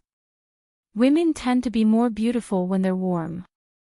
Braised duck feet with quail eggs. Quail eggs contained high amounts of protein, lecithin, iron, and vitamins. They were nutritionally rich and perfect for nourishing lustrous black hair. Beauty is from head to toe. It was not enough just to have a pretty face, the hair must also be glossy. Braised pig's feet with soybeans. Pig's feet and soybeans were good for enhancing the breasts. In order to maintain a perfect bust, Ni Yang ate breast-enhancing foods almost every day. Her efforts proved effective. Every night when Ni Yang took a bath, she would marvel quietly. Thus, it was important to maintain. Sweet and sour pork with pineapple. According to the Compendium of Materia Medica, pineapples could clear heat, promote digestion, reduce inflammation, and remove dampness. In addition, pineapples contained sugars, starch, protein, B vitamins, etc., which could prevent sagging buttocks. Chapter 276, A Very Happy New Year, A Mysteriously Strong and Foolish Tycoon _6. So, sweet and sour pork with pineapple is also very good for toning the glutes. As all of the dishes had some meat in them, Ni Yang made vegetable tofu soup. The vegetable tofu soup not only dissipates the heaviness, but also has excellent slimming effects. Busy till a little after 5 in the afternoon, Ni Yang finally prepared a table full of dishes. By then, Ni Tsuehua and Ni Chingue were already setting the table outside in the yard for the ritual offering to heaven and earth. Ni Yang placed 3 meat dishes and 3 vegetarian dishes on the table, setting 9 pairs of chopsticks and 9 wine glasses, each filled with wine. After the offerings were arranged, Ni Tsuehua and Ni Chingue burnt incense sticks and spirit money on the side while Ni Yang threw out a string of lit firecrackers. The red paper from the firecrackers dropped onto the white snow, resembling red plums blooming fiercely against the snow, appearing rather picturesque. Then, the sounds of firecrackers began to be heard all around. The sound of firecrackers represents bidding farewell to the old and welcoming the new, so no matter how poor a family is, they would set off a string of firecrackers at this time. After setting off the firecrackers, it is customary to bow in reverence to heaven and earth. Ni Yang took this act seriously and performed a few deep bows. Having paid their respects to heaven and earth, they all went back inside to enjoy their meal. It seemed as if little Ni Yun could sense the festive atmosphere. Sitting in her stroller, she excitedly watched Ni Yang and Ni Chingue moving dishes from the kitchen to the living room. With a table full of food and smiles on their faces, the new year had arrived. Mom, Aunt and I raise my glass to you both. May you both become increasingly youthful and beautiful, and find happiness soon, said Ni Yang, standing up with her wine glass in hand. Ni Chingue laughed and replied, and Auntie wishes that your business will boom even more, and you'll become a wealthy woman one day. Little did Ni Chingue realize that what she said would actually come true. Not only did Ni Yang become a wealthy woman, she became the most eyed among them. Halfway through the meal, Ni Chingue took out a thick red envelope and gave it to Ni Yang. Yang, this is Auntie's New Year gift money for you, you better not think it's too little. Ni Yang took it with a grin, thank you, Aunt Ni. Ni Chingue took out another envelope and stuffed it into little Ni Yun's arms. May our Yun become increasingly beautiful and intelligent as she grows, just like her elder sister. Little Ni Yun, holding the red envelope, started to giggle happily. Our little money lover. Ni Yang lightly tapped little Ni Yun's nose. Ni Tsuhua said, Sister Chingue, you're really too kind. Ni Chingue laughed and said, we are all family, so drop your formalities. Aunt Ni, this is my New Year gift to you. I hope you like the style. Ni Yang handed Ni Chingue a prepared jewelry box. When Ni Chingue opened the box, she was totally stunned. She saw earrings, a ring, and a necklace inside it. No woman can resist jewelry. When Ni Chingue got married, she dreamed of buying a complete 3-piece gold set. She thought that if she couldn't get the 3 pieces, just one would be good enough. But life was hard at the time. Forget about gold, even affording food was a struggle. Even now, Ni Chingue still couldn't bear to buy the 3 pieces of gold. She only makes 30 yuan a month. Even with the extra income from helping Ni Yang sell skincare products, her monthly income is nearly 200 yuan. She would need to save for a long time to afford something that costs several thousand yuan. Yang, how can Auntie accept such an expensive gift from you? You should give them to your mom to wear. Ni Chingue immediately refused. Ni Tsuhua responded by saying, Sister Chingue, like you said, we're family, there's no need for formalities. Plus, Yang bought a set for me too. I'm just one person, how much could I possibly wear? Ni Yang grabbed the necklace and assisted Ni Chingue to put it around her neck. Aunt Ni, my mom has no other siblings, you are her only sister. Please accept this as a token of my filial piety. See how good you look wearing this necklace. Every New Year's Eve was the toughest for Ni Chingue. Every time, she found herself reminiscing about her deceased husband and her married-off daughter, which would uncontrollably bring her to tears. But this year was different. The arrival of Ni Tsuehua and her daughter Ni Yang brought her a sense of hope. Yang, thank you. Ni Chingue gripped Ni Yang's hand, fighting back the urge to cry. Ni Yang offered Ni Chingue a hug. When they were almost done with the New Year's Eve dinner, Ni Yang grabbed the fireworks. Mom, Aunt Ni, shall we set off the fireworks? Sure, both Ni Chingue and Ni Tsuehua agreed. Chapter 277, Avery Happy New Year. A mysteriously strong and foolish tycoon _ 3 adults and a child stepped out of the courtyard with fireworks. Ni Yang lit the biggest firework. Bang! At its highest point, the firework burst into a dazzling display, one after another, unmatched in radiance. At this time, no other fireworks could be seen in the village, leaving the fireworks from Ni Yang's side to captivate many children. Wow, the fireworks are breathtaking. Gooden replied, the fireworks are beautiful, but can they compare to my sister Ni Yang? Of course, Sister Ni Yang is the most beautiful. In the hearts of these children, Sister Ni Yang was always the prettiest, she could be the sun as well as the moon. Ni Yang distributed spar-iders and firecrackers to Gooden and the other kids. Shall we set off the fireworks together? Yes. Thank you, Sister Ni Yang. The children all jumped with glee.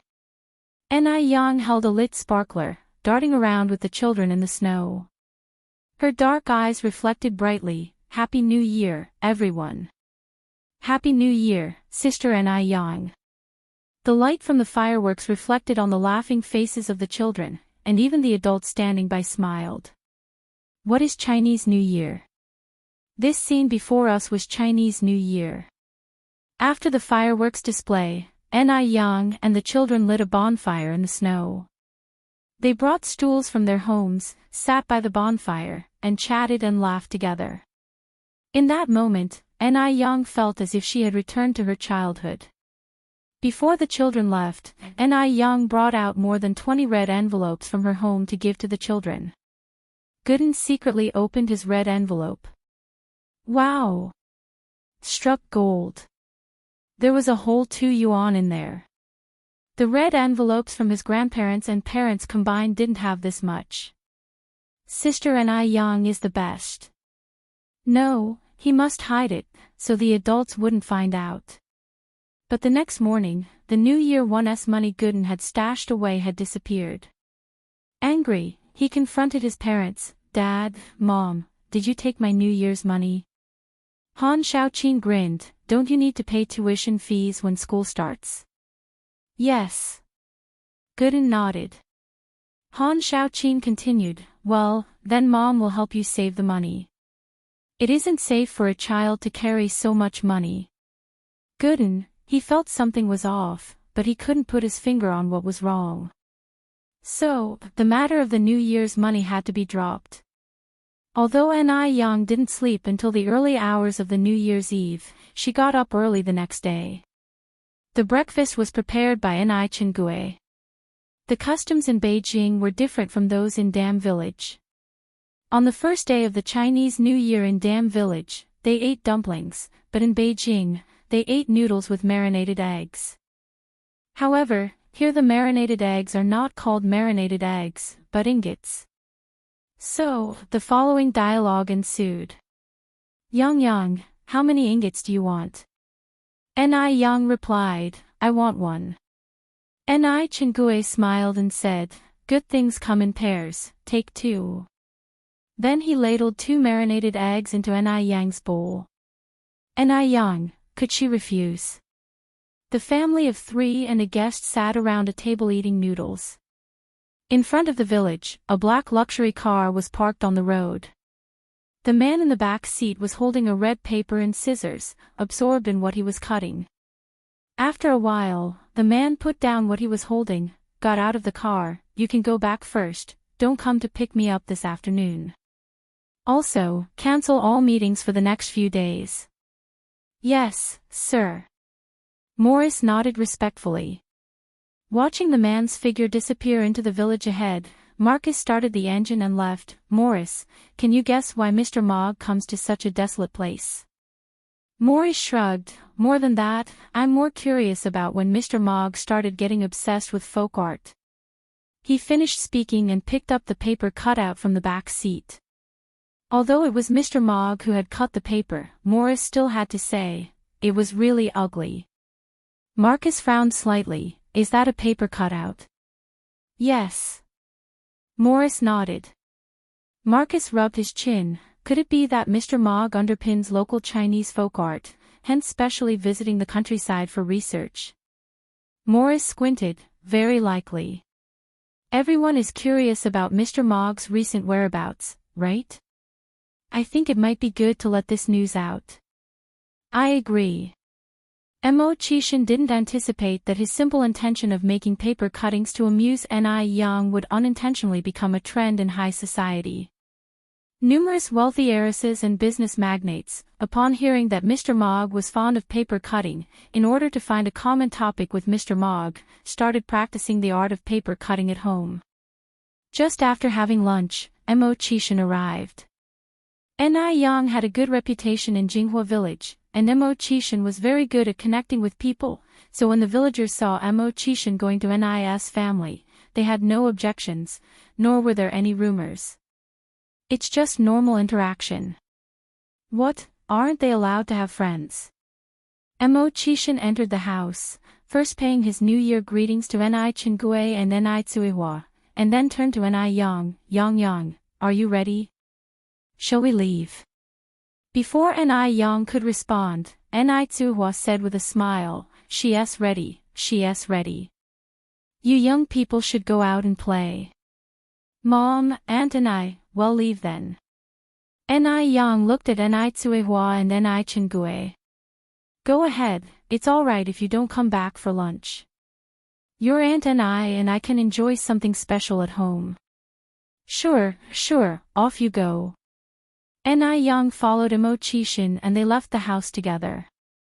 As they walked side by side, Ni Yang asked unexpectedly, Mo brother, didn't you ride a bike today? Mo Qishan explained, the Nyuang temple is on the top of the mountain, so it's not convenient to ride a bike. Ni Yang raised her eyebrows slightly, so we have to walk there. Mo Qishan nodded, smart. Before she could respond, he added, if you're worried about being tired, I can carry you. After all, I'm a bit slow but very strong. As Immortality was speaking, he glanced curiously at Ni Yang. Ni Yang chuckled, so, isn't Imo brother's nickname Big Stupid? Seeing that Ni Yang wasn't angry, Immortality let out a sigh of relief. Yang, you're really smart. As long as he could win over his sweetheart, even if he had to work like an ox or a horse, what did it matter even if his nickname was Big Stupid? Today was the first day of the new year, and there were many people going to the temple to worship. Along the way, Ni Yang met countless people, even some regular customers who often ate at the noodle restaurant. Chapter 278, Strolling Together in the Temple Fair, Elderly Jing begins the investigation. Although Nirwang Temple was located at the top of the hill, Ni Yang didn't feel tired at all on the way up. Immortality was secretly surprised. Oh my God! His wife was too strong. She climbed such a high mountain without even a trace of blush on her face. He had been waiting for Ni Yang to become unable to keep climbing, so he could step in and play the hero to save his damsel in distress. But now it seemed that he had thought too much. Looking down from the high vantage point of the mountain, there was a boundless white as far as the eye could see, which was extraordinarily spectacular. The temple at the top of the mountain was still crowded with various vendors. Sugar dolls, candied hawthorns, sugar canes, Buddha beads, bracelet and other knickknacks were all present, making it a paradise for children. This scene could not be found in the future life. Yang, shall we go over there for a look? Immortality suggested. All right. Ni Yang nodded. The two went inside. Immortality bought 2 sticks of candied hawthorn and handed one to Ni Yang. Ni Yang reached out and took it, peeled off the sugar paper, bit into it lightly, and found it was sour, sweet, and very delicious. The air in this era had not yet been polluted, so even the candied hawthorns tasted much more delicious than those of the future. This was Ni Yang's first time at such a temple fair. She was overjoyed like a child, buying and eating whatever she saw, not hesitating to spend money at all. Immortality followed behind her, and before a moment had passed, his hands were filled with belongings. Li Xianxian and Mo Baichuan also came. Although the two walked shoulder to shoulder, they lacked a natural feeling. Mo Baichuan always had a cold expression, while Li Xianxian was cautiously trying to please him, creating a feeling like a warm face pressed against a cold butt. Yet, Li Xianxian thoroughly enjoyed this feeling. After all, Mo Baichuan was a mysterious big shot, and it was normal for him to have his own temper. She certainly couldn't expect him, a big man, to sweet-talk her, right? In this world, how many successful men are willing to humble themselves to coax women? None at all, right? As long as Li Xianxian knew that she was in Mo Baichuan's heart, that was more than enough for her. Baichuan, I've heard that the incense in this place is very efficacious. Let's go burn some incense sticks, shall we? Li Xianxian looked up at Mo Baichuan, her eyes full of infatuation. Mo Baichuan glanced at the surging crowd and impatiently responded, "You go by yourself." Just then, a familiar figure crossed his line of sight.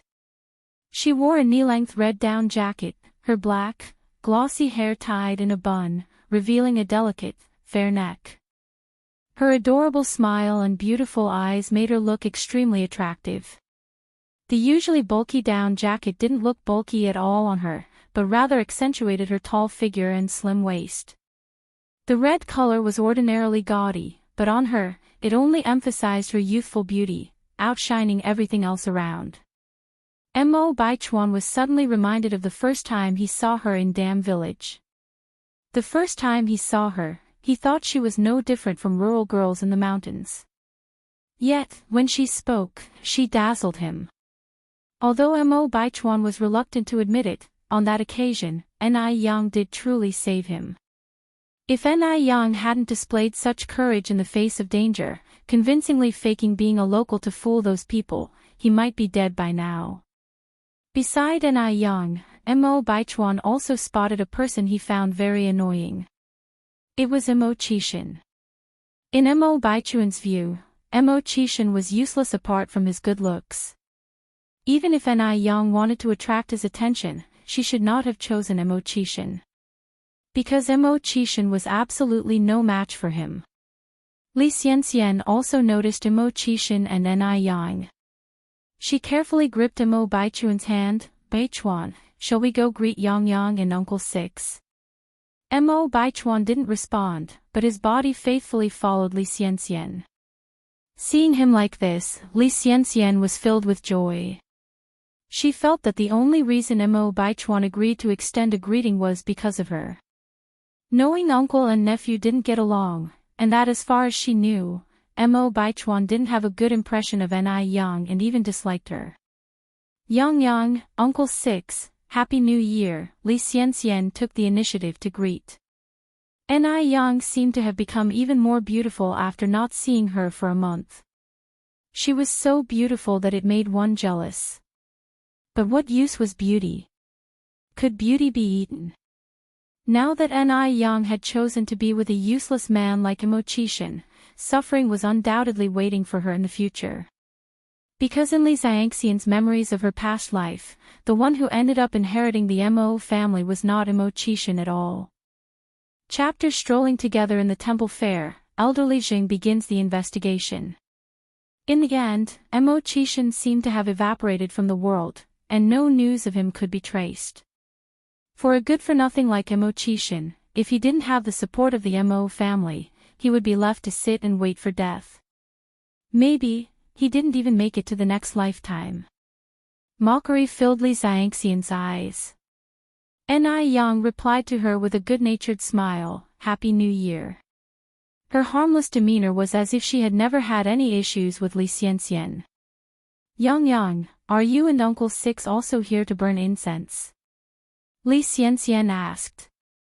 Ni Yang nodded, Li Xianxian continued, since we're all here to burn incense, why don't we do it together? Buddhist temples were places of tranquility, and Ni Yang wasn't interested in mingling with Li Xianxian or Mo Baichuan. As if sensing Ni Yang's thoughts, Mo Qishan immediately declined, No, Yang Yang and I have other things to do. Right. Ni Yang nodded, Brother Mo, let's go. The two of them turned and walked away.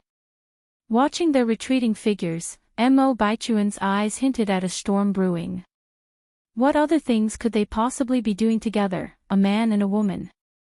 What on earth was Ni Yang doing behind his back with Mo Qishan? Baichuan. Li Xianxian tugged Mo Baichuan's sleeve. At that, Mo Baichuan came back to his senses and held Li Xiangxian's hand, Let's go. He didn't believe that Ni Yang would be able to keep her cool after all this. Feeling the rugged hand, full of calluses, holding hers, Li Xiangxian's face reddened, and her heart pounded wildly. There were many people burning incense in the temple, packed like sardines. Men and women were all crowded together. One careless step could knock people over. Mo Qishan stood by Ni Yang's side to prevent her from getting tripped or taken advantage of. The two squeezed into the temple, donated incense money, and seriously bowed and burned incense. Seeing Ni Yang so focused, Mo Qishan also began to take it seriously. When they were descending the mountain, the crowd had thinned. But the sun had come out, melting the snow on the mountain, making the path slippery and hard to walk. Ni Yang's shoes weren't slip-resistant. She almost slipped, but Mo Qishan caught her arm in time, Yang Yang, be careful. Thank you, Brother Mo. Ni Yang gripped his arm and cautiously stepped forward. Mo Qishan, who had long strides due to his height, walked steadily, No need to be afraid, I won't let you fall. Interestingly, on the way down the mountain, they again bumped into Mo Baichuan and Li Xianxian. As the four of them passed each other, Mo Baichuan, clutching Li Xiangxian's hand, initiated the greeting, Uncle Six. Mo Qishan nodded in acknowledgement. Mo Baichuan thought that seeing him and Li Xianxian being so affectionate would stir Ni Yang's emotions. But to his surprise, Ni Yang didn't react at all. Instead she greeted Li Xianxian with a bright smile. Mo Baichuan was irritated but maintained his poise. He put his arm around Li Xianxian's shoulder and walked ahead briskly, leaving Ni Yang and Mo Qishan behind.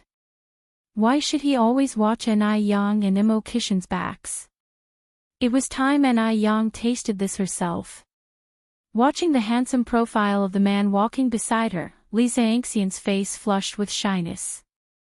Ni Yang and Mo Qishan continued to stroll at a slow pace. Ni Yang deliberately slowed down because she really didn't want to confront Li Xianxian and Mo Baichuan, two annoying people, on this auspicious day of the year. For his part, Mo Qishan wished Ni Yang would walk even slower, as he genuinely enjoyed her company. The two walked leisurely, not speaking much, but with his heart filled with warmth and sweetness. Mo Qishan felt blissful as if he had tasted honey. At noon, Mo Qishan stayed for a meal at the Ni residence. At the dining table, Ni Tsuihua enthusiastically served Mo Qishan while piling up dishes on his plate. "Shemo, we don't have much to offer you. Please feel free to eat anything you want." As a result, Mo Qishan, who usually had the appetite of one bowl of rice, ended up eating 3 whole bowls due to Ni Quihua's warm hospitality. Afterwards, Ni Yang passed a cup of tea to Mo Qishan. As soon as Mo Qishan opened the lid, he could smell the sour and sweet aroma. It was hawthorn tea. The hawthorn had the effect of aiding digestion. Oh my, his wife was so thoughtful. Mo Qishan sipped his tea calmly, feeling extremely gratified. After drinking a few sips of the tea, Mo Qishan rolled up his sleeves and went to the kitchen to help Ni Yang. Chapter 280, Strolling Together in the Temple Fair, elderly Jing begins the investigation as Ni Yang turned her eyes to Mo Qishan. "Brother Mo, please go out. The kitchen is not a place for men like you." Mo Qishan chuckled. A real man should be able to entertain in the living room and cook in the kitchen. Ni Yang chuckled lightly. "Then, I will wash the dishes, and you can dry them." Mo Qishan took the dish from Ni Yang. "Or I should wash the dishes, and you can dry them." He thought, how could he let his wife do the dirty and exhausting work of washing dishes? In her previous life, Ni Yang had never dated a man, so she didn't know what her feelings towards Mo Qishan were. But she knew, if it were any other man, she'd refuse without hesitation, and she certainly wouldn't let him get this close. Could it be love? Ni Yang suddenly wondered in her heart. She glanced at Mo Qishan, seeing him concentrating on washing the dishes. The dim light in the room cast a halo on him, making him look noble and mysterious. Even washing dishes didn't affect his aura. Ni Yang felt her ears turn slightly red. She suppressed those strange thoughts in her heart and continued drying the dishes. As it was approaching evening, Mo Qishan suggested saying goodbye. He had been at the Ni family's home all day long. If he stayed longer, the elders would think he was too thoughtless. Ni Yang held little Ni Yun and walked him to the door. "Yun Yun, say goodbye to brother Mo." Little Ni Yun obediently waved at Mo Qishan. On the second day of the Chinese New Year, Ni Yang took Ni Tsuihua to the city, planning to buy some houses in the city center. The mother-daughter duo looked neat and pretty, and were warmly welcomed as soon as they arrived at the sales office. Ni Yang chose a high-end community. The price of each square meter was 122 yuan. The saleswoman introduced from behind, "The light in this house is excellent. It's north-south oriented, warm in winter and cool in summer. You can feel it now, the temperature inside is at least 10 degrees higher than outside." Ni Yang was looking at a house on the first floor. When opening the balcony door, she could see that a small garden of about 10 square meters was included outside the balcony. Seeing the small garden, Ni Quihua's eyes lit up, and she said with a smile, "This small garden is nice. You can even grow vegetables here." Grow vegetables? The saleswoman, who had been hoping to sell a house, was discouraged. Who among those rich enough to buy a house would want to grow vegetables? It became clear that these two women were not here to buy a house, but to put on airs. She sighed. All her efforts were in vain. As she thought so, the enthusiasm of the saleswoman was doused. She treated the mother and daughter with indifference, and her face expressed disgust. At that moment, a new colleague was passing by. The saleswoman took her by the hand, lowered her voice and said, Xiaofang, I have 2 customers here for you to practice. Lu Xiaofang was puzzled. Sister Yuanman, why don't you handle them yourself? Li Yuanman was straightforward. These 2 obviously can't afford a house. I don't want to waste my time on them. I have to go now. Lu Xiaofang smiled and said, Okay, thanks Sister Yuanman. She was a new employee and could be fired if she didn't do well. Lu Xiaofang really had no reason to refuse. Ni Yang didn't notice that the saleswoman had been replaced in a short while.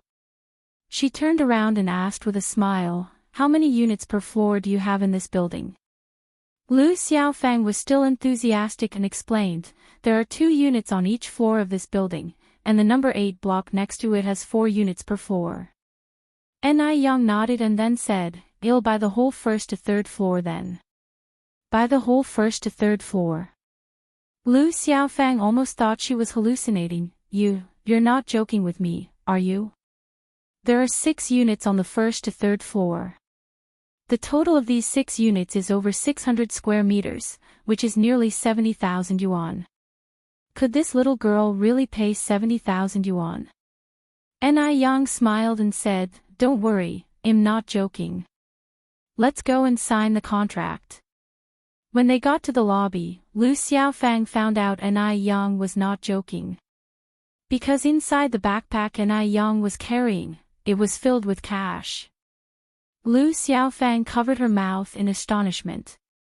Ni Yang paid the full amount for 6 houses at once, receiving 6 house deeds and 6 keys in return. Chapter 281, Strolling together in the temple fair, elderly Jing begins the investigation. Even after she left the sales office, Ni Kuihua's step still felt shaky. Yang, do you really think the price of all those houses we bought will go up in the future? A good 75,000 yuan we are talking about. If I said it didn't hurt a bit, it would be a lie. Ni Yang smiled and assured, Don't worry, Mom. The prices will definitely increase. When have I ever made a loss-making deal? Based on the price of tens of thousands per square meter in the later years, the 6 houses she bought today could be sold for over 90 million in the future. Isn't that a significant profit? Seeing Ni Yang's confidence, Ni Tsuihua felt noticeably relieved. The sales office. The news of Lu Xiaofang selling 6 houses all at once spread through the entire sales office in no time. Li Yuanman exclaimed in envy and surprise, Xiaofang, have you walked into a streak of darn luck? You actually bumped into such a big client. At this point, selling a house comes with no commission but a rather rewarding bonus. Selling 1 house gets a reward of 30 yuan. Calculating that, Lu Xiaofang made 180 yuan in just 1 day. 180 yuan, this pretty much compares to half a year's salary earned slaving away. How could Li Yuanman not be envious? Lu Xiaofang laughed and said, Sister Yuanman, I have to thank you for this. If it weren't for you letting me handle those 2 customers, how could I possibly have sold 6 houses in one go? Li Yuanman seemed to be petrified and her face became pale white. After a long moment, she responded, You mean, those 6 houses were bought by that mother and daughter duo? Those 2 seemed so poor, how could they have possibly afforded a house? Lu Xiaofang nodded, Yes. Sister Yuanman, I am really grateful to you. My father is going to have a surgery soon, at least now I won't have to worry about the money. Sister Yuanman, you're practically a savior to our family. Lu Xiaofang was clever. She didn't want Li Yuanman to come to her later asking to borrow money, so she deliberately shut her up in advance. Hearing that, Li Yuanman wanted to slap herself to death. 180 yuan. Half a year's salary. It's a whole half a year's salary. She just handed over her half a year's wage. Li Yuanman felt as if all the strength drained out of her body. It took her a while to recover, like she had just suffered a small death. After leaving the sales office, Ni Yang and Ni Tsuehua didn't head straight home. They wandered around the department store and then went to a state-owned restaurant for lunch. Of course, Ni Yang's purpose of this trip was not just to eat, but also to broaden Ni Kuihua's horizons and elevate her taste. Ni Tsuehua could not always stay cloistered in Jinghua village. The world was huge and Ni Tsuehua was still young. Ni Yang wished that she could find her own happiness. The state-owned restaurant was beautifully decorated, shiny and luxurious, leaving Ni Tsuehua in awe. 3 people, 2 adults and a kid. Ni Yang ordered 5 dishes in total. There were sea cucumbers, abalones, and a pot of bird's nest soup. All were high-end dishes, and naturally quite expensive. Just a small pot of bird's nest soup cost 35 yuan. A dish of sea cucumber was 25 yuan and 1 abalone cost 15 yuan. Also, there was the so-called most expensive mushroom, the white truffle, just a small dish cost 58 yuan. If it were Ni Tsuehua half a year ago, she would never have dreamed that one day she would sit in a state-owned restaurant, enjoying such extravagant meals. It felt like a dream. Ni Yang patiently explained these dishes to Ni Tsuehua. "Mom, let's have the bird's nest soup before the meal." "Okay." Ni Tsuehua nodded, scooped up some bird's nest soup with a spoon, and drank it leisurely. The way she was now, you could hardly tell that Ni Tsuehua was a country girl. She was like a gem dusted with dirt, now cleaned up, presenting an elegant and charming side.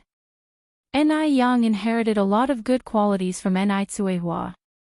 The 3 of them, the mother, and 2 daughters, sat by the window in the large dining hall, attracting the attention of other customers.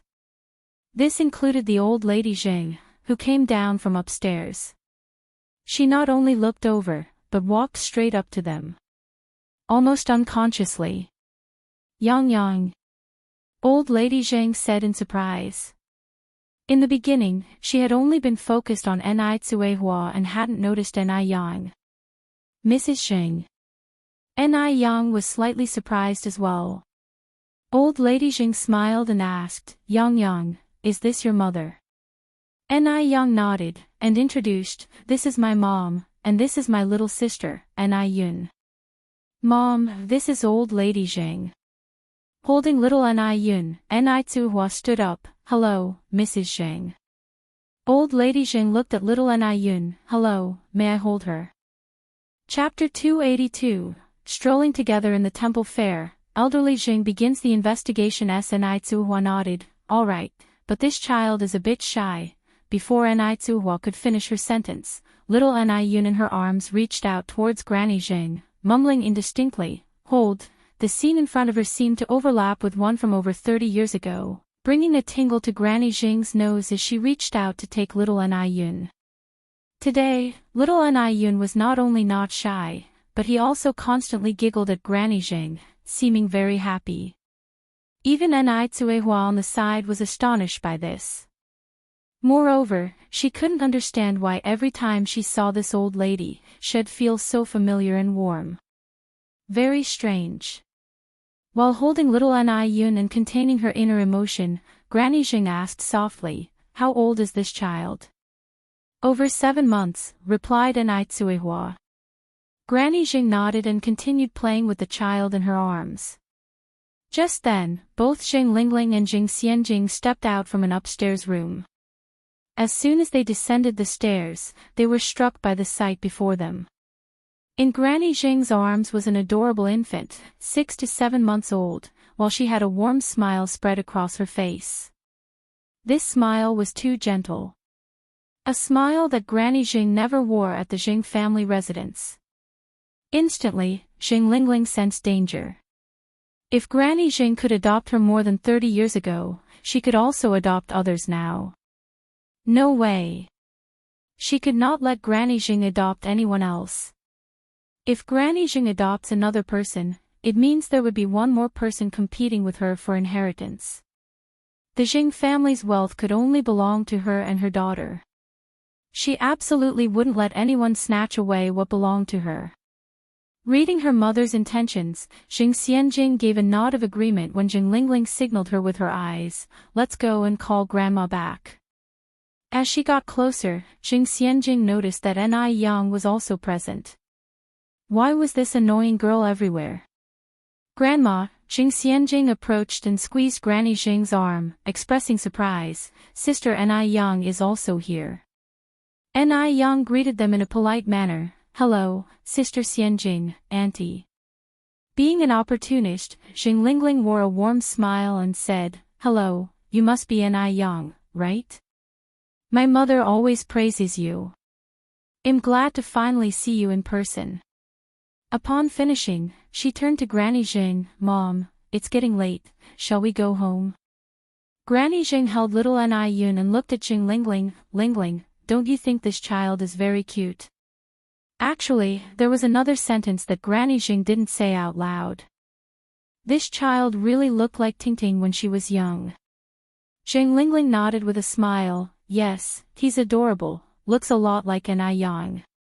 Seeing that Granny Jing was unwilling to let go of little Ni Yun, Jing Xianjing suggested, "Grandma, let's hurry up, Uncle Lu has been waiting outside for a long time." Uncle Lu was the Jing family's driver. Hearing this, Granny Jing finally let go of little Ni Yun and handed him back to Ni Tsuihua, Ni Yang's mom, Ni Yang, "We'll be heading home now. Goodbye, little Ni Yun." After Granny Jing and others left, Ni Tsuihua asked Ni Yang about the old lady. "Ni Yang, how did you get to know Granny Jing?" Ni Yang explained how she met Granny Jing to Ni Tsuihua.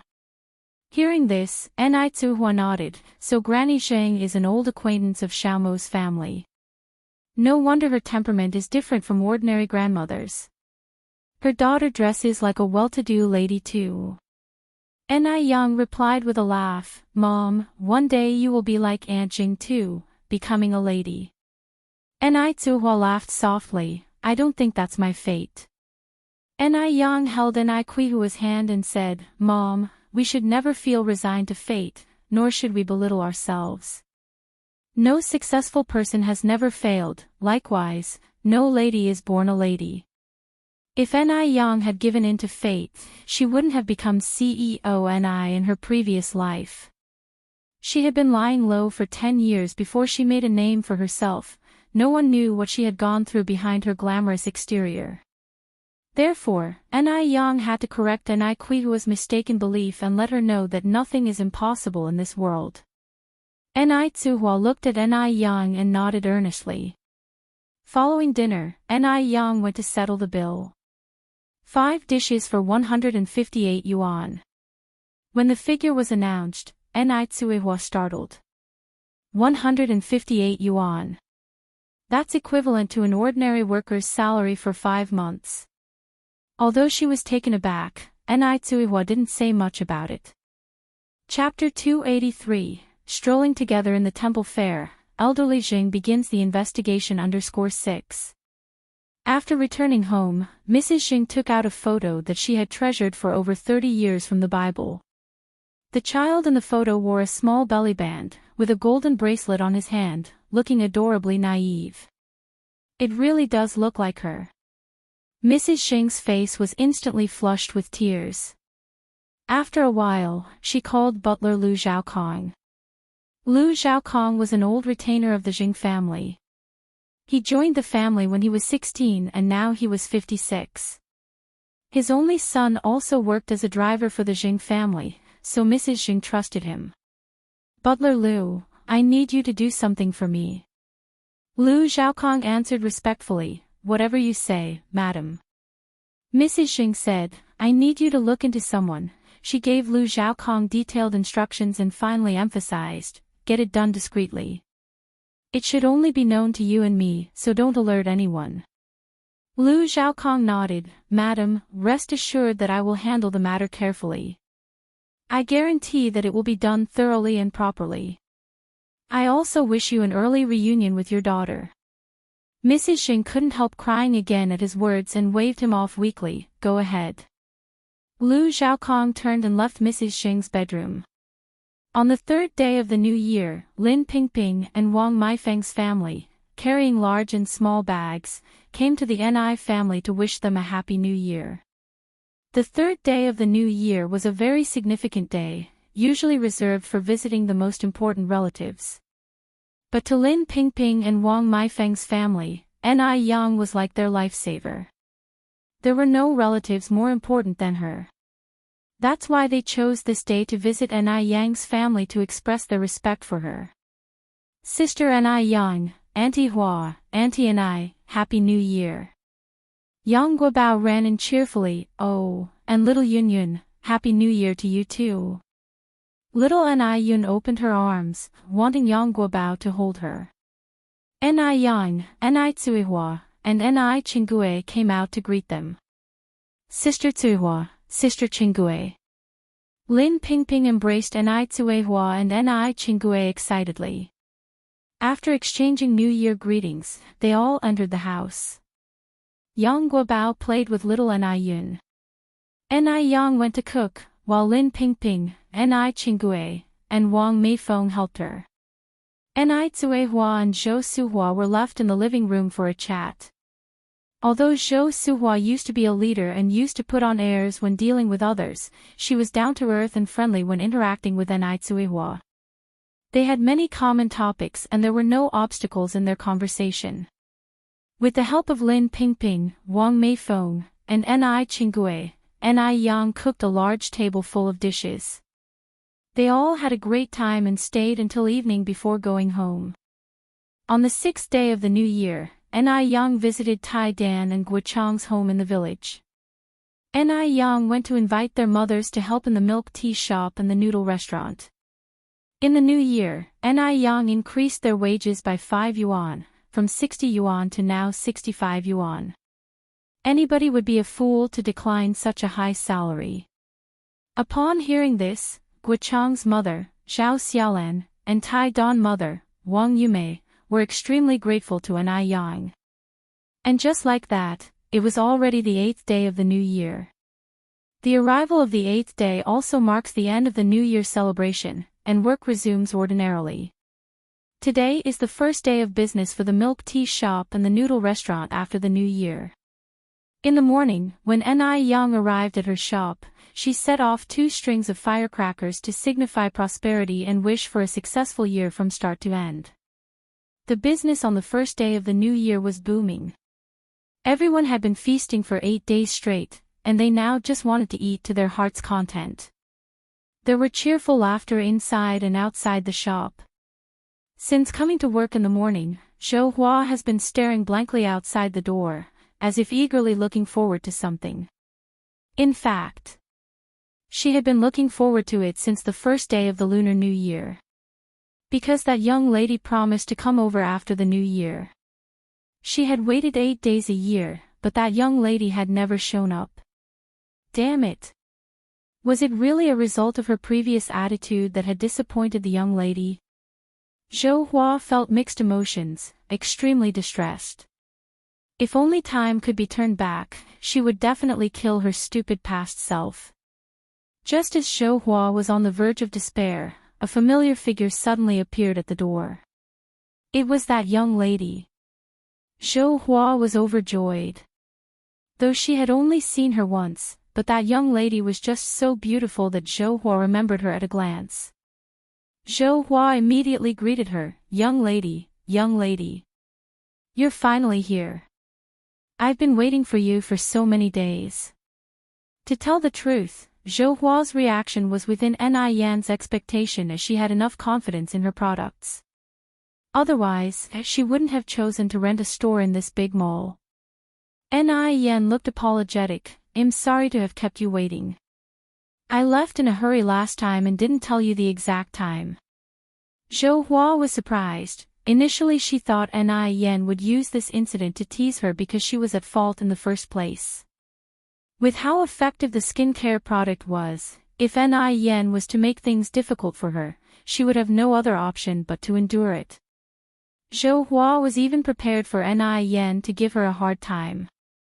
However, Ni Yen not only didn't make things difficult for her, she even took all the blame onto herself. This young lady was astonishing and seemed to have something extraordinary about her. Admiration began to show in Zhou Hua's eyes. It's okay, as long as you have come. I was afraid that you would not come. After all, I was a bit abrupt last time. I apologize for what happened last time, little miss, you must not take it to heart. Since Ni Yen was so broad-minded, she couldn't be petty and had to avoid making a bad impression on Ni Yen. After all, she still wanted to buy the skincare product from Ni Yen in the future. Ni Yen laughed, Auntie, you're being too serious. By the way, can I rent a new store now? Yes. Zhou Hua nodded eagerly. You see, I completely forgot about this when I got excited. I will take you to the store to have a look now. Ni Yen smiled slightly. Auntie, please lead the way. While walking, Zhou Hua introduced the store to Ni Yen, and in no time, they arrived at the store's location. As Zhou Hua said, this store was in the best position in the skincare product area on the entire second floor. During the conversation, Zhou Hua had already learned Ni Yen's name, Yang. This store is 138 yuan a month. The contract period is 3 years, 5 years, and up to 10 years.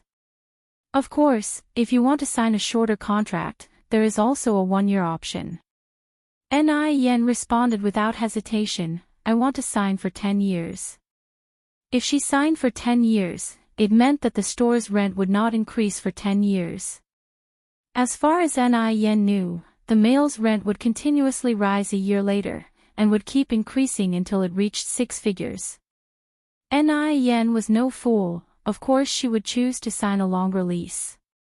Zhou Hua was taken aback, then stated, if you sign a 10-year contract, you need to first pay a deposit of 10,000 yuan. 10,000 yuan was not a small number. Zhou Hua was a bit worried that Ni Yen might not be able to afford it. Although Ni Yen had just bought a house recently, she still had the money to pay the deposit. Ni Yen nodded her head with a smile, yes, no problem. Zhou Hua did not expect Ni Yen to be able to afford even 10,000 yuan, but considering how popular her skincare product was, being able to afford 10,000 yuan didn't seem strange. They successfully signed the contract, paid the deposit, and Ni Yen received the keys to the store.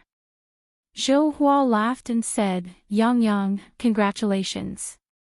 I wish you prosperous business, abundant wealth, and continuous fortune. Thank you, Auntie. Ni Yen handed the skincare gift box in her hand to Zhou Hua. Auntie, thank you for your hard work on this matter, wishing you a happy new year and everlasting youth. Chapter 284, Beat up the drowning dog, protect Yang. _1 Ni Yang just gave Zhou Hua a box of tender skin radiance last time, and this time, Zhou Hua adamantly refused to accept it once again. Tender skin radiance was such a popular product. The anti-wrinkle cream and whitening moisturizer in the box alone were worth over 200 yuan. If she were to accept it again, it would be a bit unreasonable. Yang, I haven't even finished using the tender skin radiance you gave me last time. Please take this back. Ni Yang smiled and replied, Auntie, you've done me such great favor, this skincare set is the least I can offer. If you don't need it now, you can give it to relatives or friends. Seeing Ni Yang's insistence, Zhou Hua had no choice but to accept, her admiration for Ni Yang deepening even more. This young woman was not only beautiful but also knew how to handle interpersonal relationships well. If it were someone else, who would be willing to give out boxes of such sought-after beauty product like tender skin radiance? A box costs nearly 400 yuan. Zhou Hua then asked, Oh, Yang, when are you planning to open your store? My colleagues are all looking forward to buying your tender skin radiance. Ni Yang replied, I'm having people come to refurbish it tomorrow. I'm planning to open it on the second day of the next month. The second day of the second month is considered as the dragon raising its head according to Chinese mythology. The Chinese place great importance on this day. Choosing to open a business on this day was also to obtain a good omen. Zhou Hua nodded in approval. The second day of the second month, when the dragon lifts its head, the barns will be full, a good day indeed. Yang, your business will surely prosper after it opens. Yang smiled subtly. Thank you for your kind words, Auntie. As she had to deal with the matters of the noodle restaurant and the milk tea shop in the afternoon, Yang didn't stay long. After saying goodbye, she left. Zhou Hua courteously escorted Yang to the mall entrance. Now that there were 2 more people at the noodle restaurant and the milk tea shop, it wasn't as tiring when it got busy. On the first day after the New Year's holiday, Yang's daily turnover reached 3,560 yuan. However, because she had just bought a house and paid a deposit of 10,000 yuan today, plus today's sales, Yang only had 5,000 yuan left over. 5,000 yuan might not mean much to Yang, but for the average family, it's a considerable amount. Yang went to Wang Tienia's house with 1,500 yuan, intending to hand over the renovation work completely to Wang Tieniu. Wang Tieniu was honest and serious about his work, so Yang trusted him a lot. Wang Tieniu warmly welcomed Yang, rest assured, just leave this matter to Uncle Tieniu, I promise to do a great job for you. Then it'll be imposing on Uncle Tieniu. It'll get going now. As Wang Tieniu escorted Yang out, he said, Yang, you're too polite, this is something I should do anyway. Yang was generous and considerate, she had given invaluable help to his family. Wang Tieniu was really grateful for her. After returning home, Yang began to prepare dinner. Every day during the Chinese New Year was feasting on rich dishes, so Yang decided to prepare something light. For the main course, she prepared mushroom and bok choy porridge. Mushroom and bok choy porridge is not only delicious and refreshing, but also has various health benefits. The Compendium of Materia Medica states, mushrooms are neutral in nature and sweet in taste, they can nourish and satisfy hunger, treat blood circulation and regulate energy, enhance appetite and control frequent urination. Modern medical research shows that mushrooms also have anti-cancer effects. Having a pretty face and a perfect body is not enough, one must also have a healthy body. In her previous life, there were many cancer patients, so Yang must take preventive measures.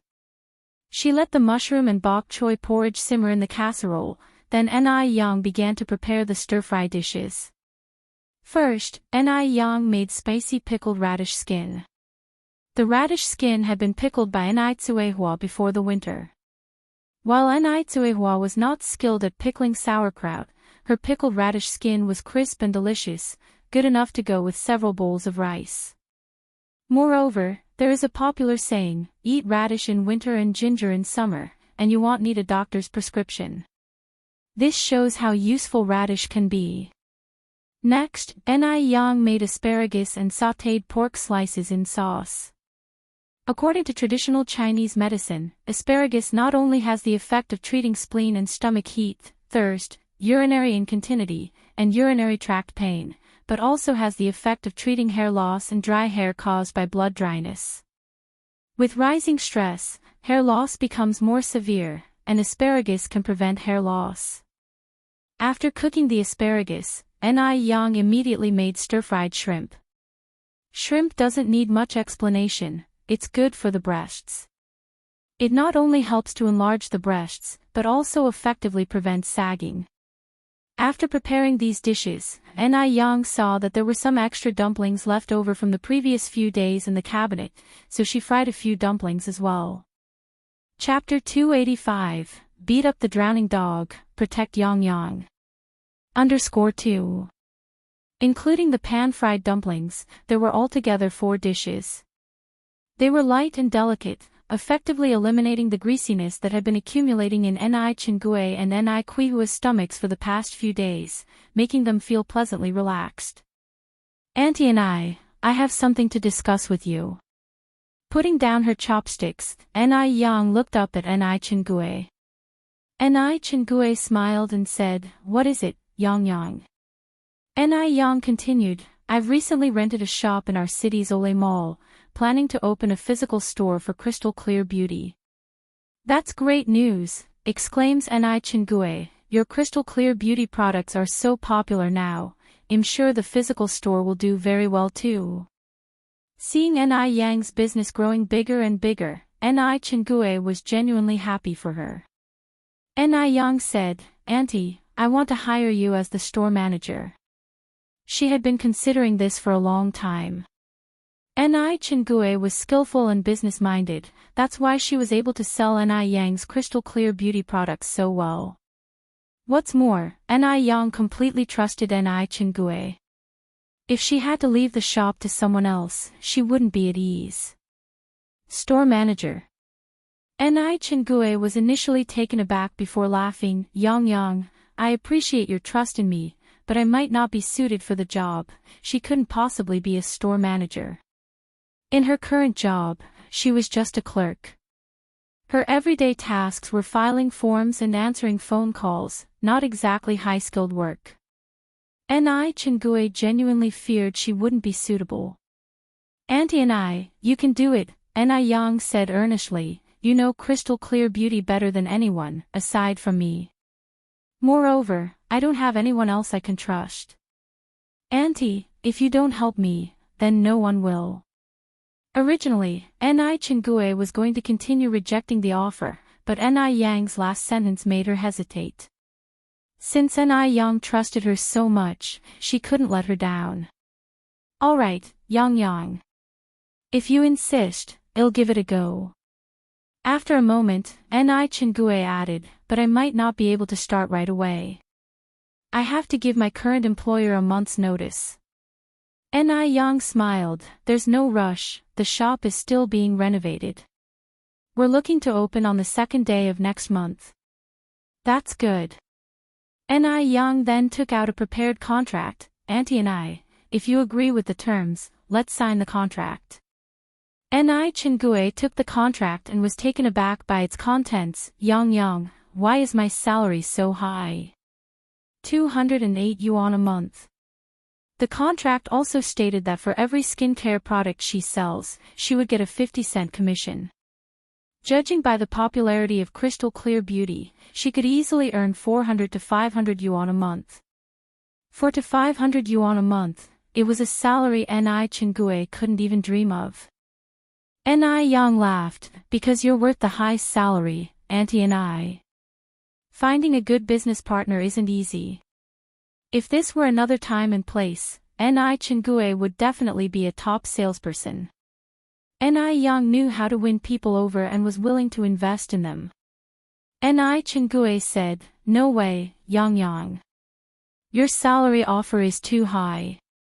I can't accept it. If you insist on this, I won't feel comfortable signing the contract."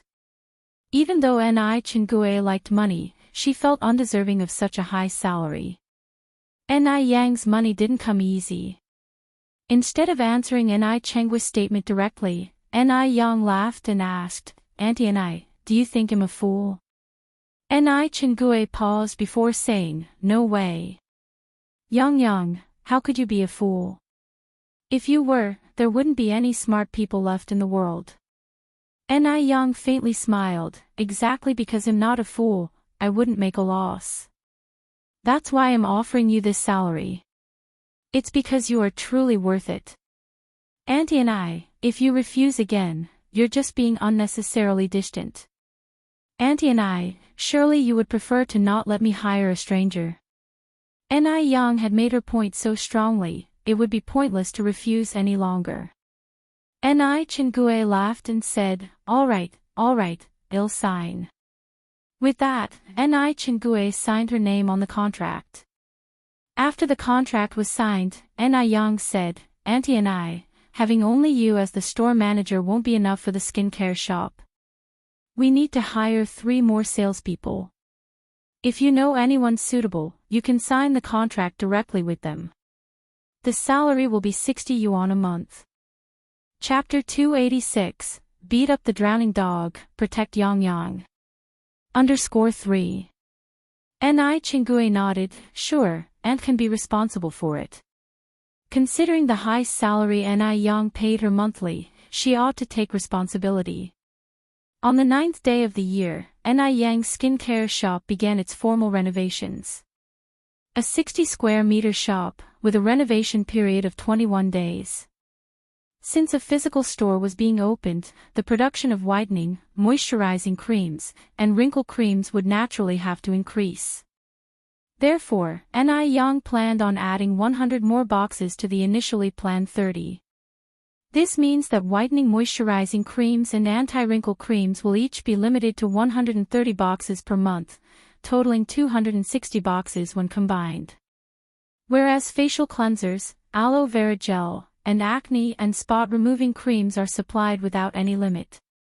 Before the physical store was opened, facial cleansers and aloe vera gel were consistently selling out. With a physical store now, these skincare products will surely sell even better, so Ni Yang must prepare in advance to avoid running out of stock.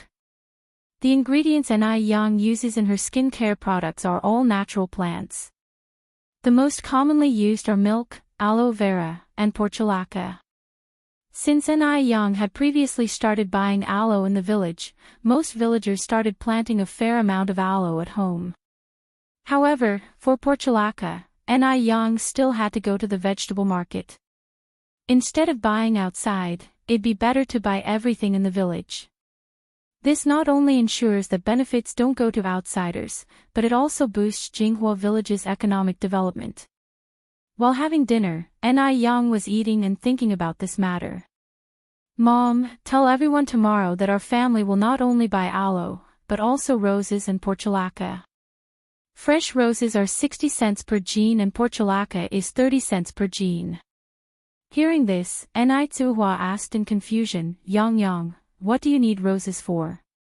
Ni Yang replied with a smile, for making rose hydrosol. Our ice muscle jade skin physical store is about to open soon, and I want to develop a new product. Aside from making rose hydrosol, Ni Yang also wanted to make a high-end perfume with roses. But this plan had to be postponed because if roses were planted now, it would not bloom until May. Ni Tsuhua nodded, alright, I will tell everyone tomorrow. The next day, when Ni Tsuhua informed everyone about Ni Yang's plan to buy portulaca and roses, everyone was thrilled. Firstly because portulaca and roses were easier to care for than rice plants, and many complicated procedures like plowing, planting seedlings, harvesting rice, drying rice, etc. were eliminated. Secondly, the price was higher. At this time, 100 jean of rice was only sold for 6 yuan at the grain station. No wonder the life of farmers was so tough. 100 jean of rice was sold for 6 yuan, but 100 jean of roses could be sold for 60 yuan. This increased the profits by tenfold. In addition, portulaca is a weed, so not only can roses be planted on a piece of land, the ground underneath the roses can also be planted with portulaca. Killing 2 birds with 1 stone, this way, 1 mu of land could earn at least 200 to 300 yuan. Previously, each mu of land could only make 20 to 30 yuan. This way, everyone's annual income could be at least 2,000 to 3,000 yuan. In the past, this was unimaginable. After all, in the past, everyone's annual income was only 100 to 200 yuan. Those who could actually spend wisely would have dozens of yuan saved as a best-case scenario. After Ni Tsuhua left, everyone exclaimed that Ni Tsuhua must have accumulated good karma in her past life to have such an excellent daughter as Ni Yang in this life. Who wouldn't envy Ni Tsuhua in the village now? In fact, not only villagers envied Ni Tsuhua, people from other villages also envied the people of Jinghua village. Who wouldn't want such a lucky star that could boost the entire village economy? The second day Ni Chingue went to work, he handed in his resignation to his manager. At this time, being a clerk at the tram company was equivalent to being a public servant in the future, indeed a stable job. There was even a retired pension. Therefore, his colleagues could not understand why Ni Chingue wanted to resign. Jialan, a colleague who got along well with Ni Chingue, said, Chingue, if you regret it now, it's not too late. How could you give up such a stable job so easily? Ni Chingue laughed, Xiaolan, I don't regret it. Jialan sighed. Ni Chingue continued, Xiaolan, why don't you quit too? Then come to work with me, the salary is double what you're making here. Jialan widened her eyes incredulously, Chingue, have you gone mad?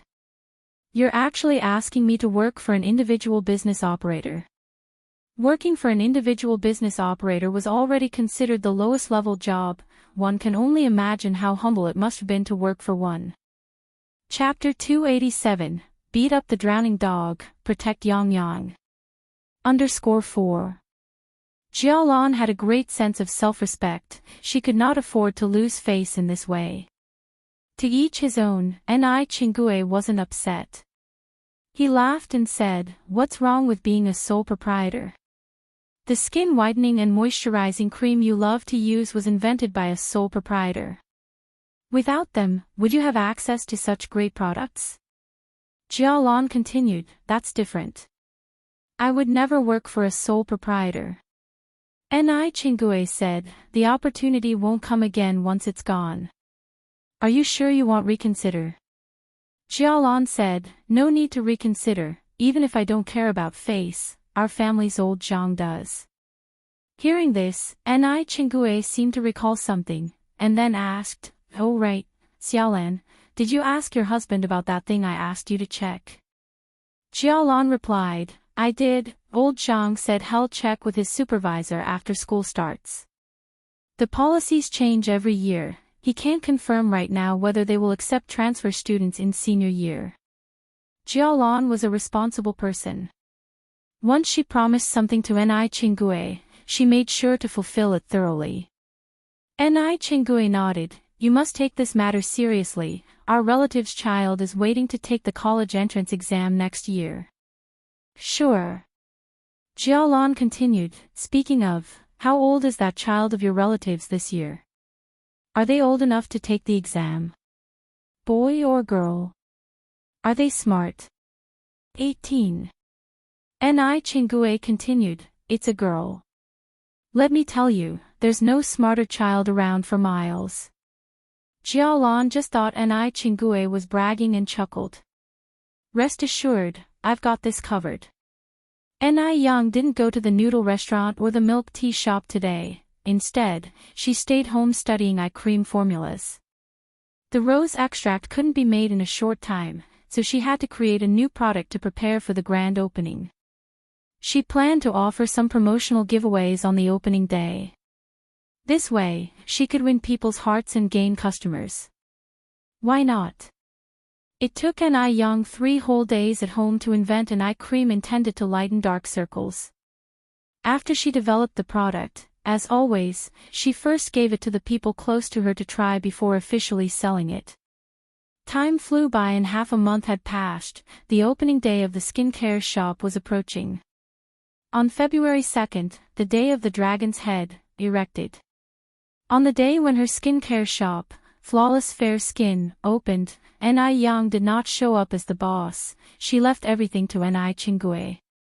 Knowing that Flawless Fair Skin was opening on February 2nd, Zhou Hua came early in the morning. She didn't come empty-handed, she brought a gift. Ni Yang had been so kind to her, she couldn't afford to be stingy in return. Is Yang Yang here? The 3 young girls in the store looked at each other, all puzzled. They had never met Ni Yang, so they naturally didn't know who Yang Yang was. Just then, Ni Chingue came out from inside. Hello, are you the Miss Zhou that Yang Yang has mentioned? Ni Yang had told Ni Chingue about Zhou Hua. Being smart, Ni Chingue knew that Zhou Hua had a unique position and could help Ni Yang in the future. She was not to be offended. Zhou Hua nodded, yes, I am. And you are? Ni Chingue said with a smile, I am the store manager here, and also Yang Yang's aunt.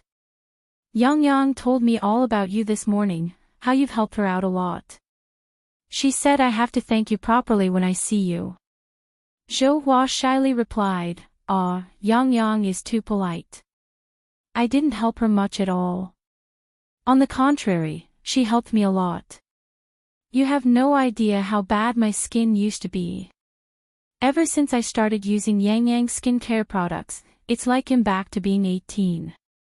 With that, Zhou Hua handed the gift box in her hands to Ni Qingui. This is a business opening gift for Yang Yang, I hope you'll accept it. Miss Zhou, you're too kind. I will accept this on behalf of Yang Yang, thank you. As it was a business opening gift, she had no reason to refuse. Zhou Hua's intention was to deliver the gift. Now that her mission was accomplished, she excused herself, intending to go back to work. She said goodbye to Ni Qingui and started to leave. Ni Qingui caught up with Zhou Hua and handed her a beautiful glass jar. Miss Zhou, this is the eye cream that Yang Yang newly developed, please take it and give it a try. What Ni Qingui gave her was not a trial size but the fully packaged regular size. Chapter 288, Beat Up the Drowning Dog, Protect Yang Yang. _5. Although Zhou Hua was quite tempted, he still refused. Miss, you are too polite. I really can't accept any more. Ni Qingui said with a smile, just accept it. This is a new product, limited in availability. In the future, we will have many things that need your help. Hearing this, Zhou Hua had no choice but to reluctantly accept it. At 10 in the morning, the mall officially opened for business, and so did Ice Skin Jade Skin. Thanks to the previous promotional efforts by Lin Pingping and Wang Meifeng, and the excellent reputation of Ice Skin Jade Skin, half of the wrinkle cream and whitening moisturizer were sold on the opening day. The day's turnover reached almost 20,000 yuan. The turnover from just the whitening moisturizer and the wrinkle cream was more than 14,000 yuan. The rest came from the sales of facial cleanser and other skincare products. The second day was not as strong as the first day with a turnover of over 5,000 yuan, the third day was over 8,000 yuan. As more and more people found out about the physical store of Ice Skin Jade Skin, within a week, the 260 boxes of whitening moisturizer and wrinkle cream were sold out. The business at the physical store was getting better and better. However, Ni Yang did not increase the production of wrinkle cream and whitening cream. After all, things are precious when scarce. Although the whitening cream and wrinkle cream were sold out, other products like facial cleanser and aloe vera gel sold well, maintaining a daily turnover of around 3,000 yuan. As a large amount of skincare products were needed every day, and Ni Tsuhua alone couldn't handle it, so Ni Yang hired 2 young women from Jinghua village to help, paying them 2.5 yuan per day. In mid-February, Ni Yang completed the house design drawings and started to hire people to build the house. Ni Yang took the drawings to Wang Tiniu. Although Wang Tiniu didn't know many characters, he was an excellent bricklayer. He understood the design drawings at a glance and exclaimed, Yang Yang, not only is your design beautiful, it's also very scientific. The house you're going to build will definitely be beautiful. Wang Tiniu had built many houses, but this was the first time he knew that a house could be built so beautifully. He didn't expect that Ni Yang, an 18-year-old girl, had broader experience and knowledge than an adult like him. It's truly remarkable. Wang Tiniu silently admired and also decided in his heart that he would build such a house when he had the money in the future. Thanks, Uncle Tiniu, said Ni Yang. By the way, how much does it cost to build a house like this? How long should the construction period last? Wang Tiniu did a rough calculation and replied, Yang Yang, prepare around 20,000 yuan. The structure of your house is a bit complex, it will probably take about 4 to 5 months to complete. Ni Yang nodded, okay, no problem. Then Uncle Tiniu, let's start work tomorrow. Alright. Early the next morning, Wang Tiniu brought his workers. To invite good fortune, Ni Yang set off a long string of firecrackers. After setting off the firecrackers, Ni Yang gave each worker a pack of Dakiaman cigarettes. Although other workers would also distribute cigarettes, they would hand them out one by one. It was unusual for someone like Ni Yang to distribute them by the pack. Everyone exclaimed that Ni Yang was indeed very generous. At noon, Ni Yang prepared a big table full of dishes, including fish, meat, and chicken. It was even more sumptuous than the New Year's meal. These workers are labor-intensive, and if they don't eat well, they simply have no energy to work. Ni Yang has never been the stingy type. People are reciprocal. If you treat me well, I will reciprocate. Not only does Ni Yang offer high wages, she also provides a wonderful meal. Naturally, they wouldn't dare disappoint Ni Yang in their work. They would work hard and conscientiously, as if they were doing the work of 3 people. Looking at Ni Yang opening a noodle restaurant and a milk tea shop, Sun Chuanxiang was burning with envy. If robbery wasn't illegal, she would love to just take all of Ni Yang's money. But now, she has a way to get the secret formula. Sun Chuanxiang carefully observed that at around 2 p.m. every day, Wang Jinfang would come to the dump to dump rubbish once. Wang Jinfang is stingy and greedy, so Sun Chuanxiang targeted her. At 1:50 p.m. Sun Chuanxiang came to the dump. By 1:58 p.m. Wang Jinfang arrived carrying 2 large bags of garbage. Sun Chuanxiang immediately stepped forward, enthusiastically took the garbage bags from Wang Jinfang's hand. "Big sister, you're here to dump the garbage again." Chapter 289, Beat Up the Drowning Dog, Protect Yang. _6. Wang Jinfang looked at Sun Chuanxiang apprehensively. "Who are you?" Sun Chuanxiang smiled and said, "My last name is Sun, my family's shop is right on the snack street next door." Upon hearing that the person was also a businesswoman, Wang Jinfang's caution faded quite a bit. Sun Chuanxiang continued, "I noticed that your shop has been busy until now. You must be very tired after a day of work, aren't you?" Wang Jinfang laughed, "It's okay, I'm not too tired. It's just a bit of handwork, much easier than farming. Besides, the salary that Ni Yang gave was high, she didn't feel the slightest bit tired. How can it not be exhausting with such heavy work?" Sun Chuanxiang sighed and continued, "Money is hard to earn these days. If it wasn't for providing for the family, which of us women would be willing to expose themselves like this?" These words really hit Wang Jinfang's heart. She nodded, agreeing, "Sister, what you said is absolutely right." Sun Chuanxiang looked around, lowered her voice and said, "Little sister, I have a chance to make a fortune here, are you interested?" A chance to make a fortune. Wang Jinfang's eyes brightened. Who doesn't like money? Seeing Wang Jinfang's reaction, Sun Chuanxiang immediately believed she had a 50% chance. She took a stack of bills from her pocket and continued, "Here is 1,000 yuan. If you can help me with something, this money is yours." 1,000 yuan was a huge amount to Wang Jinfang. After all, she only earned 65 yuan a month now. Wang Jinfang's eyes were about to be glued to that 1,000 yuan. "Sister, what do you want me to help you with?" "As long as I can do it, I promise you." Sun Chuanxiang organized the money in her hand. "Little sister, in fact, it's not difficult for you. Can you tell me the recipe for the sour fish?" "As long as you give me the recipe, this 1,000 yuan is yours." Wang Jinfang got the hint, so this Sun Chuanxiang was after the recipe. Wang Jinfang felt helpless. "I'm just a worker, how would I know the recipe?" Sun Chuanxiang continued, "Little sister, I believe that if you want to know, you will find a way." Wang Jinfang was helping Ni Yang's noodle restaurant. If she wanted to know the recipe, she just needed to pay a little attention. It wouldn't be hard at all. After a pause, Sun Chuanxiang said, "Little sister, if you think the money is too little, I can add another 500. 1,500 yuan was all of Sun Chuanxiang's savings. She was reluctant to part with it. But thinking about it from another angle, if she knew Ni Yang's recipe, not to mention 1,500, even 15,000, or 150,000 wouldn't be a problem. As the old saying goes, no pain no gain.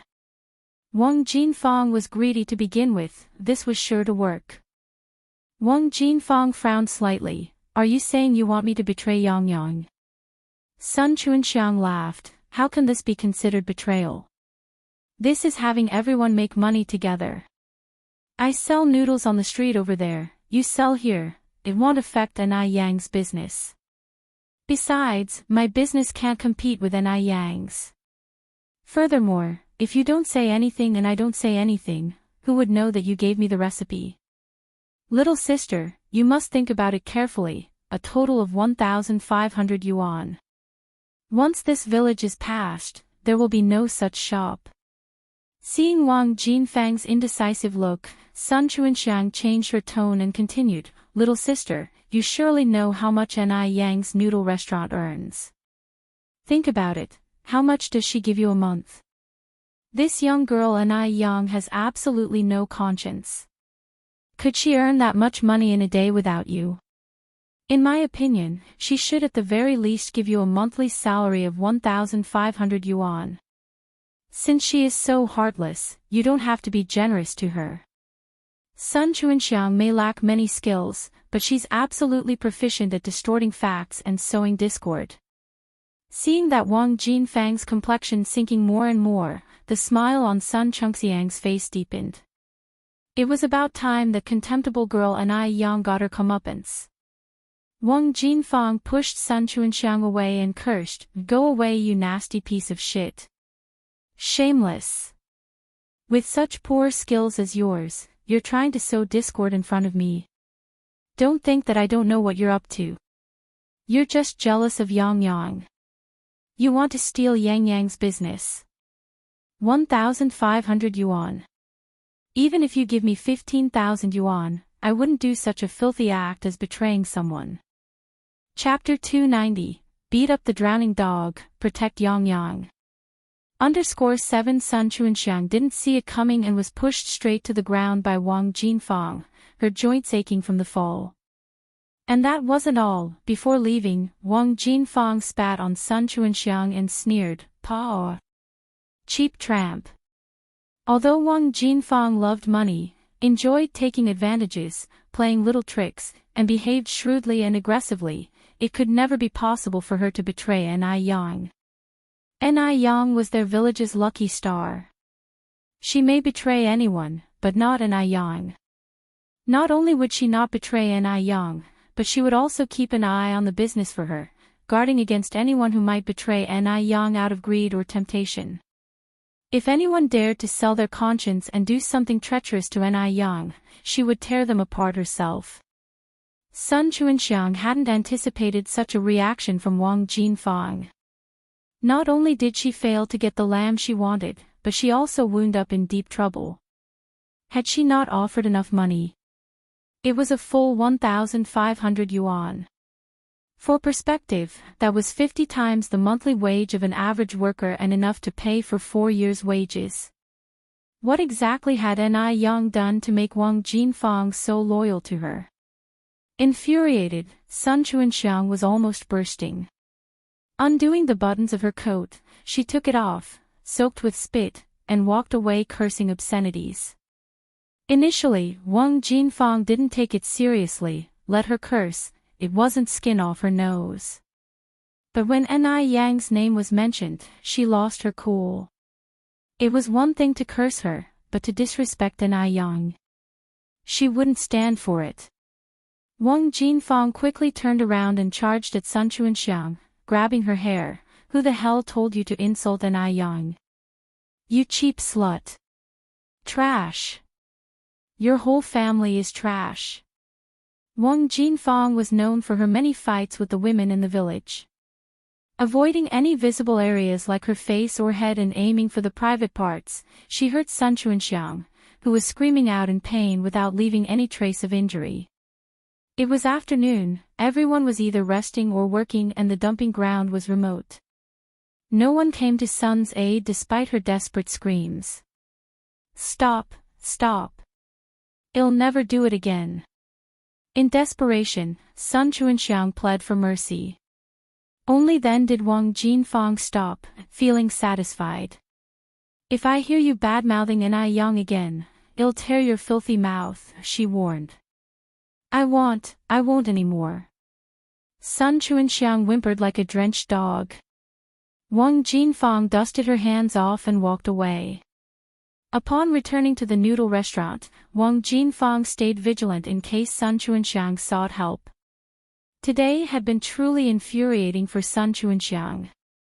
Not only did she fail to achieve her goal, but she was also beaten. She couldn't bear the embarrassment if this got out. In the mall. Although the shop Ice Skin Jade Face wasn't always busy, they rarely failed to make a sale when a customer came in. And each transaction was above 120 yuan. As skincare products often sold as sets. Ni Qinggue was applying lipstick when a familiar voice filled the air, Qinggue. Looking up, she saw her old colleague, Jiaolan. Xiaolan, exclaimed Ni Qinggue, aren't you supposed to be at work today? Jiaolan chuckled, I swapped shifts with someone to come to see how you're doing here. How's your job? Not bad. Ni Qinggue nodded. Actually, you could tell that Ni Qinggue was far better off working here than at the tram company. Embellished with golden necklaces, earrings, rings, you couldn't even guess her actual age. She exuded luxury and class. And, her skin condition was extraordinarily good. Looking around the store, Jiaolan regretted not accepting Ni Chenggui's invitation before. However, prestigious as this place was, in the end, it was a job at a private business. Saying she worked at the tram company still carried more prestige.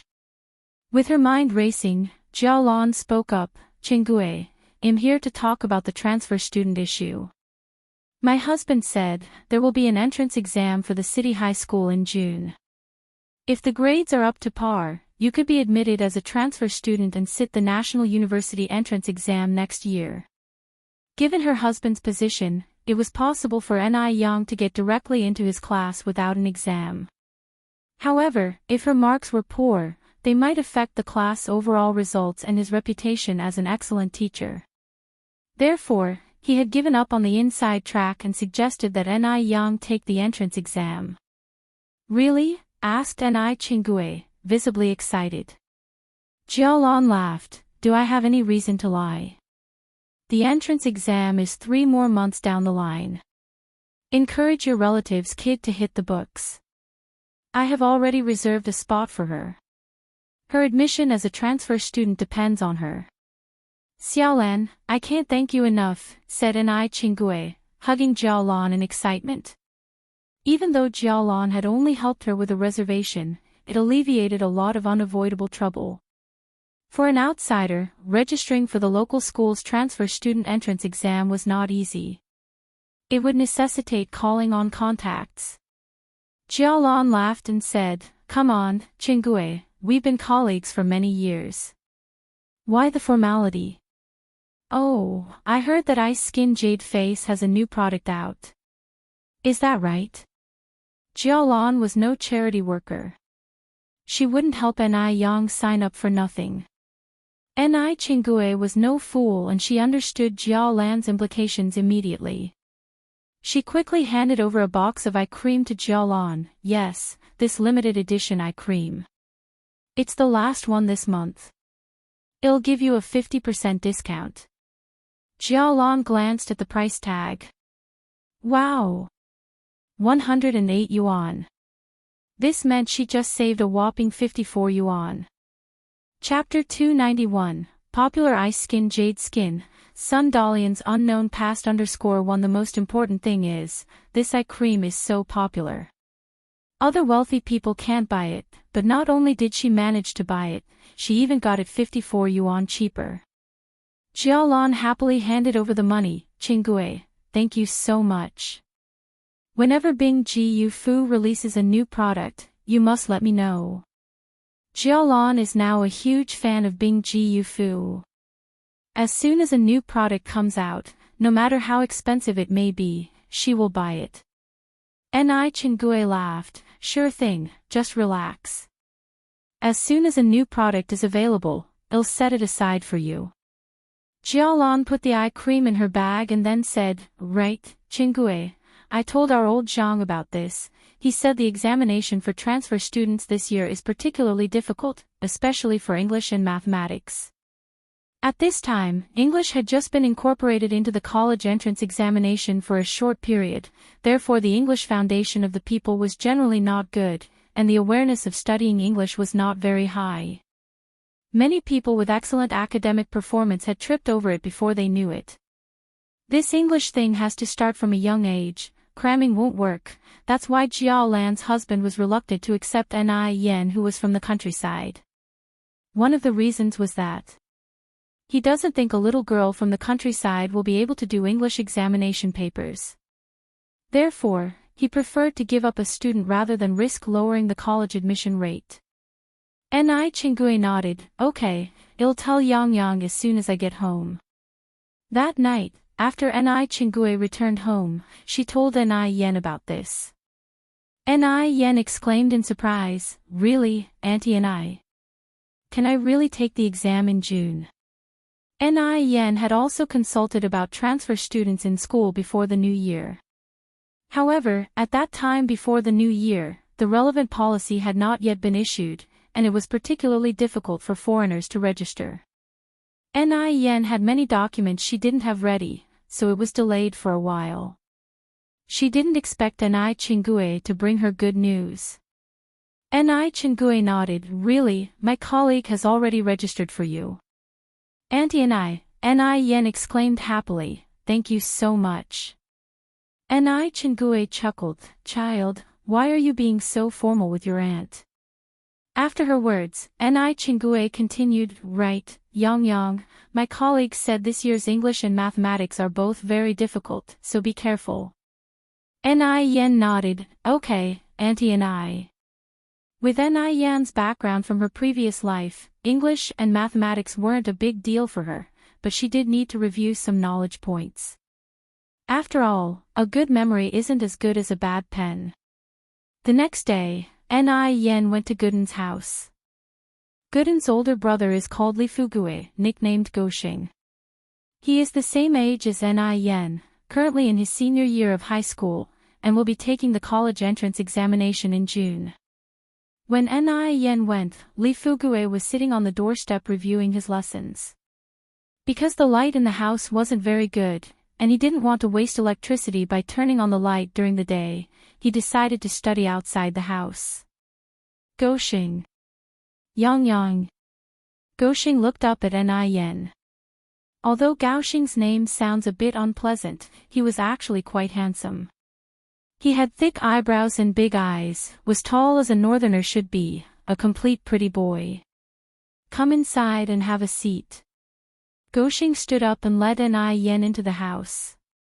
Once inside the house, Goxing was busy making tea for Ni Yen, but Ni Yen said with a smile, Goxing, you don't have to be so busy, I came to borrow something from you. Goxing asked, Yang Yang, what do you need to borrow? Can I borrow your senior year textbooks? Ni Yen continued to ask. Sure. Goxing nodded, and then asked, Yang Yang, are you thinking of taking the college entrance examination this year? Goxing was a smart lad, and he guessed Ni Yan's intention right away. He didn't worry about Ni Yen at all. For someone as talented as Ni Yen, the college entrance examination was no big deal. After all, Ni Yen was the pride of their whole village. Ni Yen explained, it's too late for this year, I want to take the city high school's transfer student exam, then take the college entrance exam next year. Goxing nodded, fetched a big stack of textbooks and revision materials from the house. Yang Yang, is this okay with you? Ni Yen flipped through the textbooks with her hand. It is, thank you Goxing. It's no bother, Goxing scratched his head shyly, these books have been sitting around at home anyway, you can use them as long as you want. It's normal for Goxing to feel shy in front of such a beauty like Ni Yen. However, other than feeling shy, he didn't have any other thoughts. Goshing was a very rational person, a person who was particularly self-aware. You're tuning in to the Path of the True Immortal YouTube channel. Don't forget to subscribe and join us on this journey to catch the most captivating stories.